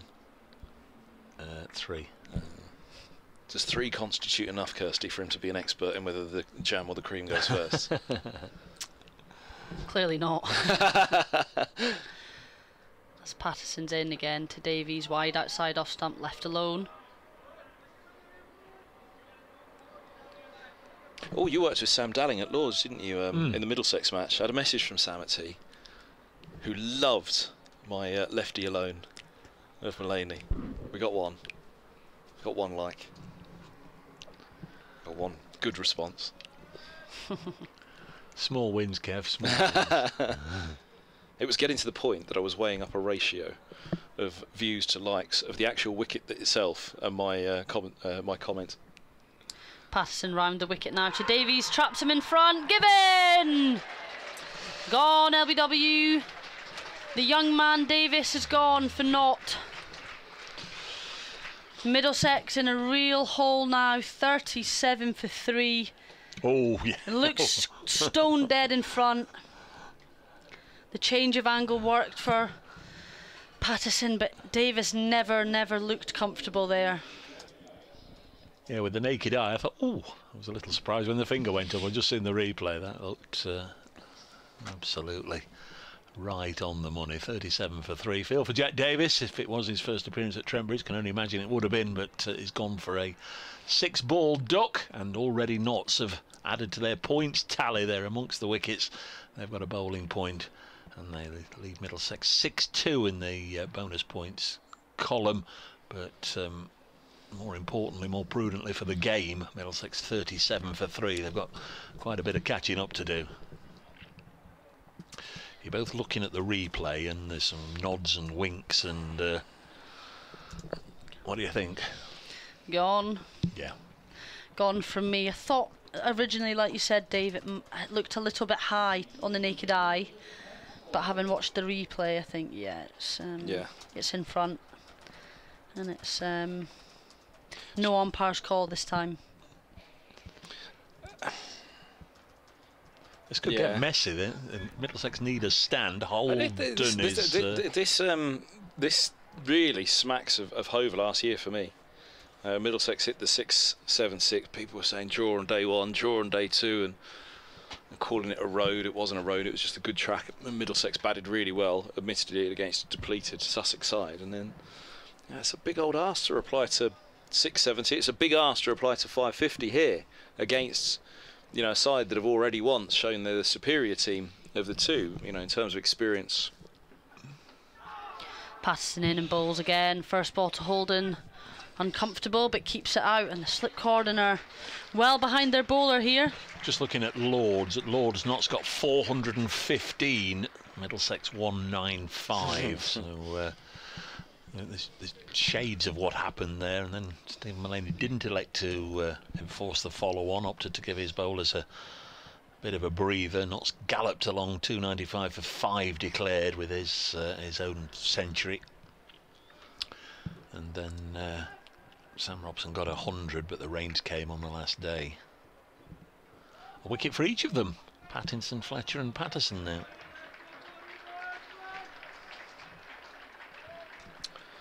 Yep, trouble brewing here with 26 to bowl tonight.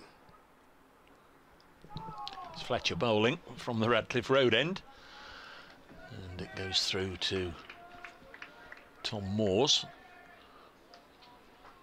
Slip has been brought out now. Lyndon James has come from third slip into a catching mid-wicket, so Notts have got 5-4 offside field, but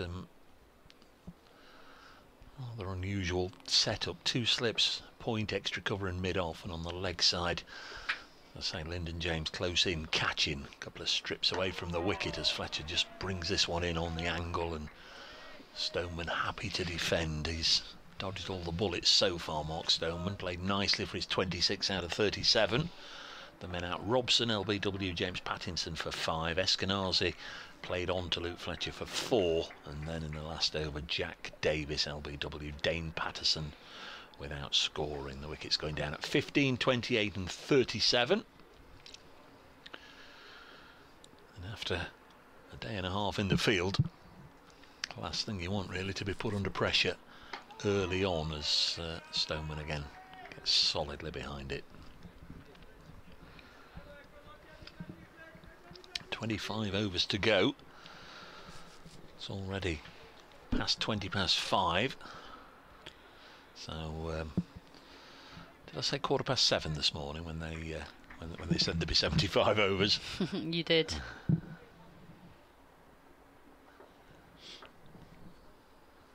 It's Fletcher into his 6th over now, 1 for 19. Bowls a delivery that Stoneman runs to backward point. Hamid, as ever, lively in the field.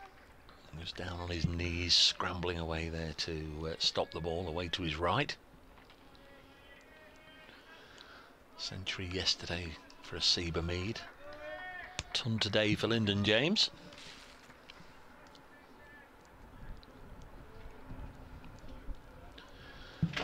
Past the 1,000 career runs as well in the process. Luke Fletcher, arms pumping, bowls edged wide of Ben Duckett at 2nd slip. Maybe it would have been too high had there been a 3rd slip.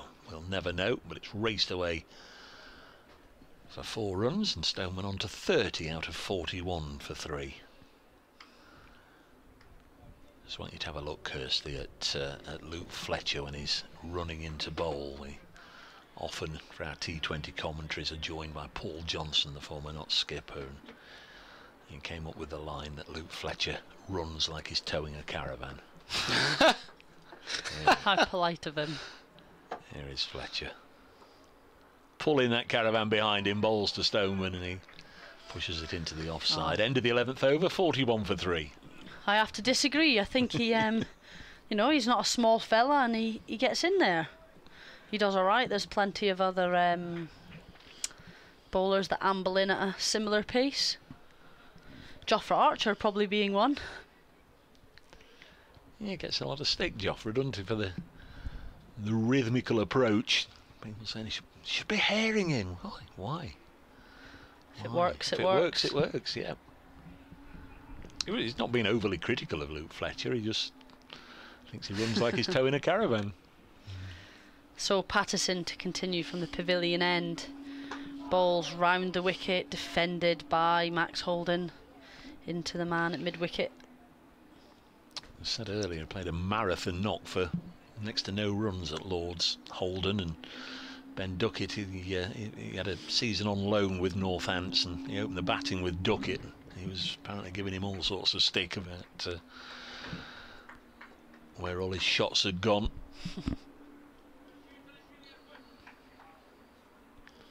So we'll have to look for Duckett getting up close and personal to Holden. Patterson in again, balls played off the legs again by Holden, but keeping the slips.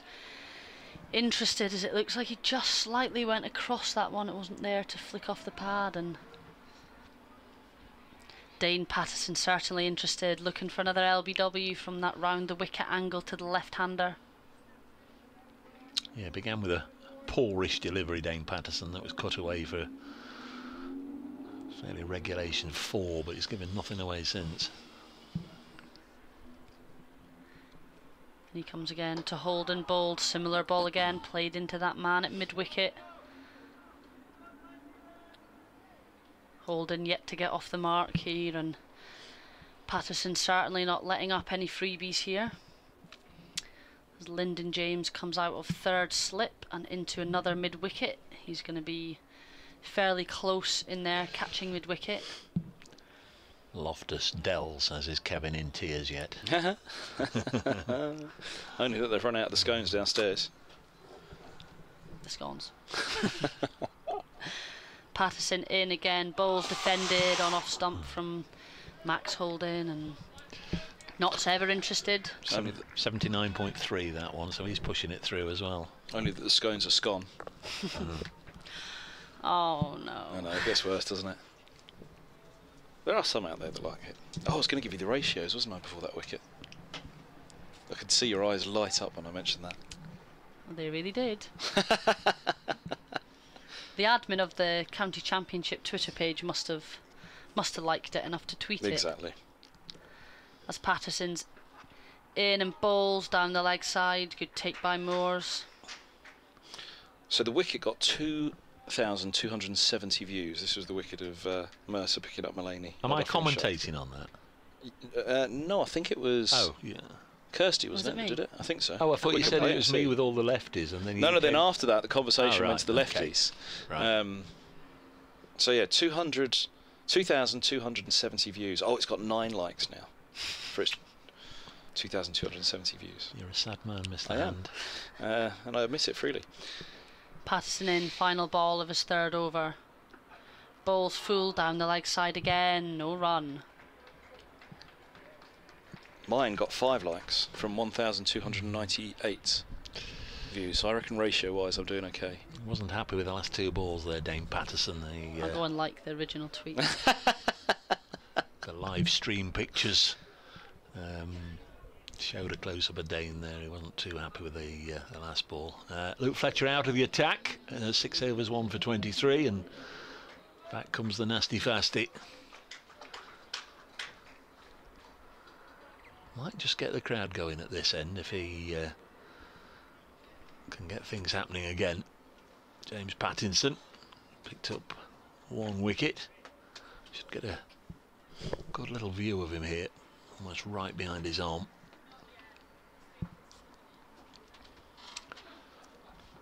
Doesn't seem that long ago since I was commentating on his elder brother Darren. But there's James Pattinson. Bowls nice and full and push wide of mid-off, and Luke Fletcher makes a good stop. They take the single, but for all money. The ball was on its way towards the ropes there. Good diving stop from Fletcher. Keeps them down to 1. Stoneman on to 31 and takes Holden down to the business end. What we said yesterday morning when Middlesex just didn't bowl as well as they can, and then throughout the day didn't bowl as well as they can until Roland Jones came back with that great spell in the evening, was you just fancy, look, Notts are on their way to at least 400 plus, aren't they? 450, and up they got to 550. There's Peterson, past umpire Baldwin, round the wicket, bounces it in, and Holden has nothing to do with it. You just know Notts are going to come out with their tail up, having posted 500, and they're going to hit the top of the off stump over and over again, the thing that Middlesex didn't do yesterday. You know, they freely admitted it at stumps. The skipper said they're just not, they just didn't bowl as well as they can, had a bad day. Umpire Debenham has decided he can see no longer. Stood at square leg, so he's gone over to point. Son's behind him. Fletcher, beg your pardon, Pattinson in again, bowls another short pitch delivery that Holden leaves alone, sways out of the line of. Was Debenham's playing span, umpiring span, forgive me, included the playing span of John Lewis? I don't know. The never knowingly under bowls John Lewis. Debenham outs John Lewis.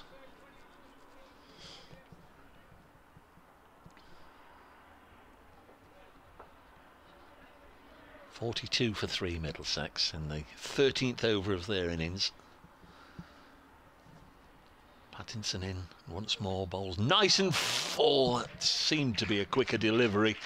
Whether 70, nearly 75 miles an hour. Whether Holden did go at it with any great intent, only he knows. Debenham's shocking LBW decision brings House of Fraser tumbling down. Are there any Frasers at the moment? I'm not sure there are there in the playing circuit?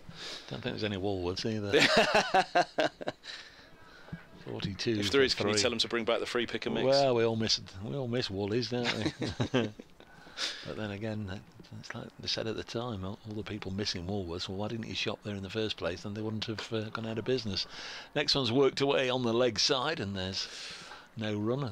I wouldn't have thought I went in one for about 20 years. Just I loved Woolies. Yeah, but I guess it's whether there was one in your town or not. David Townsend, your friend of mine, Bracers, he has a great theory on why Woolies went out of business. He said it was when they put the security guard on the pick and mix up and down the country. That was what lost them all the business. Everybody went in there and thought they deserved at least one free pick and mix for whatever they were going to buy, and they'd go and help themselves to a pick and mix. As soon as they put the security guards on pick and mixes, everybody stopped going, he says. 43 for 3. Only Townsend had come up with a theory like that. Seem to think they were reasonably priced, not like your local cinema right now, where it costs a fortune. And this one, that's good cricket all round there. A full pitched quick delivery from Pattinson, whipped on the leg side by Stoneman, fielded short mid wicket by Lyndon James, who immediately underarmed it towards the non-striker's end. Good cricket all round. 43 for 3 at the end of the 13th. Pattinson 4 overs, 1 for 15. It's cheaper to go to the theatre in London than it is the cinema at the moment, which is a ridiculous thing to say. How much did you pay when you went to see Only Fools and Horses? Can you remember? No, well, since then I've been when I was down for the Middlesex game, I went to see The Drifter's Girl at the Garrick. Yeah. Which I'd very much enjoy that one. I need to go and see that. It was very, very good. The only disappointing thing was... oh, yeah, your favourite was off. Beverly Knight. It was her night off, so the understudy was absolutely brilliant, by the way. But I went on my own. I got the one left over front row seat for 25 quid. Ah, there you go, you see. Here's Patterson. He's around the wicket. He bowls to Holden, who's forward, pushing into the offside. Another former England under-19 opener, replacing... Jack Davis, England under-19 captain, he was, Holden, and former Middlesex opener, now dropped down to 5 in the order. Speaking of the drifters, where Middlesex are 43 for 3. This has been a terrific couple of days for Notts. They piled on the runs, 551 for 8 before Stephen Mullaney declared Lyndon James a career best 155 for him. The highlight of the innings yesterday, of course, a century for Asiba Mead. Since Middlesex have come out to bat after tea, 3 wickets, 1 apiece to Pattinson, Fletcher and Dane Patterson. Middlesex 43 for 3. I'd love to know what we were talking about when they first came for us, that update. We were clearly in the middle of some chat about the theatres, the Drifters. Drifters, yeah. I'm going to see the Drifters on... how much you paid for the tickets on the front row? On Thursday evening. They're in Newark on Thursday evening, yeah. In the Kingdom of Newark. Be about the 15th time I've seen them, I think. Peterson around the wicket to Holden, and this ball's clipped away down towards long leg. Should just be a single. They're thinking about two, but they're coming back. Throw goes to the keeper's end. It's the numberless sub, who looks a little bit like Alistair Cook, in my opinion, down there, the way that he goes about his business. You spotted something, Kirsty, have you? No, I was just admiring Patterson's figures there. He did just get hit for 2 runs, but before that he'd bowled 3.2 overs, 2 maidens, 1 for 5. Very, very tidy, economical, and... Yeah, having started with a boundary, I think his first ball was hit away for 4, a loosener.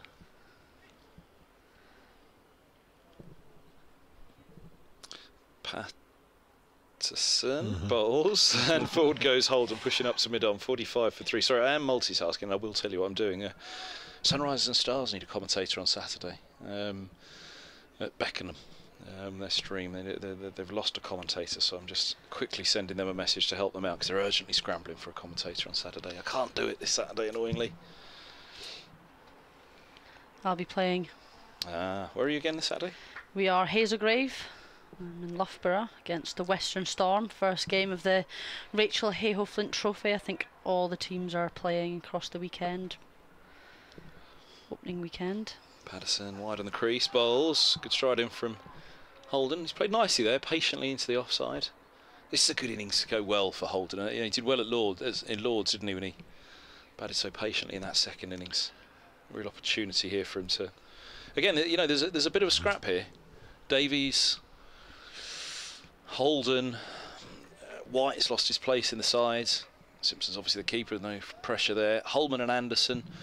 A little bit of a toss-up for the all-rounder role there. Could you play Anderson as the all-rounder? Perhaps not, because you couldn't just go to the part-time spinners.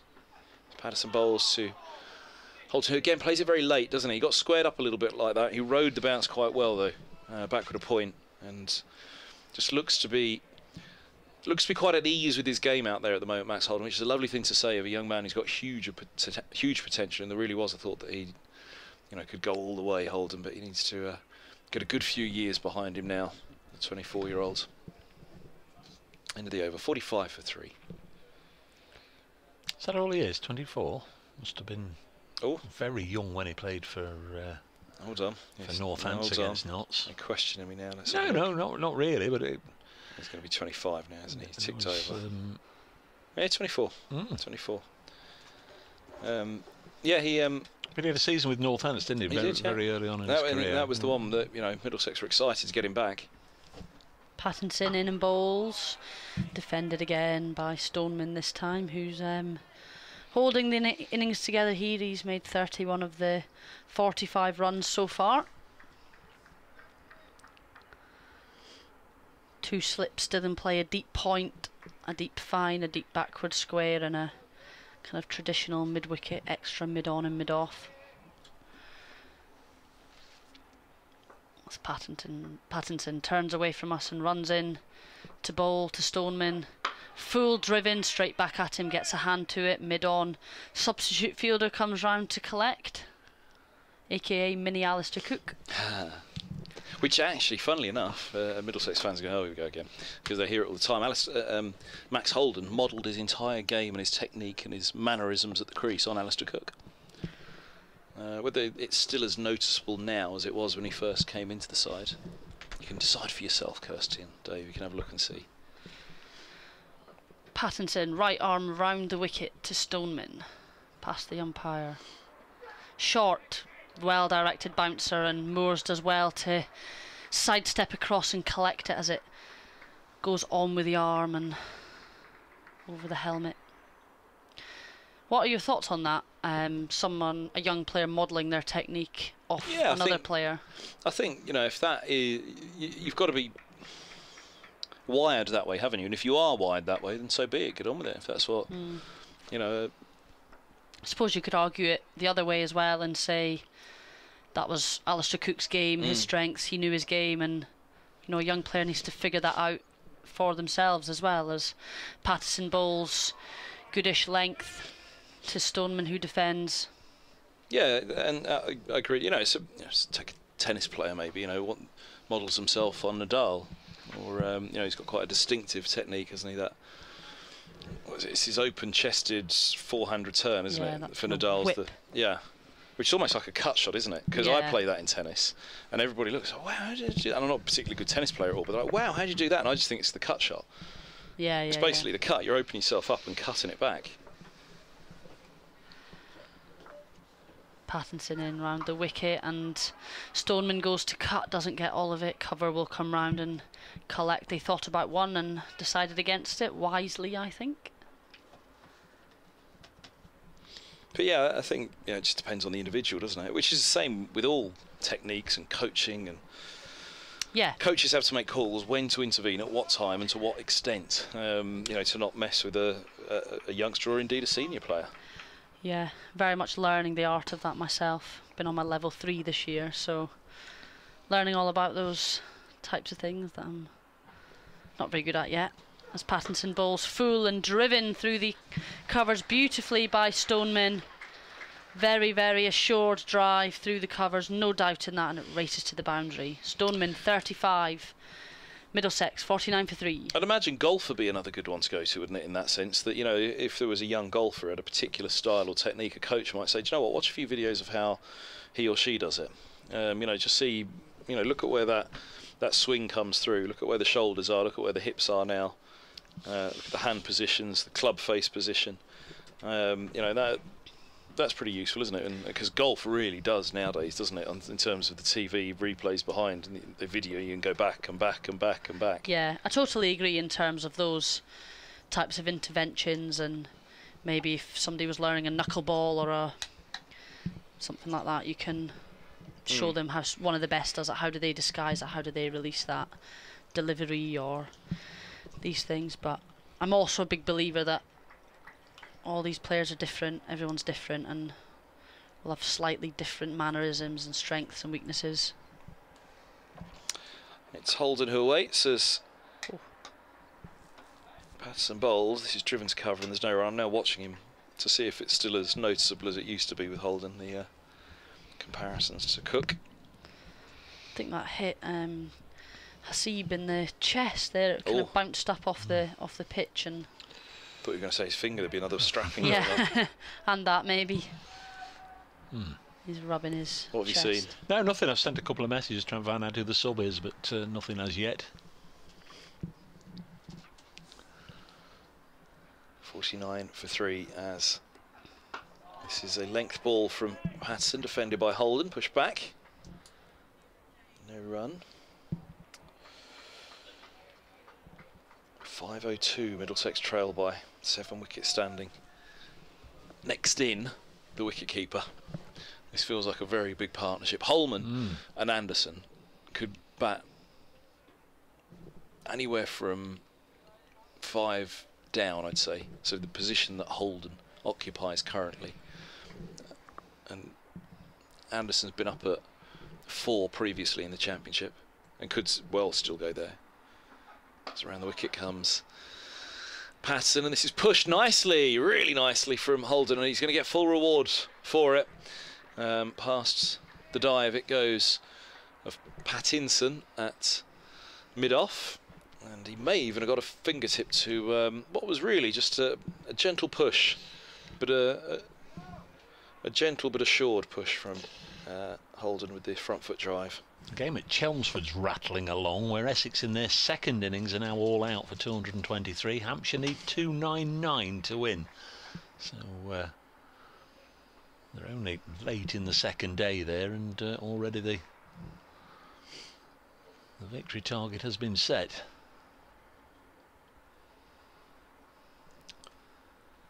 Today here as Patterson works on the ball, midway through his 5th over, 1 for 11. Picked up Davies LBW from around the wicket, which is where he's bowling now to the left-handed Holden, who is over the top of this one again, playing it defensively into the offside. Curious field, isn't it?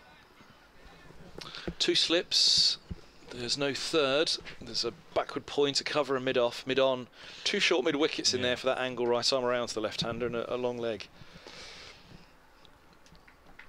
Yeah, both in there catching, just looking for Holden to lift something into the onside. Whether it's Holden or whether it's the pitch, players are well worked out nowadays. They have a little... I know teams will go to Stoneman with this early on. They'll go to a lot of left-handers around the wicket early on like this. As Peterson bowls and Holden turns all along the floor to the first of the 2 short mid-wickets. On to come the 5th.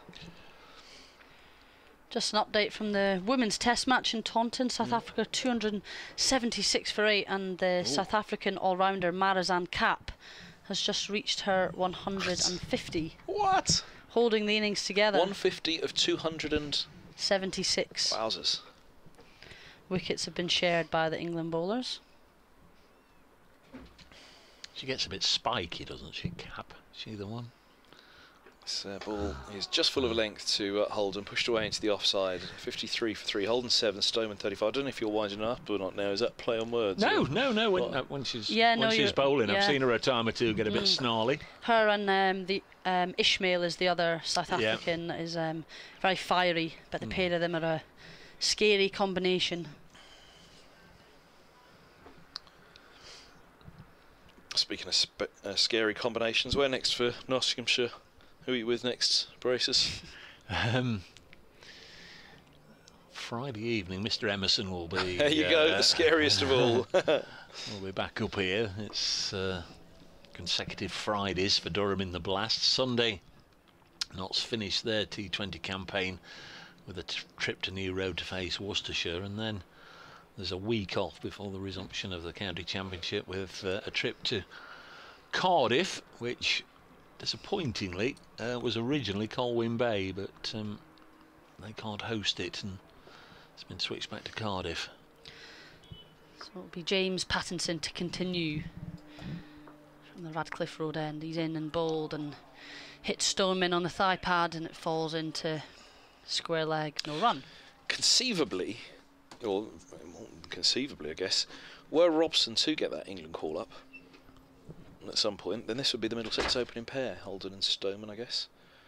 Push Holden back up the top. It was Gubbins and Robson in the championship year, and Compton at 3, and Gubbins dropped down, and Holden went up to open with Robson. Holden's dropped down eventually to 5. Pattinson in, bowls worked into the offside by Stoneman for 1, deep point. Hasib is in place. Which wouldn't perhaps be the worst thing in the world for Holden to spend a fair bit of time in the middle with someone like Mark Stoneman. Got the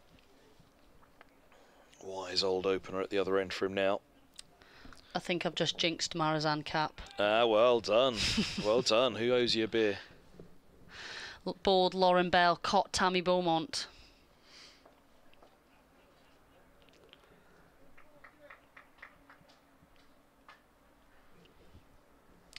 A tweet from Wazzy who says, when is Milan joining? Wasn't he due to play this game? Yes, he was the last 2, but visa issues holding him up. As Pattinson bowls wide to Holden, who flicks off his pad. He runs hard trying to get back for 2, but they don't. They decide on 1. Good bit of fielding down there by Dane Patterson at long leg. Stoneman and Holden building a partnership nicely here, and Holden becoming a little bit more assured at the crease here as his time goes on.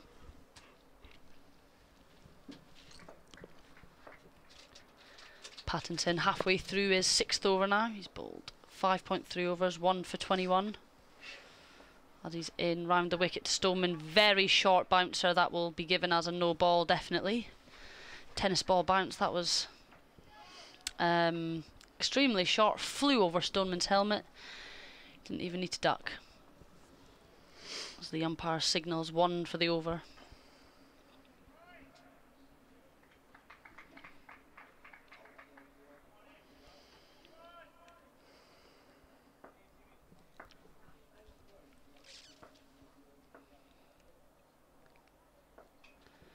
Pattinson in past the umpire, bowls back of a length, cut away through point. Hasib will have to work hard to get round, he does, but they'll make it back for twos. 2 more to Mark Stoneman, moves on to 38.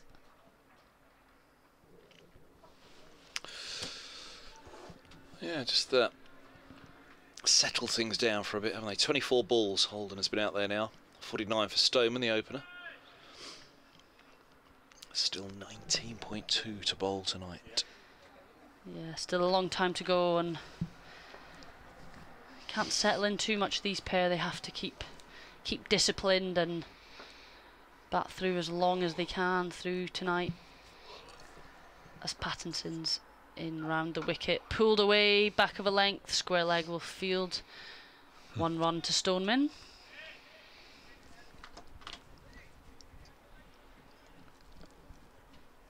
It's Ben Slater doing the fielding there. I think that's the first time I've mentioned him. I think the first time he's fielded it. 60 for 3. Holden's 8 is the second top score. Not a deal at the top there. Robson 5, Eskenazi 4, and Davies didn't get off the mark.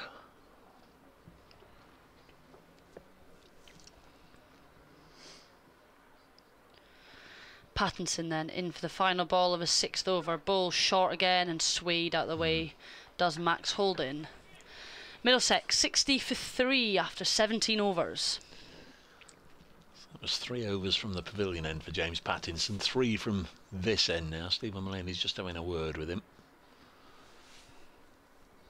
Well, he's on the skipper. He's been accosted by Ben Duckett, who's always keen to pass on a little bit of info. He's, I think he's somebody, Ben Duckett, who is a deep thinker of the game and has his thoughts and is never afraid to pass them on. He skippered the Welsh Fire last year in the 100. Johnny Bairstow did the first 2 games and then went away with England. So Ben Duckett had his first prolonged spell of captaincy. Seba Mead is the club vice captain though, but Duckett often is seen having a chat with Mullaney. There's Dane Patterson starting a new over, bowls outside the off stump, and Morse takes it low down. I don't know whose over this was, but you get going. I've been doing this end for a while. You can have it. I think you haven't done an end for a while, have you? Maybe you have. Maybe you've been doing this end of you, and I've been doing the other. I don't know. Lyndon James just loosening up on the leg side fence, so we may get the introduction of the 4th bowler. I mean, why wouldn't you if you're looking for a golden arm, somebody that's had a great day already? There's Patterson in bowls and worked away by Stoneman, nicely fielded by the ball polisher. LPW. Whose turn is it to get the tee? I'll go. You do this end. I was going to say I don't mind. In fact, I've got an update in 5 minutes. Oh well.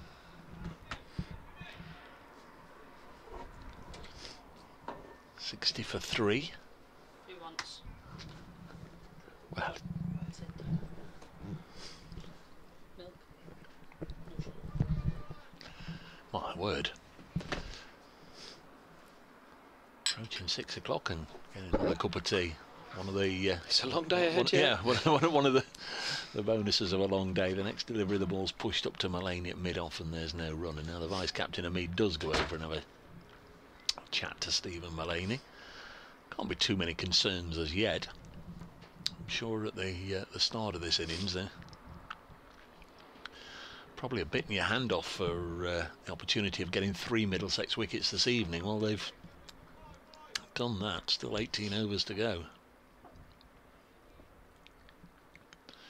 But this partnership worth 23. Dane Patterson in once more and pulled away. That's going to be a boundary.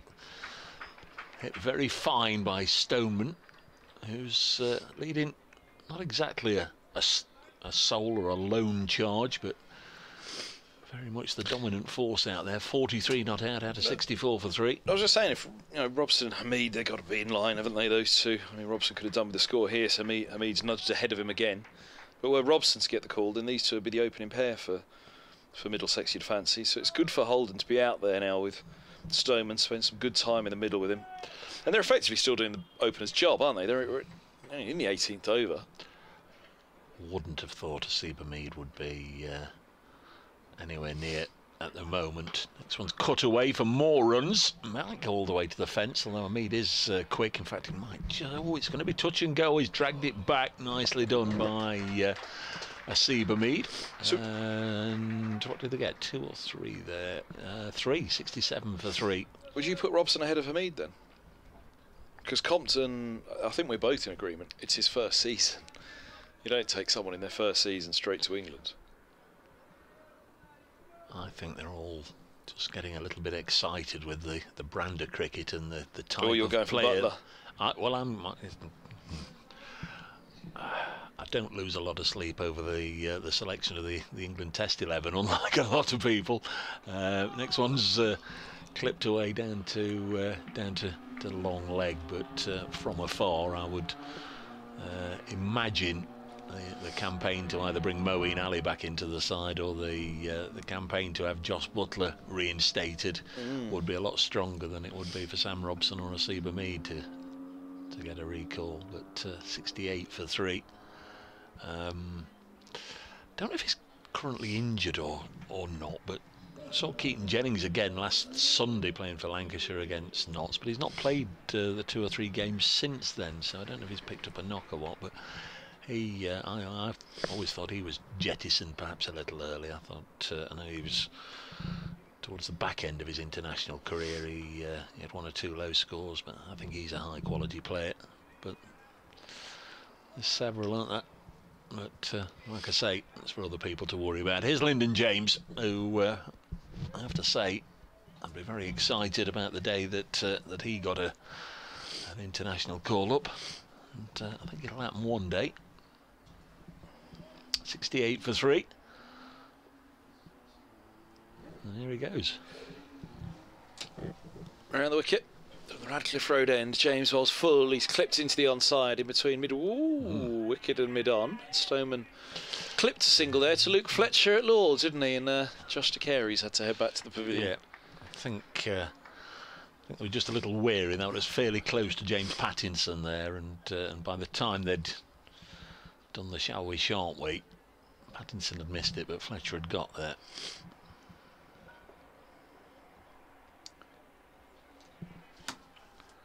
James turning again. What are you chuckling at? I'll tell you in a second. He bowls now, and this ball's outside off, left alone by Holden. There it goes. I watched James Pattinson walk back 2 or 3 times, and on 1 or 2 occasions he sort of turned to either receive the ball or turned for a chat, and he very nearly demolished the sawdust at this end. And Lyndon James then just did the same. I really don't know how the pile of sawdust at this end is still intact. Thank you, thanks ever so much. Kirsty's fetched the drinks. Let's just see how close he gets to. Oh, that was close, wasn't it? What's he doing? He's in now, bowls, and a little too straight. He's turned to mid-wicket. He gets away with it. Fielding done in there. Yeah, I think he was looking generally in the direction of where the pile of sawdust was, so he knew he wasn't going to demolish it. But there was once or twice that James Pattinson was backpedaling, and how he didn't knock it over, I'm not entirely sure. But it's quite a small pile of sawdust, that one, isn't it? It looks almost like an anthill. Maybe it's been blown a little bit during the course of the day. Yeah, a few grains. It's quite it's a tidy. Here we go again. It's a tidy pile of sawdust. He's backing up. Will he knock it? It's like knocking the sandcastle over at the beach, isn't it? No? He's all right. He's not looking. Little things that amuse me. Short mid-wicket in place now as this one's straight again to Holden, who pushes back up the track. I wonder, is this a Holden ploy? They've been doing it around the wickets, Holden in particular, the short mid-wickets, haven't they? Patterson had a go with 2 short mid-wickets. There's 1 short and 1 orthodox. I seem to be a go-between Loftus Dell and yourself. Oh yeah. What's up, mate? You messaging me, Dell? What's wrong? Dave, can you ask Kev what he thinks about the odd decision to send Davis in before Holden? Kev, what do you think? He's midway through his run up now, James, to the aforementioned Holden, and a full straight delivery is met with a very solid defence to mid-on. Nicely done, watchfully, patiently done again by Holden. He does appear incredibly patient at the moment, as he was in the match at Lord's, and you know, this is in the middle of blast season as well, where he's actually gone quite nicely and not been patient at all, as you wouldn't in the blast. So he's done well to return to his mode of play at Lords against this Nottinghamshire side that, well, you know, for up to that Robson innings at Lords, they had it all over Middlesex, didn't they? This is full, wide, and an inside edge from Holden, looking to drive through the covers. Error there from the Middlesex left-hander. It was very full, it was very wide. It was nearly a wide Yorker, wasn't it, from around the wicket to Holden. And he got an inside edge on it. That would have been a horrible way to go after all the patience and perseverance he'd shown so far. Holden 10, Stoneman 46, Middlesex 69 for 3. And I think the answer is they didn't want to mess up the order too much. White was 4, Davies comes in, so you take White's place rather than shuffle it around and push Holden up to 4. He settled nicely at 5, and I think they just want to leave the order as it is. Got the 12th man on, the Middlesex 12th man on. Just brought drink out and a towel. We're going to get some twirly-whirly stuff with Liam Patterson-White going to bowl from the pavilion end for the first time. So that means Asiba Mead is going to get dressed. We'll all have to wait whilst that is performed. He's popping on the protective pads and all the other bits of gear that he'd need. And the difference here between having 551 runs on the board and almost playing catch-up is going to be very evident by the field that Stephen Mullaney will set for his spinner. Mullaney himself always goes in as slip for Liam Patterson-White, and he's taken some absolute blinders this season at slip, and Mead always goes in at short leg for the spinner, whereas Ben Slater goes in there for the quicks. Nice stat from Charlie Reynolds, who was part of the commentary team at Lords between these two. There's Patterson-White. He starts with one that it was edgy, but well wide of Mullaney, almost run down deliberately towards third man, fielded down here by Ben Slater. A little bit finer than Holden would have wanted. They've come back for 3s, under 13, 72 for 3. Oh, do I have time to tell you before the... Crikey, 6 o'clock, BBC Radio Nottingham. Bairstow essentially played an entire team's ODI innings in that series. He finished with 394 for 5 from 54.4 overs. Very good, Charlie Reynolds.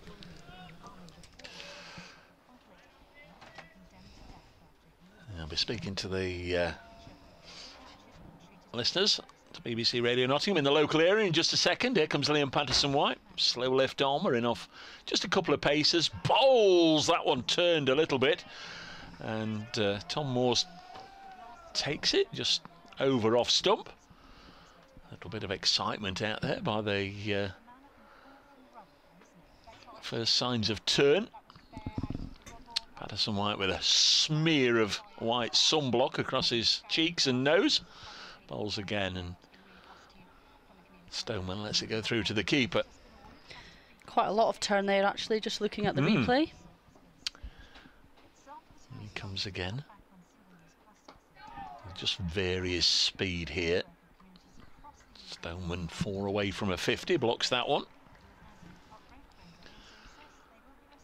72 for 3, we're in the 20th over. And he comes once more, and not taken properly by Tom Moores. Stoneman thrust a pad at it, might have just distracted him a little bit. If we can get the words out.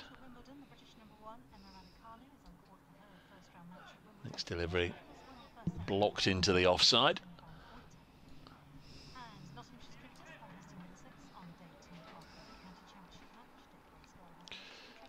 No further successes for Nottinghamshire's bowlers in the last half an hour. Middlesex 72 for 3. Good day for Notts. They advanced their overnight score onto 551 for 8 before Stephen Mullaney declared. Lyndon James, a maiden century here at Trent Bridge for the youngster, finished on 155. And then when it was Notts' turn to bowl, early wickets for James Pattinson, Luke Fletcher and Dane Patterson. As I say, no wickets for half an hour or so. Middlesex 72 for 3.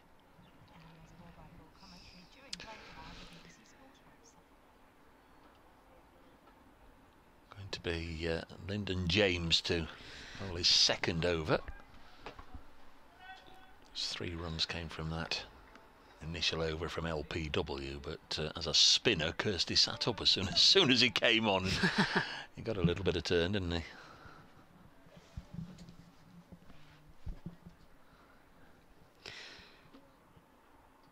So Lyndon James round the wicket to Holden. Full driven, skewed slightly, and Luke Fletcher fields at mid-on. Again, they've tried something different from the previous over. Tom Moores is now standing up, which doesn't often do for Lyndon James. And again, they've got that wall in on the leg side, a couple of close to the wicket catchers, Joe Clark and James Pattinson. Yeah, just must have been batting at his crease a bit and hopefully forcing him to play a little bit early if he's stuck in the crease, and that'll be what the 2 catchers in mid-wicket are hoping for as Lyndon James turns and bowls to Holden, who defends in the offside. Always think it's difficult for the slip corner, or as it is in this case, the one slipper who's Ben Duckett. When the keeper goes standing up, he must be partially masked. Yeah. Masked by Tom Moores.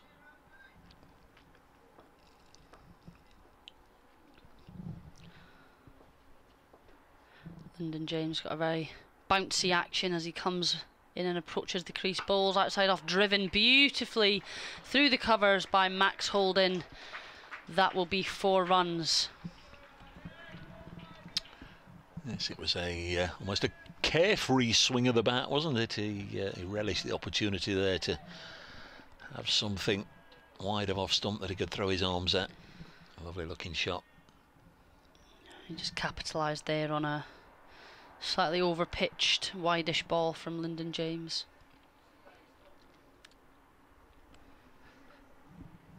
As he turns and bowls, defended again by Max Holden.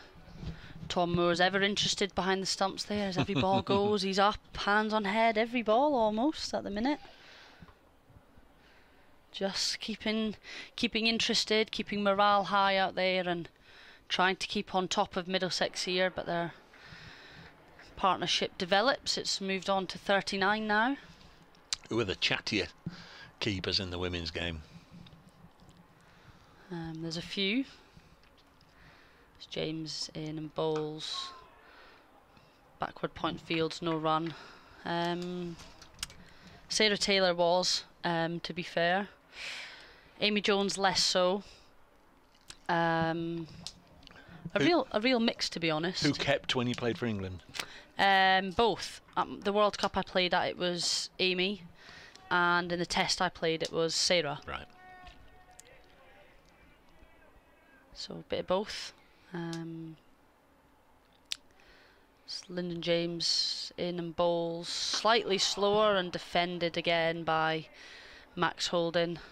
One of our coaches this summer at Lightning is Simon Guy, ex-wicket keeper, and he's very keen on us being loud, and tells us plenty of stories from his playing days where he was, as he calls it, yappy behind the stumps.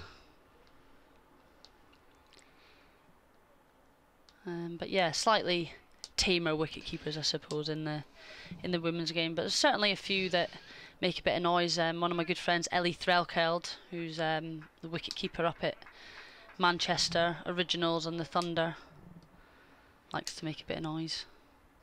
There's Patterson White bowling to Stoneman.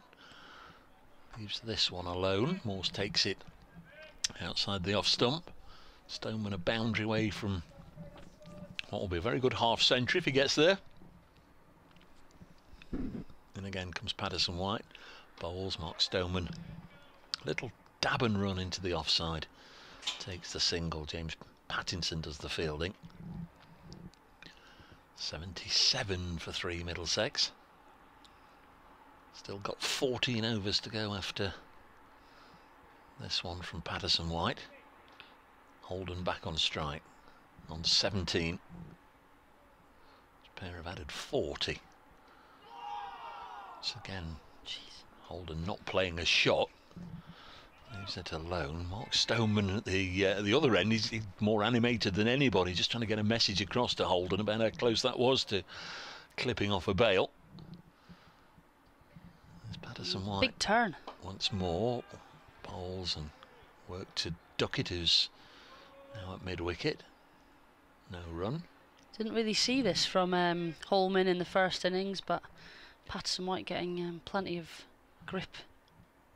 Dry surface, and again bowls, and Holden blocks. 77 for 3. It's had a really good season, or half season, Liam Peterson White. 28 wickets at 19. Next delivery's pushed out into the offside. And that's the end of the over, 77 for 3. I think I said earlier, he's leading spinner wicket taker. I think actually Matt Parkinson is.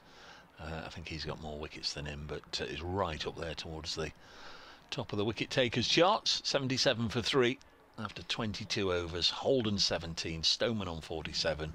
You're listening to County Championship cricket from Trent Bridge, the top 2 in Division 2, Notts and Middlesex. Brought to you by BBC Radio London, BBC Radio Nottingham, and the respective counties through their live streams. Glad to have you with us for the last knockings of day 2, although these last knockings could be fairly lengthy because we've still got 14 overs remaining.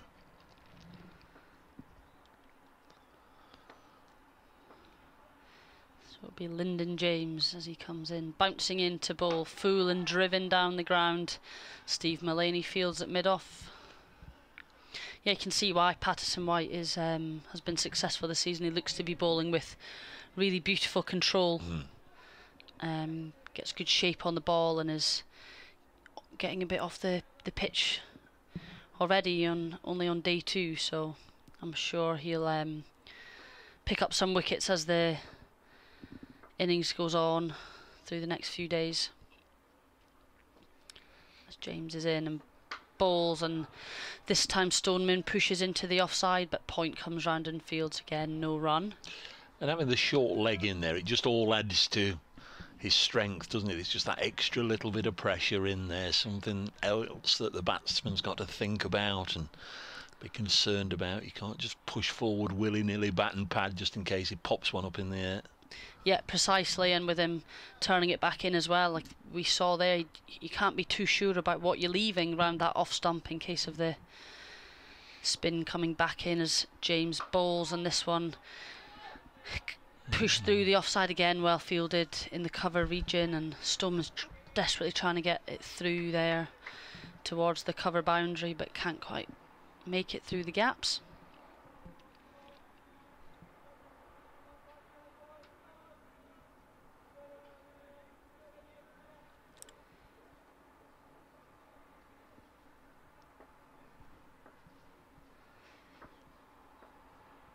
James in again to Stoneman on 47, defends. Luke Fletcher fields, no run again. You can just see the difference here in the class of Nottinghamshire's change bowlers and the way they've rotated, and they've been on the money really all afternoon, and just the difference between kind of Middlesex offered up those loose deliveries. Like we spoke about Roland Jones not quite being on the money, and then the change bowlers. And the way they did it as well, they just whipped James Pattinson out of the attack after 3 overs and then brought him back. If I remember rightly, in the first innings yesterday, Roland Jones and Murtry, it was a double change, wasn't it? James is in and bowls, defended again as extra cover comes round and fields. Peterson White has come in much closer now. You know, it was almost a double change, and suddenly pressure at both ends, and the change bowlers' pressure was applied to them immediately, and runs quickly came at each end. And Hellman Anderson, neither of them got off to the tightest of starts, and that gave Duckett in particular a bit of a start, didn't it? Yeah, it certainly did. Last ball of James is over then, round the wicket to Stoneman. He defends. Very well bowled by James. That over maiden, his first maiden. 3 overs, 1 for 5 he's bowled. He's having a good day. He is indeed. Yeah, he'll be very pleased to get a century on his home ground, and made it a big one as well. Very nice to have that in that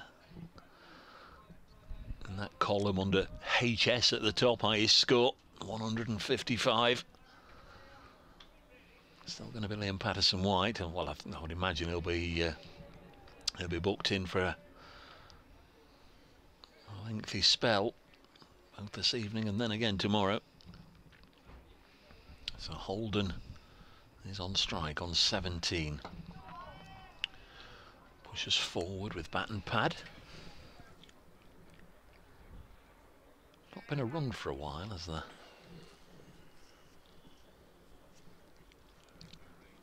Patterson-White in once more. Balls. Again, Holden happy to get behind it and defend. 12 overs to go after this one. They scored the 76th run. I know they're on 77 now. Next delivery on its way, worked onto the leg side. And there's no run.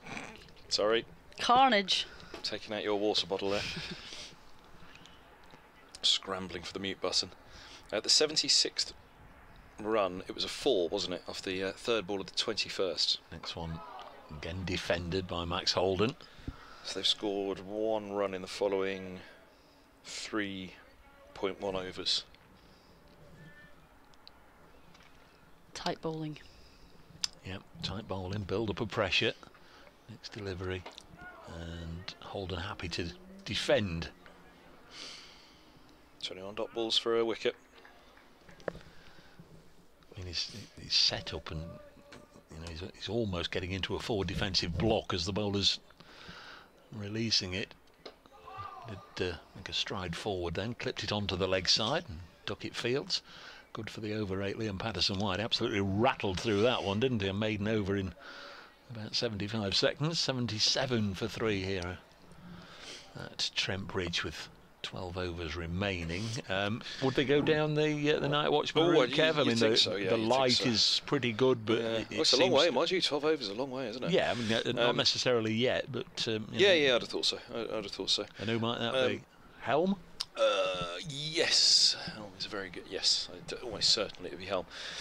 The 77th run was scored off the second ball of the 22nd over, so that was the end of the 24th. So we've had not that long, but nearly 3 overs. Well, remember, it's 21 dot balls for a wicket, wasn't that the Australian? So how many we've had? We've had 2. Well, this pair of bowls 6 overs, none for 9. They came on together, so 16 dot balls. And James bowls this one, and into the back pad, I think, of Mark Stoneman. 17. Oh, you see, the Aussies are right. 21 dot balls for a wicket.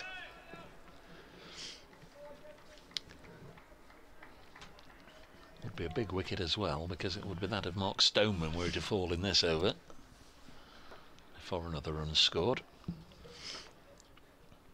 Lyndon James past umpire Baldwin, bowls, and there is a run. 18th ball.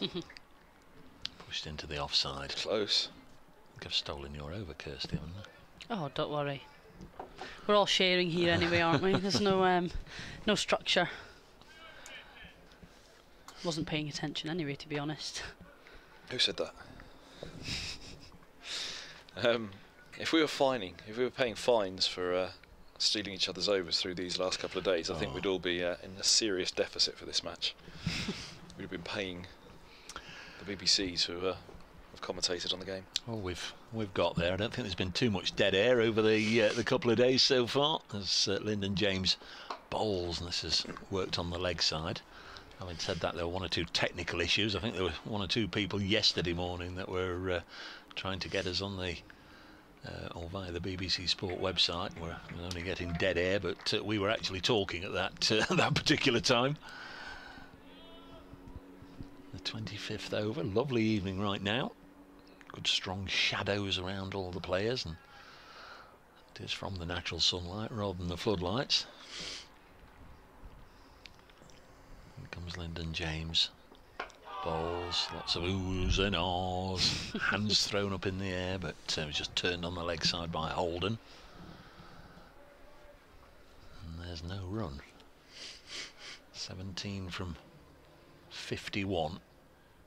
Max Holden, what did we say earlier at Lord's? 18 from 130, 140, something like that. It was a real rear guard effort. I think there were a couple of boundaries towards the end, just before they went off. I think that sawdust is actually giving Lyndon James the ideal place to run in from. He seems to very deliberately now come back and set off from there. This one's pushed into the offside, no run. Wimbledon spoiler Emma Raducanu has got through her match today, beating the Belgian Alison van Ooitvank, so she's up and running. 78 for 3. Big disappointment in this part of the world, because she entered the Nottingham Open a couple of weeks ago and then had to retire right at the start of her very first match. Now, there are a number of people looking forward to seeing her that week, as this one's angled to backward point and there's no run. 78 for 3, end of the over. Lyndon James 4 overs, none for 6. Liam Patterson-White 3 overs, none for 4 at the other end.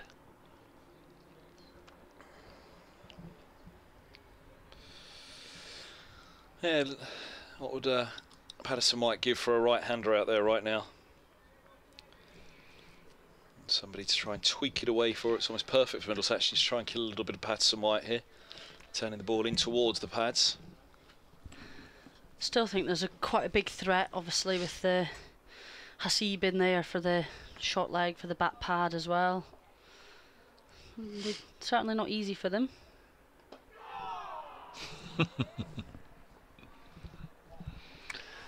As Patterson-White bowls and Stoneman defends into the offside. Moore's up in arms again, but it was fairly solid.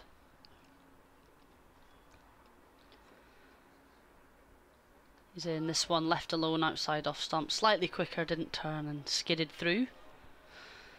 Stoneman just 2 away from a half century. It's been a good knock amongst some wickets early on. This one slightly straighter and Stoneman pushes that down to mid-on. Still no run. Lovely control this from Patterson-White as he comes over the wicket again to the left-hander Stoneman, who defends into the leg side again. Duckett collects this time.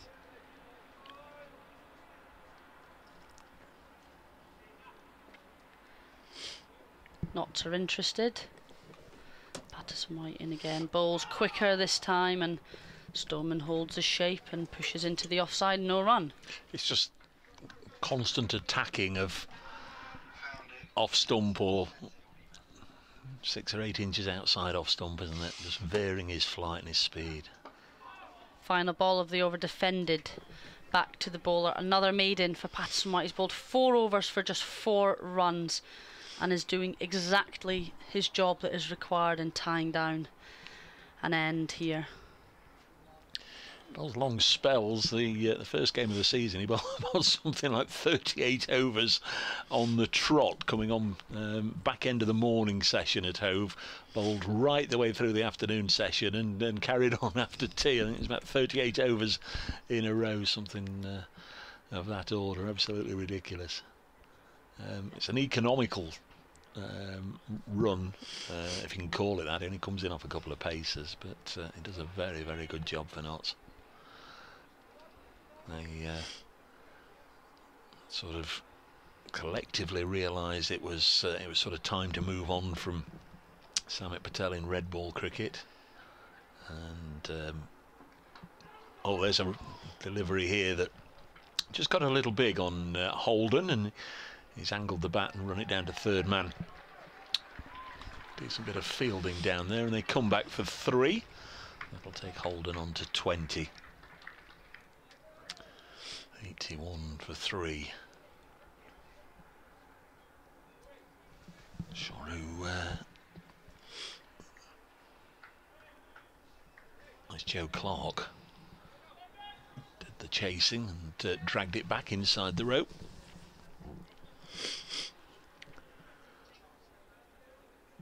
So Stoneman back on the strike on 48. Lyndon James to bowl to former England opener. And this is played on the leg side. No run. James Pattinson in there at a catching mid-wicket. Max Holden trying to get the attention of the Middlesex balcony. Wants something brought out at the end of the over, either a drink or new gloves or some such.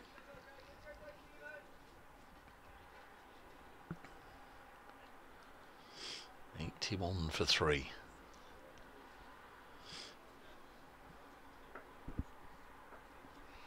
Lyndon James runs away from us at the Radcliffe Road end, nice and full and driven through the offside. That's a lovely shot from Mark Stoneman, and fine way to go to a half century. Really was a nice extra cover drive. Warm applause, generous round of applause for a 78 ball half century for Mark Stoneman. Contains 9 fours. He's been at the crease for around about an hour and 3/4 for his 52, and he's taking the fight to Nottinghamshire. 85 for 3. It's got a good percentage of the runs here. 7 already have come from this over. There's going to be another run there as it's chopped into the offside. 86 for 3. And Stoneman on to 53. Yeah, amongst a bit of carnage earlier with 3 early wickets falling, Stoneman's looked pretty solid there at the crease and cashed in where possible when the odd ball has been over-pitched or slightly wide. Good half century. Game only started yesterday morning. That's the 5th different player in the match to reach 50. 86 for 3. Next one is worked away off the pads nicely by Holden. He'll get a couple of runs here. Dane Patterson comes round from long leg. He was down by the Hound Road stand when the shot was played, and that brings up the 50 partnership from 103 balls between Holden and Stoneman.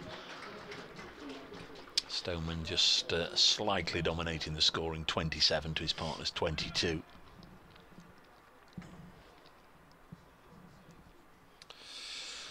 Yeah, so it feels for Holden. This is a nice innings, a good innings for him to be out there in the middle. A good partnership to be there with Stoneman. Next one is angled in on the stumps and defended. First game to reach stumps is down at Hove, where Sussex are 142 for 3 at the close, replying to that Derbyshire score. Absolutely the same as the one here, 551 for 8 declared. That's unique, well, a strange coincidence, I guess. Both Notts and Derbyshire 551 for 8 declared on the same day. Fletch and Griff do Hove. That'd be a fly on the wall documentary I'd like to follow. Hampshire in pursuit of 299 made a solid enough start at Chelmsford. They're 29 without loss. Lancashire 185 for 4 at Bristol, replying to Gloucestershire's 337. Warwickshire 57 for 1 at Wantage Road, replying to Northants 451. Kent 137 for 2, replying to Surrey's score approaching 1,000 earlier on. And at New Road, Worcestershire in their second innings 128 for 3. That's a lead of 260 over Glamorgan.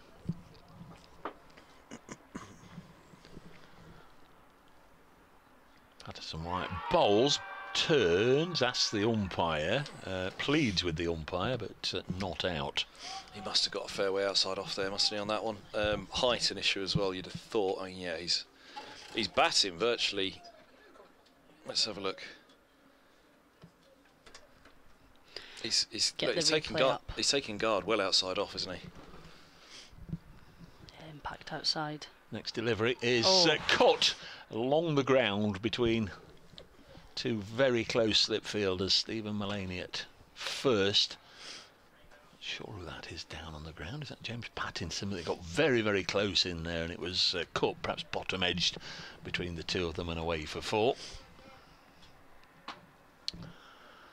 92 for 3.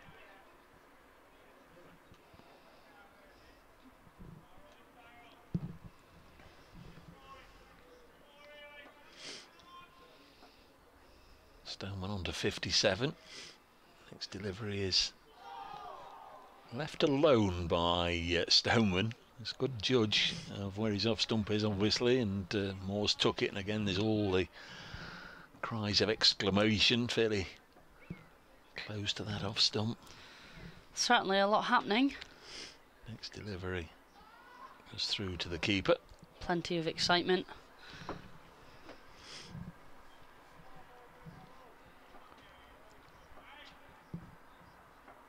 In comes Liam Patterson-White.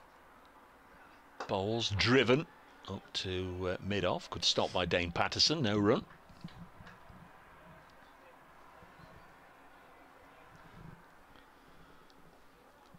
Final ball of this over. On its way. Worked onto the leg side, just past a Seabermead. May have been in the air, but nowhere near the fielder.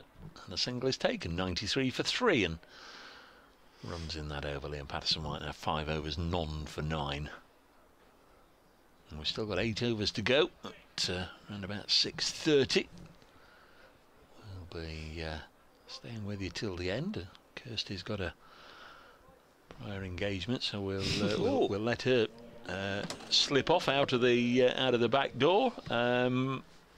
But thank you, before you go, thank you very, very much for your company and your commentary and your tea fetching over the couple of days you've been with us. And as I said earlier, I hope you've enjoyed it, and you're very welcome to come back and spend some time with us soon.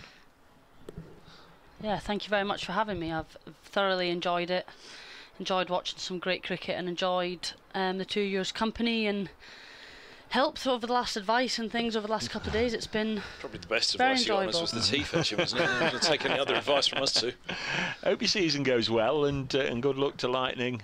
Give them all our best when they start the weekend, as Dane Patterson starts a new over and it goes away for a single. Kirsty Gordon, who's been with us the first couple of days, but got her head off now, so we'll catch up with Kirsty again very soon. And myself and Kev will see you through until midnight or thereabouts when we finish here at Trent Bridge this evening. Do you reckon we can rope Howells in at last today? I mind you, we're going to need him tomorrow, aren't we? We'll let him have a rest. We'll let him have a rest this evening. We can get through the last 7.5, can't we? It won't take long. There's Patterson, past umpire Baldwin. Tom Moore's obviously standing back. This goes through to the keeper. Whilst we were saying ta-ta to Kirsty, they've whipped Lyndon James out of the attack, and Dane Patterson has returned. One more sweep before she goes. Is she allowed that? it's like being back in Woolworths, isn't it? 6 overs, 1 for 20 earlier on for Dane Patterson. Howells hasn't been in for a sweep in a while, has he? Is he pinched one of the bags, do you think? Yeah, I would imagine so. Next delivery on its way now, and comes the South African. Pulls again wide of the off stump, and Holden lets it go through to the keeper. 57 added. This is a flourishing partnership, one that Middlesex very much needed. They'll dearly be hoping they can get through to the close and then regroup overnight and in the morning, ready to go again on what is sure to be a big day 3 here at Trent Bridge. Call it moving day in golf, don't they? The third day could be a really significant day tomorrow. Middlesex got to spend a lot of time at the crease. There's Patterson, bowls, and this one's played up to mid-on. I should qualify that. They've got to spend a lot of time at the crease, still in their first innings. Yeah, I mean, Middlesex winning the match is obviously very, very remote from here. Not impossible, but it is remote. So, I mean, the things they've got to think about are a solid first innings and batting points. Yeah. Get these two come out again in the morning and open up tomorrow and go big, the pair of them. That's the challenge. There's plenty of batting to come, albeit all-rounders, but there is a lot of batting. Patterson bowls. Holden again gets solidly behind it, and there's no run. Roland Jones down at 9. Helms a decent number 10. Mercer's not a bad number 11 when he does occasionally tee off still. Not so sick of the side of Max Holden, I think. They a couple of hours he frustrated them at Lord's was hugely important, and he's set about here in the same vein. 60 deliveries now for his 22. Dane Peterson bowls, and this is worked onto the leg side. That's good fielding by Hamid, and there's no chance of a run. 94 for 3.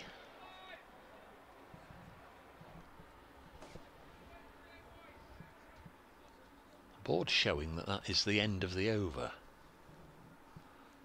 so either they've missed something, I've missed something, scorers have missed something. What do you reckon?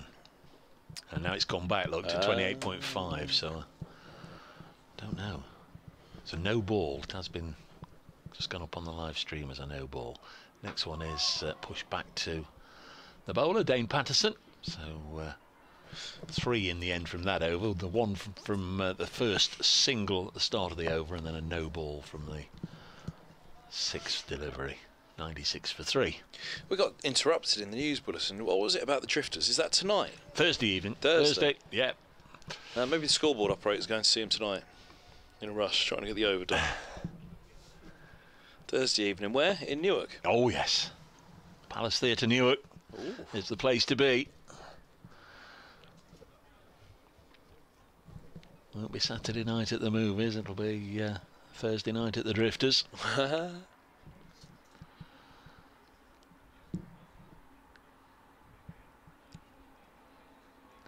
Ben Slater has he's also put on protective pads, and a helmet's been brought out for him, so it looks as if, well, they are definitely going to have an extra close to the wicket catcher. So they've got Mulaney at slip without the helmet and the pads obviously, but they've got Hamid in at short leg, and close in there now on the offside is Ben Slater. Here he comes, Patterson White. His 6th over, just 9 runs gone. He bowls, and a good stride in from Stoneman, batting outside the off stump, as we've taken guard outside off, as we've been saying. You've got to really fancy it, haven't you, to go in there close, just in front of the bat. Especially Stoneman. Powerful batter, isn't he? Strong man. This one's eased into the offside, but it was felt as though he'd played that from deep within his crease. I think that he hadn't particularly got forward to it. He was just letting the ball come onto bat, but it meant he was not quite. So he was almost riding the bounce of a full delivery, wasn't he? His Patterson White bowls, and this is worked through square leg for a single.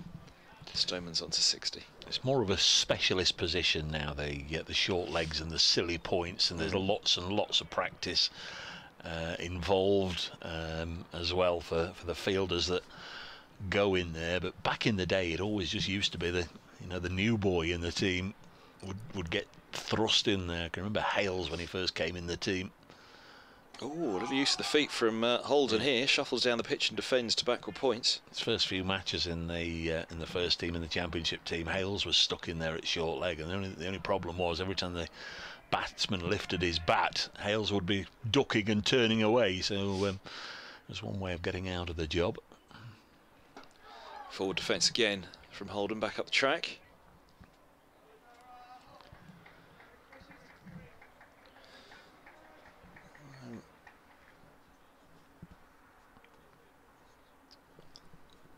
Comes once more, bowls. Oh, wider one, and Holden goes back and looks to cut. He's beaten through to the gloves of the keeper. Yes, you don't just want to graze one of those into the gloves and have to go. It was very wide. It could have been left alone, but he was definitely trying to cut it. 97 for 3 after 30 overs. We have got 6 overs to go. Guess we're almost sneaking into night watchman territory now. Will be Dane Peterson to continue from this, the Radcliffe Road end. If you want to tweet us, at Kevin Hand BBC, at Brace Cricket. Do drop us a line, let us know where you're listening, what you're up to. This Monday evening, 20-7. Still 6 overs to bowl here because the delay this morning. We'll be the last one standing, won't we, I'd imagine. Mind you, there were a few delays around the country, so maybe not. Yes, we've got into the Sunday starts now at this stage of the season, as Patterson bowls to Stoneman. Will just help himself to a single on the offside. Patterson White does the fielding and lobs it towards the stumps at the non-striker's end. Was never really going to do any damage. We were, where were we? April and May, Thursday, Friday, Saturday, Sunday starts. And now we've had a couple of Sunday starts in the county championship. And then come September, it'll be, well, either Monday or Tuesday again, won't it?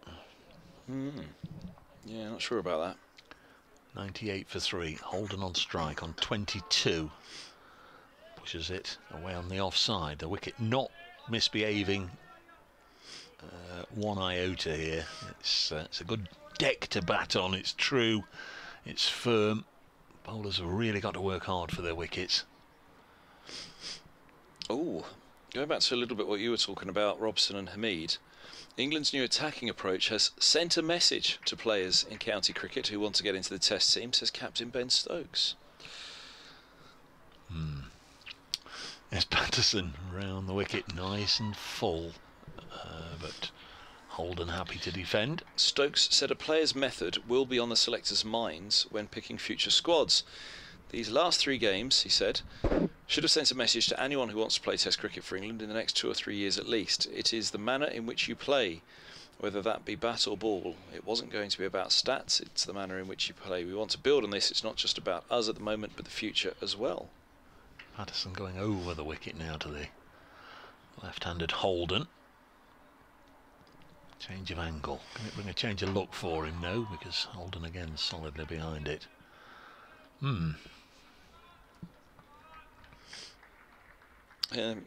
Brendan McCullum said Stokes is pushing the envelope with his captaincy. Oh yeah. He told BBC Test Match Special he came in last night and he said, we should chase this tonight. I was like, said McCullum, skipper, I get the mindset, let's have a go and see. He genuinely believes that anything is possible in cricket, and that's a good mindset for a captain to have, and exactly what this team needed.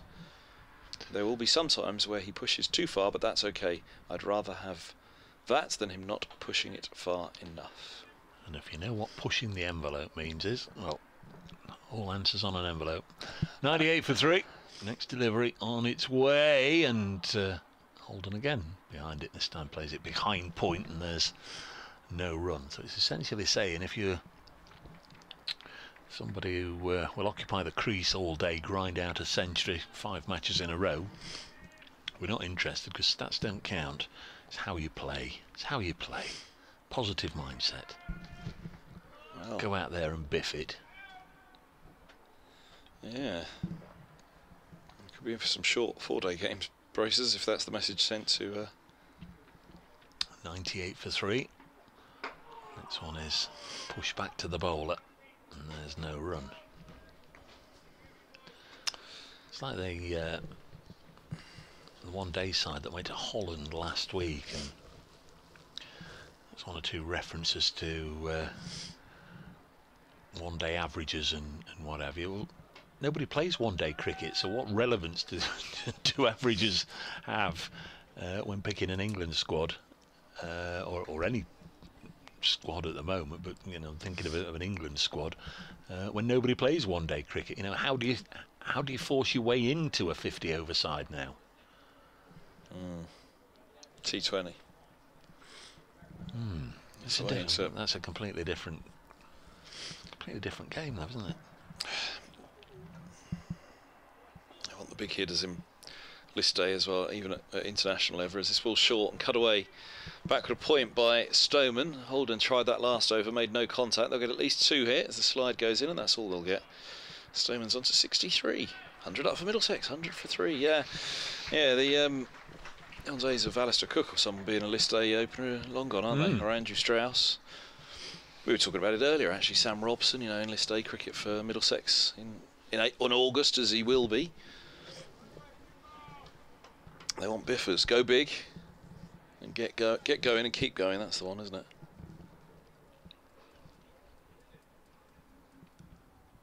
Peterson White is going to come around the wicket now to Stoneman. I think this is the first time he's tried around the wickets to the left-handers, isn't it?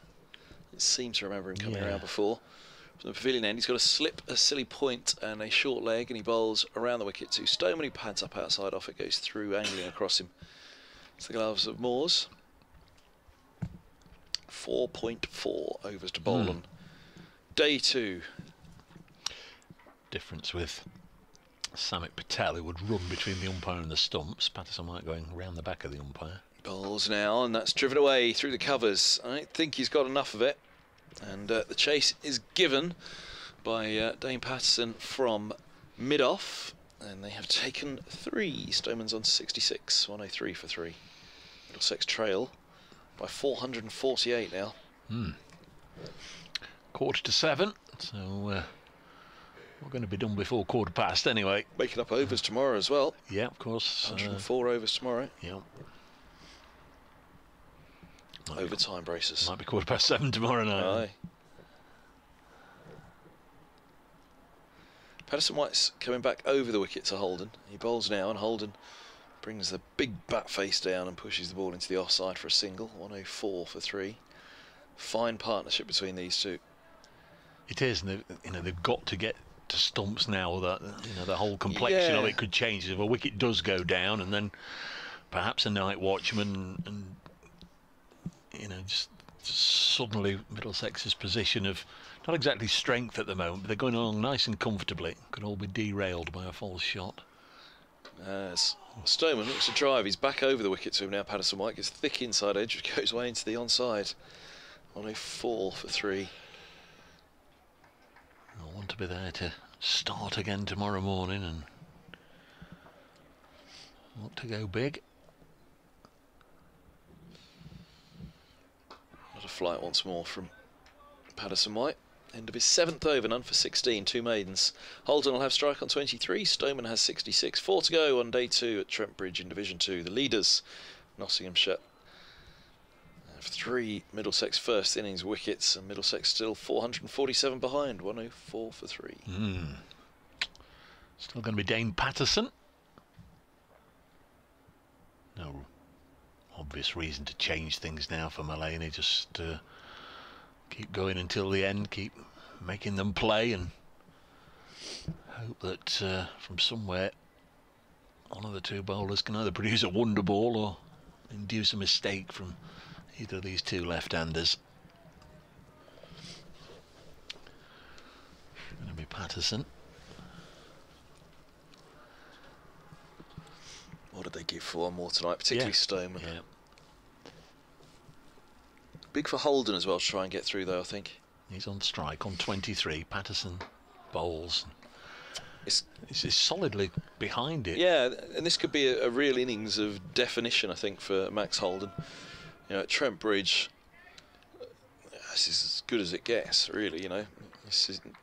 I don't face much better in Division 1 than this. Well, he played like that at Lords. I mean, I can't see how you get him out. Yeah, which, in between, he's been whacking it all around the park in the blast as an opener bat, so it's good to see from him. But, yeah, to come out again tomorrow morning and try and go again, and if he can. There is Patterson. And he's right behind this, easing it into the offside, no run. You can see why he was an opening bat. He's got it all, Holden. List A record holder for Middlesex, 166 down at Canterbury. T20 opener with Stephen Eskenazi now, does a fine job up there. Just starting to put it again in the Championship, get together again in the Championship after a few barren years in first-class cricket by his standards and his potential. All silly mid-off in place. Yeah, shadow on the strip.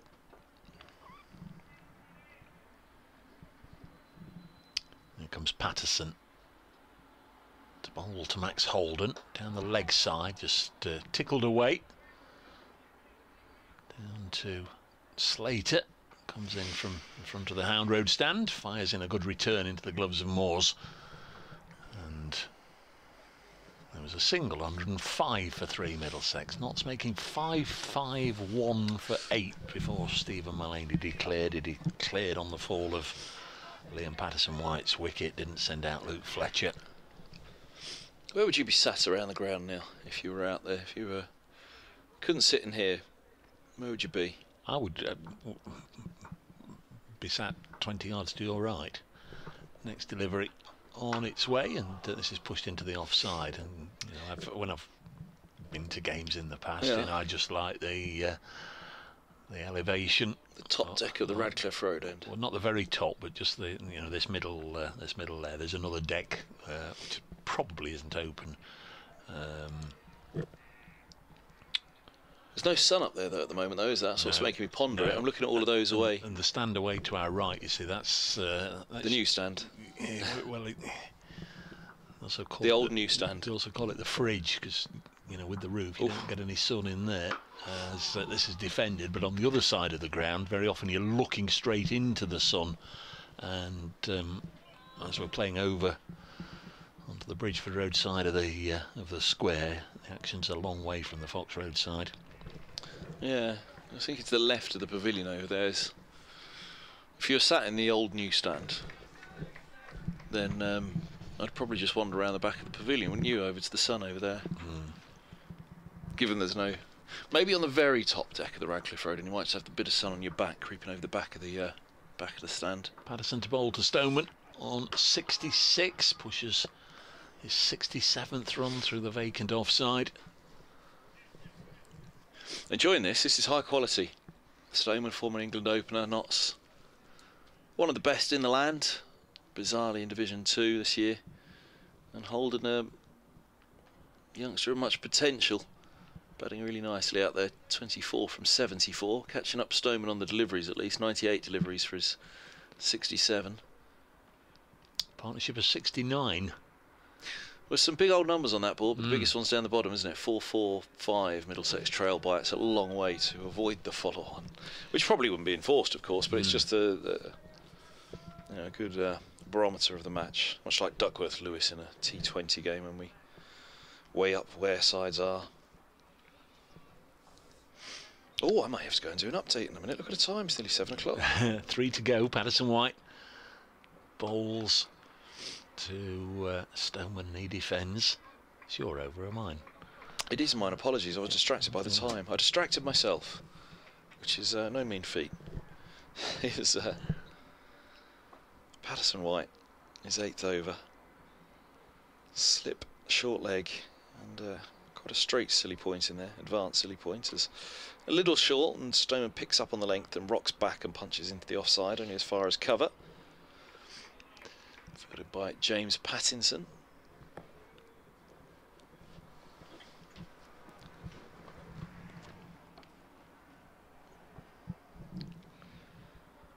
Patterson White is in. Bowls are all wide outside the off stump, and a fierce swing of a drive from Stoneman and a thick inside edge just past the stumps. Very, very close. Nearly brought his own downfall there, Stoneman.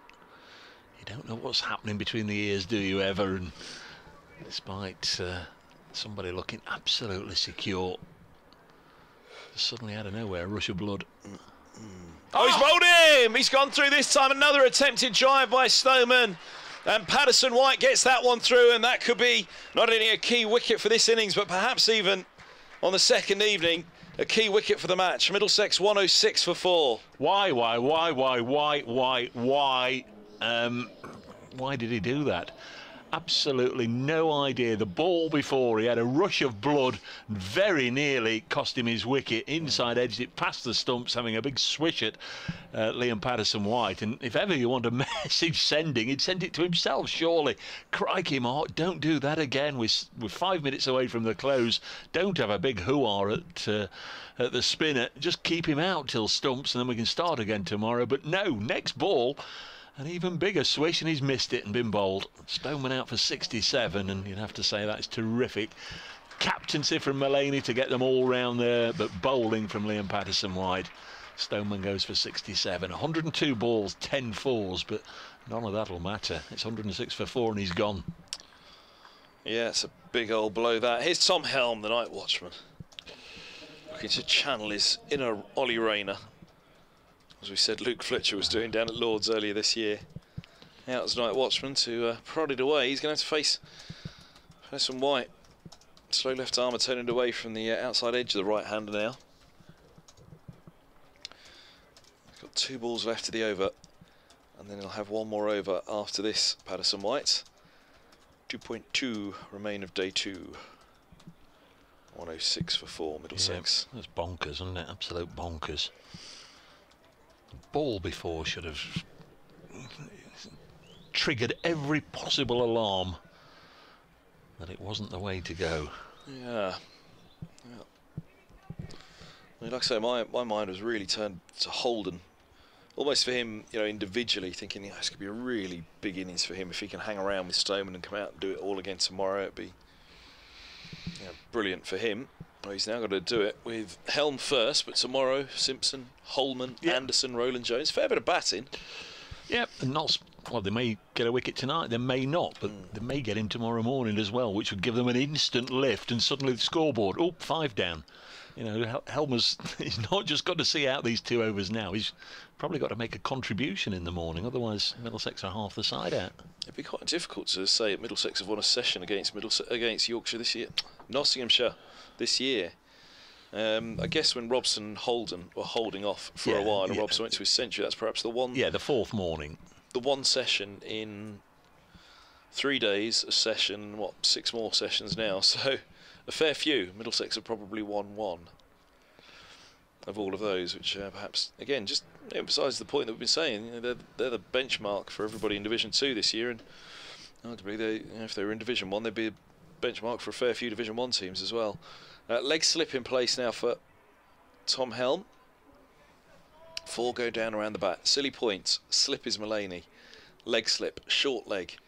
And Peterson wide around the wickets. The night watchman, a right-hander for him to look at. And Helm does not get particularly far forwards. That one, he plays it deep within the crease as he defends a full delivery back up the track. There's going to be more and more and more close company, I think, for Tom Helm. There comes Duckett now. Yeah, why not? He's suddenly going to be devoid of daylight. He's surrounded by so many. Well, this is, you know, always hark back to, you know, that Fleming was captain in Notts and Warren was captain in Hampshire as Helm is forward, pushing up to mid-on. There's no run. End of the over, 106 for 4. Holden 24, Helm naught. But Stoneman was bowled. Peterson White looking to drive, got through. Maybe a little inside tickle on it, maybe not. Either way, he's gone for 67. And Middlesex in a spot of bother at 106 for 4, trailing by 445. That year, 2 games at Lords. Fleming and Warren, separate games, pushing for victories against Middlesex. You could have commentated on the captaincy alone. It was brilliant. They were all over every little tweak of a fielding position they could do to try and upset a batter. And you know, I remember them surrounding the bat when the spinners were on, trying to suffocate the batters. Going to be Dane Peterson to bowl the penultimate over of the day. We'll get a wide slip in place. Could it be done like Davies was earlier? There is Dane Peterson. Now, last night I forgot something, and I forgot something hugely important, and I've been reminded by producer Kirsty. Those of you watching the live stream, or if you wish to watch the live stream for the last knockings, if you don't turn it off at the end of the day, just leave it on, you'll get the first reaction.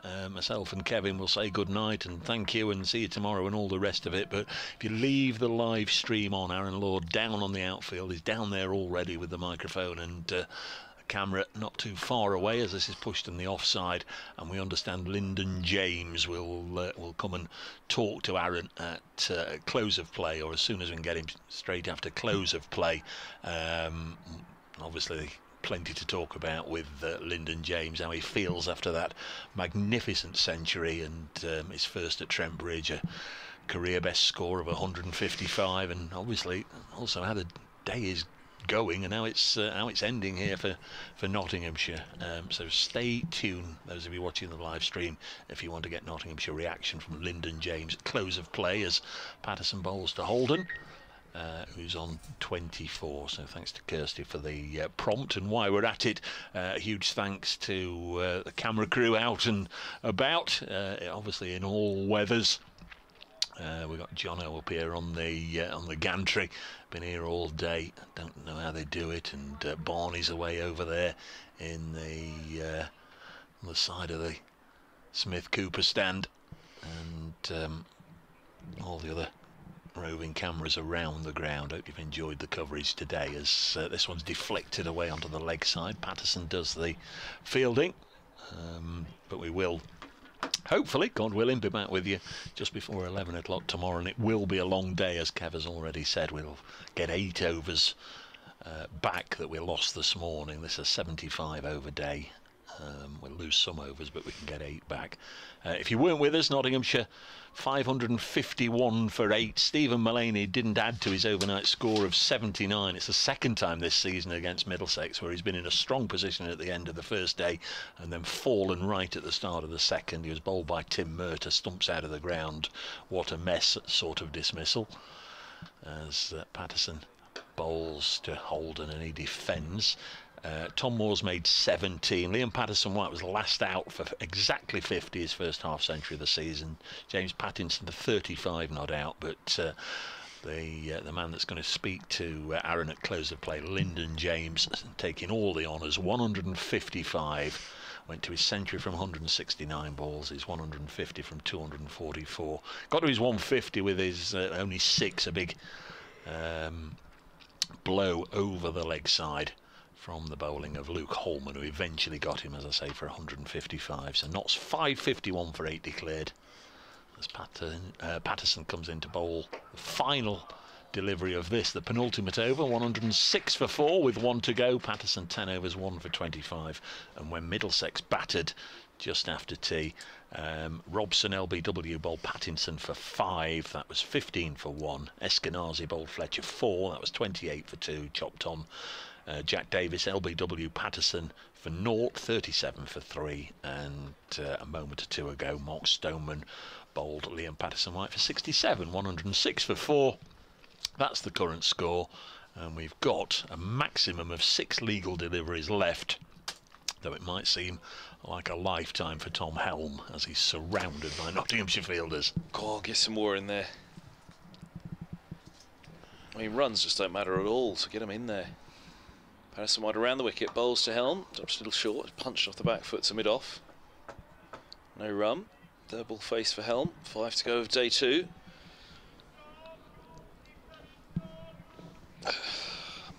Better day for Middlesex. I mean, the 4 wickets tonight aren't ideal. As forward goes Helm, turning into the onside, nobody taking a run as mid-on retreats to a deepish mid-wicket. In terms of yesterday, that's good actually, Kev. That's proper night watchman work, isn't it? Oh, yeah. But yesterday, I mean, better day in terms of Middlesex bowled better up to the end of the Nottinghamshire innings. They were more consistent with their lines and lengths. Patterson-White, quicker one. Helm gets right behind it, pushes back into the onside. 3 to bowl. Day 2. Excuse me. Yeah. I mean, obviously these wickets, 36th over now, 4 down as Helm's forward, pushing back into the onside, no run. All hope is not lost. What Middlesex need to do, obviously, is get this ball up to the 50th over, hour into the 3rd morning, and try and still have, well, 5 in hand if the night waterman's gone. Some White to Helm, clipped away through mid-wicket. They're thinking about 2, but quite rightly are saying no, just in case.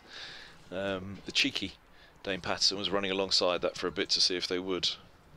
Oh, I think I'd have been a bit miffed there if I was Tom Helm, because there was 2. They could have gone for 2 there. I think Patterson-White was playing a bit of Dane well, Patterson. it was when he caught the ball up. He was hoping they'd run, but as it left the bat, there was always a 2 if they'd gone. If he'd called 2, and anyway, they didn't. Patterson-White, last ball of the day, he bowls, and Helm pushes to Patterson. Dane Patterson at mid-on, and that is the end of a very good day for Nottinghamshire. 106 for 4, Middlesex, trailing by 445, and an awful lot to do on day 3. And for the remainder of the game, if Middlesex to avoid defeat for a 2nd time this season to Nottinghamshire. Did I say that right? Avoid defeat for a 2nd time. They have avoided defeat once already on a final day where they batted out and then the rain helped. And at the moment, that's where this match situation is again. It's going to be a match saving position with as many bonus points as they can get in this innings in the meantime, because they only picked up 2 bowling points. Thanks for today, Kev. Thanks to Kirsty Gordon for her company as well. Kevin Howells popping in to join us. The 3 of us will be back tomorrow. Thanks to everybody that's taken the trouble to get in touch. We've tried to read as many of the messages as we can. A reminder: if you stick around watching the live stream, you'll get some instant reaction just as soon as just as soon as Aaron can get Lyndon James across to have a natter to him about his century today. He's just leaving the field now, and I'm sure they'll just have a quick huddle as they usually do, and then maybe Aaron can get Lyndon James in the next minute or two. But if you stay watching, he's been promised to be sent across by the coaching staff for a natter. So that's it from Trent Bridge. Notts 551 for 8 declared, Middlesex 106 for 4. We're at the halfway stage at the end of day 2 here. Middlesex trail by 445. And as I say, we'll be back on air just before 11 o'clock tomorrow morning, and we'd invite you to join us then. From us all at Trent Bridge, a very good night.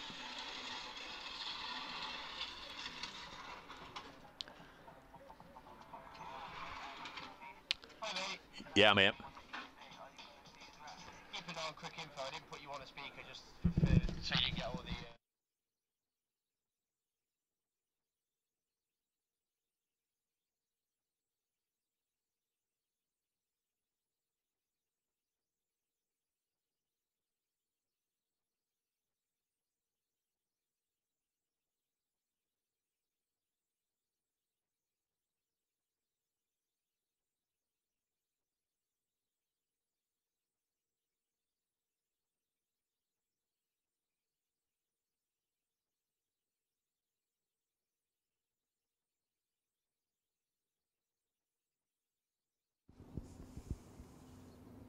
Okay, our thanks to Dave, to Kevin and obviously Kirsty for the commentary earlier on. Well, what a day 2 we've had here. It started with rain, but in the afternoon the sun shone on Nottinghamshire, and in particular Lyndon James, who I will be speaking to very, very shortly. Day 3 will start with Middlesex trailing by 445 runs. They end day 2 on 106 for 4, and that is after Nottinghamshire declared on 551 for 8. Lyndon James will be speaking to me very, very shortly. He's going to make his way over, but let's just see how he got there and got his career best figures.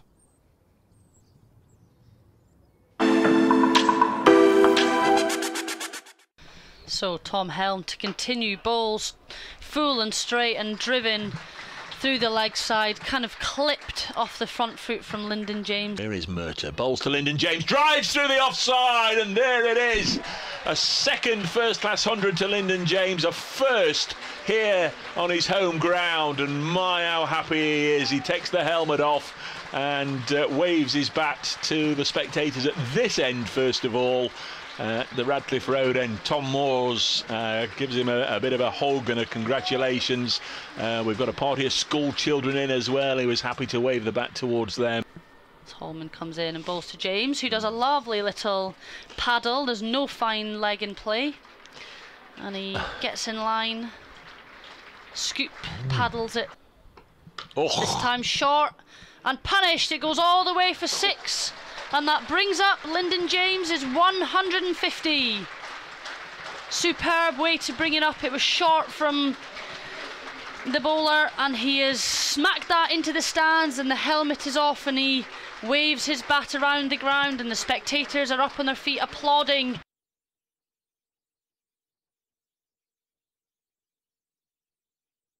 So that is how Lyndon James made his career best figures of 155, and as you can see by the graphic on your screen there, he hit it to pretty much every corner of the ground as well. 155, 1-6 in there to get to his 150, sorry.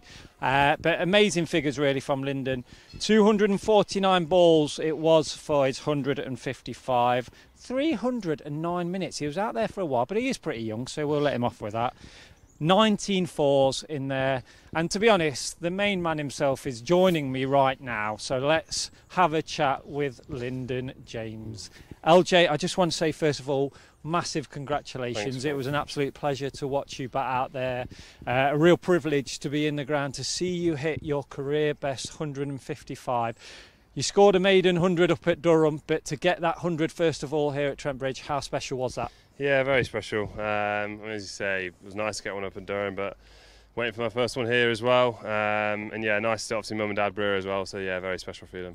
Well, talking about your mum, she's been there on Twitter. She's retweeted about 15,000 shock horror, yeah, 15,000 tweets. But how nice was it actually to have your parents here for that special moment? Yeah, it's lovely. Like they're here. Well, they watch me wherever I go. They're always sat in the same spot. So whenever I reach a milestone, or whatever, I always try and give them a little bat tap, or whatever. But yeah, obviously, yeah, very special because they do travel everywhere. So yeah, it means a lot.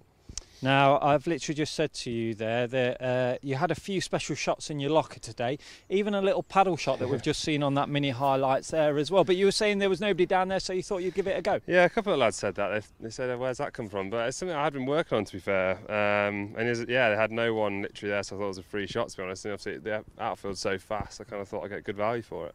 Now, once you got that 100, did you really want to kick on and just see what you were able to get, obviously, to finish on 155? Yeah, I think so. I mean, obviously, getting out pretty quickly after I got 100 at Durham was disappointing. I wanted to kick on a bit further there. I mean, a lot of the lads talk about, your first 100. A lot of lads get out from 100, 110 for loss of concentration, whatever it might be. But so I was pretty determined today to kick on and try and get a bigger score. So yeah, pretty happy to get 155. Now, you were part of a big partnership with Stephen Mullaney, 154. We've seen several big partnerships in this fixture as well, which has resulted obviously in that 551. Just how big was it to build those partnerships and get that big score? Yeah, I mean, we talk about 450 partnerships most innings, try to get us over 300, and it's a pretty good score. And obviously on that wicket, it's a pretty good wicket, to be fair. We thought we can try and extend those partnerships as much as we can. Obviously we bat pretty much all the way down, so even with Liam at the end, I put an 8-top with him. So if you can keep extending those partnerships, keep the bowlers coming back for the 4th, 5th spells when they're tired, you can really cash in later on. Now, obviously, talking about that cashing in later on to end the day with Middlesex on 106 for 4. Liam Patterson-White there just at that end, 2 overs to go, gets Mark Stoneman out. How big of a wicket could that be going into tomorrow? Oh, that's massive. Obviously Stoneman's experience and the runs he scored in first-class cricket could have got absolutely wedged on that wicket. So, yeah, obviously buzzing for Liam. There's a bit of rough from there, so I think he's going to bowl a lot of overs in this fixture and hopefully get a lot of wickets. But yeah, having them 4 down to remove the top 4, we're very happy. Now, today started with rain. It's ended in sunshine, but it does mean that we'll potentially have a longer day tomorrow. Does that really affect us going into tomorrow, or does that potentially give us an extra chance to get the 6 wickets and go from there? Yeah, I mean, at the end of the day, we know what we're going to do now. We're going to be fielding for the majority of the fixture, which is absolutely fine. We've got in my opinion, world-class spinner at one end who can hold that end whilst the seamers kind of go hard from the other, which I think will be really effective on that wicket. I think it's going to turn more and more as the game goes on. I think it's going to get lower. A few cracks starting to appear, so hopefully we can put them under some pressure early tomorrow morning. And obviously yourself looking to sort of rotate those bowlers, yourself included. I suppose with that kind of target for Middlesex, 445 they trail by at the moment, it gives Stephen Mullaney, the captain, a chance to kind of say, right, have 4 overs and then you can have a rest because you can rotate the bowlers that we've got. Yeah, exactly. We are so lucky with Liam holding one end and then the amount of seams we've got. Even obviously Mull didn't even bowl tonight, so we know that we are going to be bowling for a while, so it's important to keep everyone fresh, and having that many bowlers can give you that opportunity to have a bit of a break for 20-30 minutes and then go hard again for short spells. So especially people like Jimmy with the pace he has, it's going to be important that he makes an impact in short spells, I think, and has a decent break in between. And just finally, obviously 2 days left, there's still a lot of work to be done in this, but we can be kind of proud that we've been on top for these 2 days that we've had so far. Yeah, I think so. As I said, there's a lot of time left in the fixture, and we've got a lot of hard work to do to get the 24 points, but at the end of the day, that's what we set out to do at the start of the game. And we knew when we were batting first, we wanted to put a big score and try and bat once and bowl them out twice. So fingers crossed, we can do that. Okay, well, I know there'll be somebody up there in the dressing room that's getting ready to have a chat to you about your 155. So I'll say once again, congratulations, sir. Absolute pleasure. All right, cheers, and we'll speak to you soon, no doubt. Lyndon James, career best 155 from the Worksop Wonder Kid. So that is it for day 2. It was a rain-started day, but we did manage to get some overs in there at the very end, and we will be back tomorrow when hopefully the weather will be a little bit kinder. But at the moment, Middlesex trail by 445, but the day really did belong to that man that has just left me. Lyndon James scoring a career best 155. We hope you've enjoyed the coverage for today, and like I say, we will be back tomorrow, and we hope you will be too. But from everybody here at Trent Bridge Live, enjoy the rest of your evening.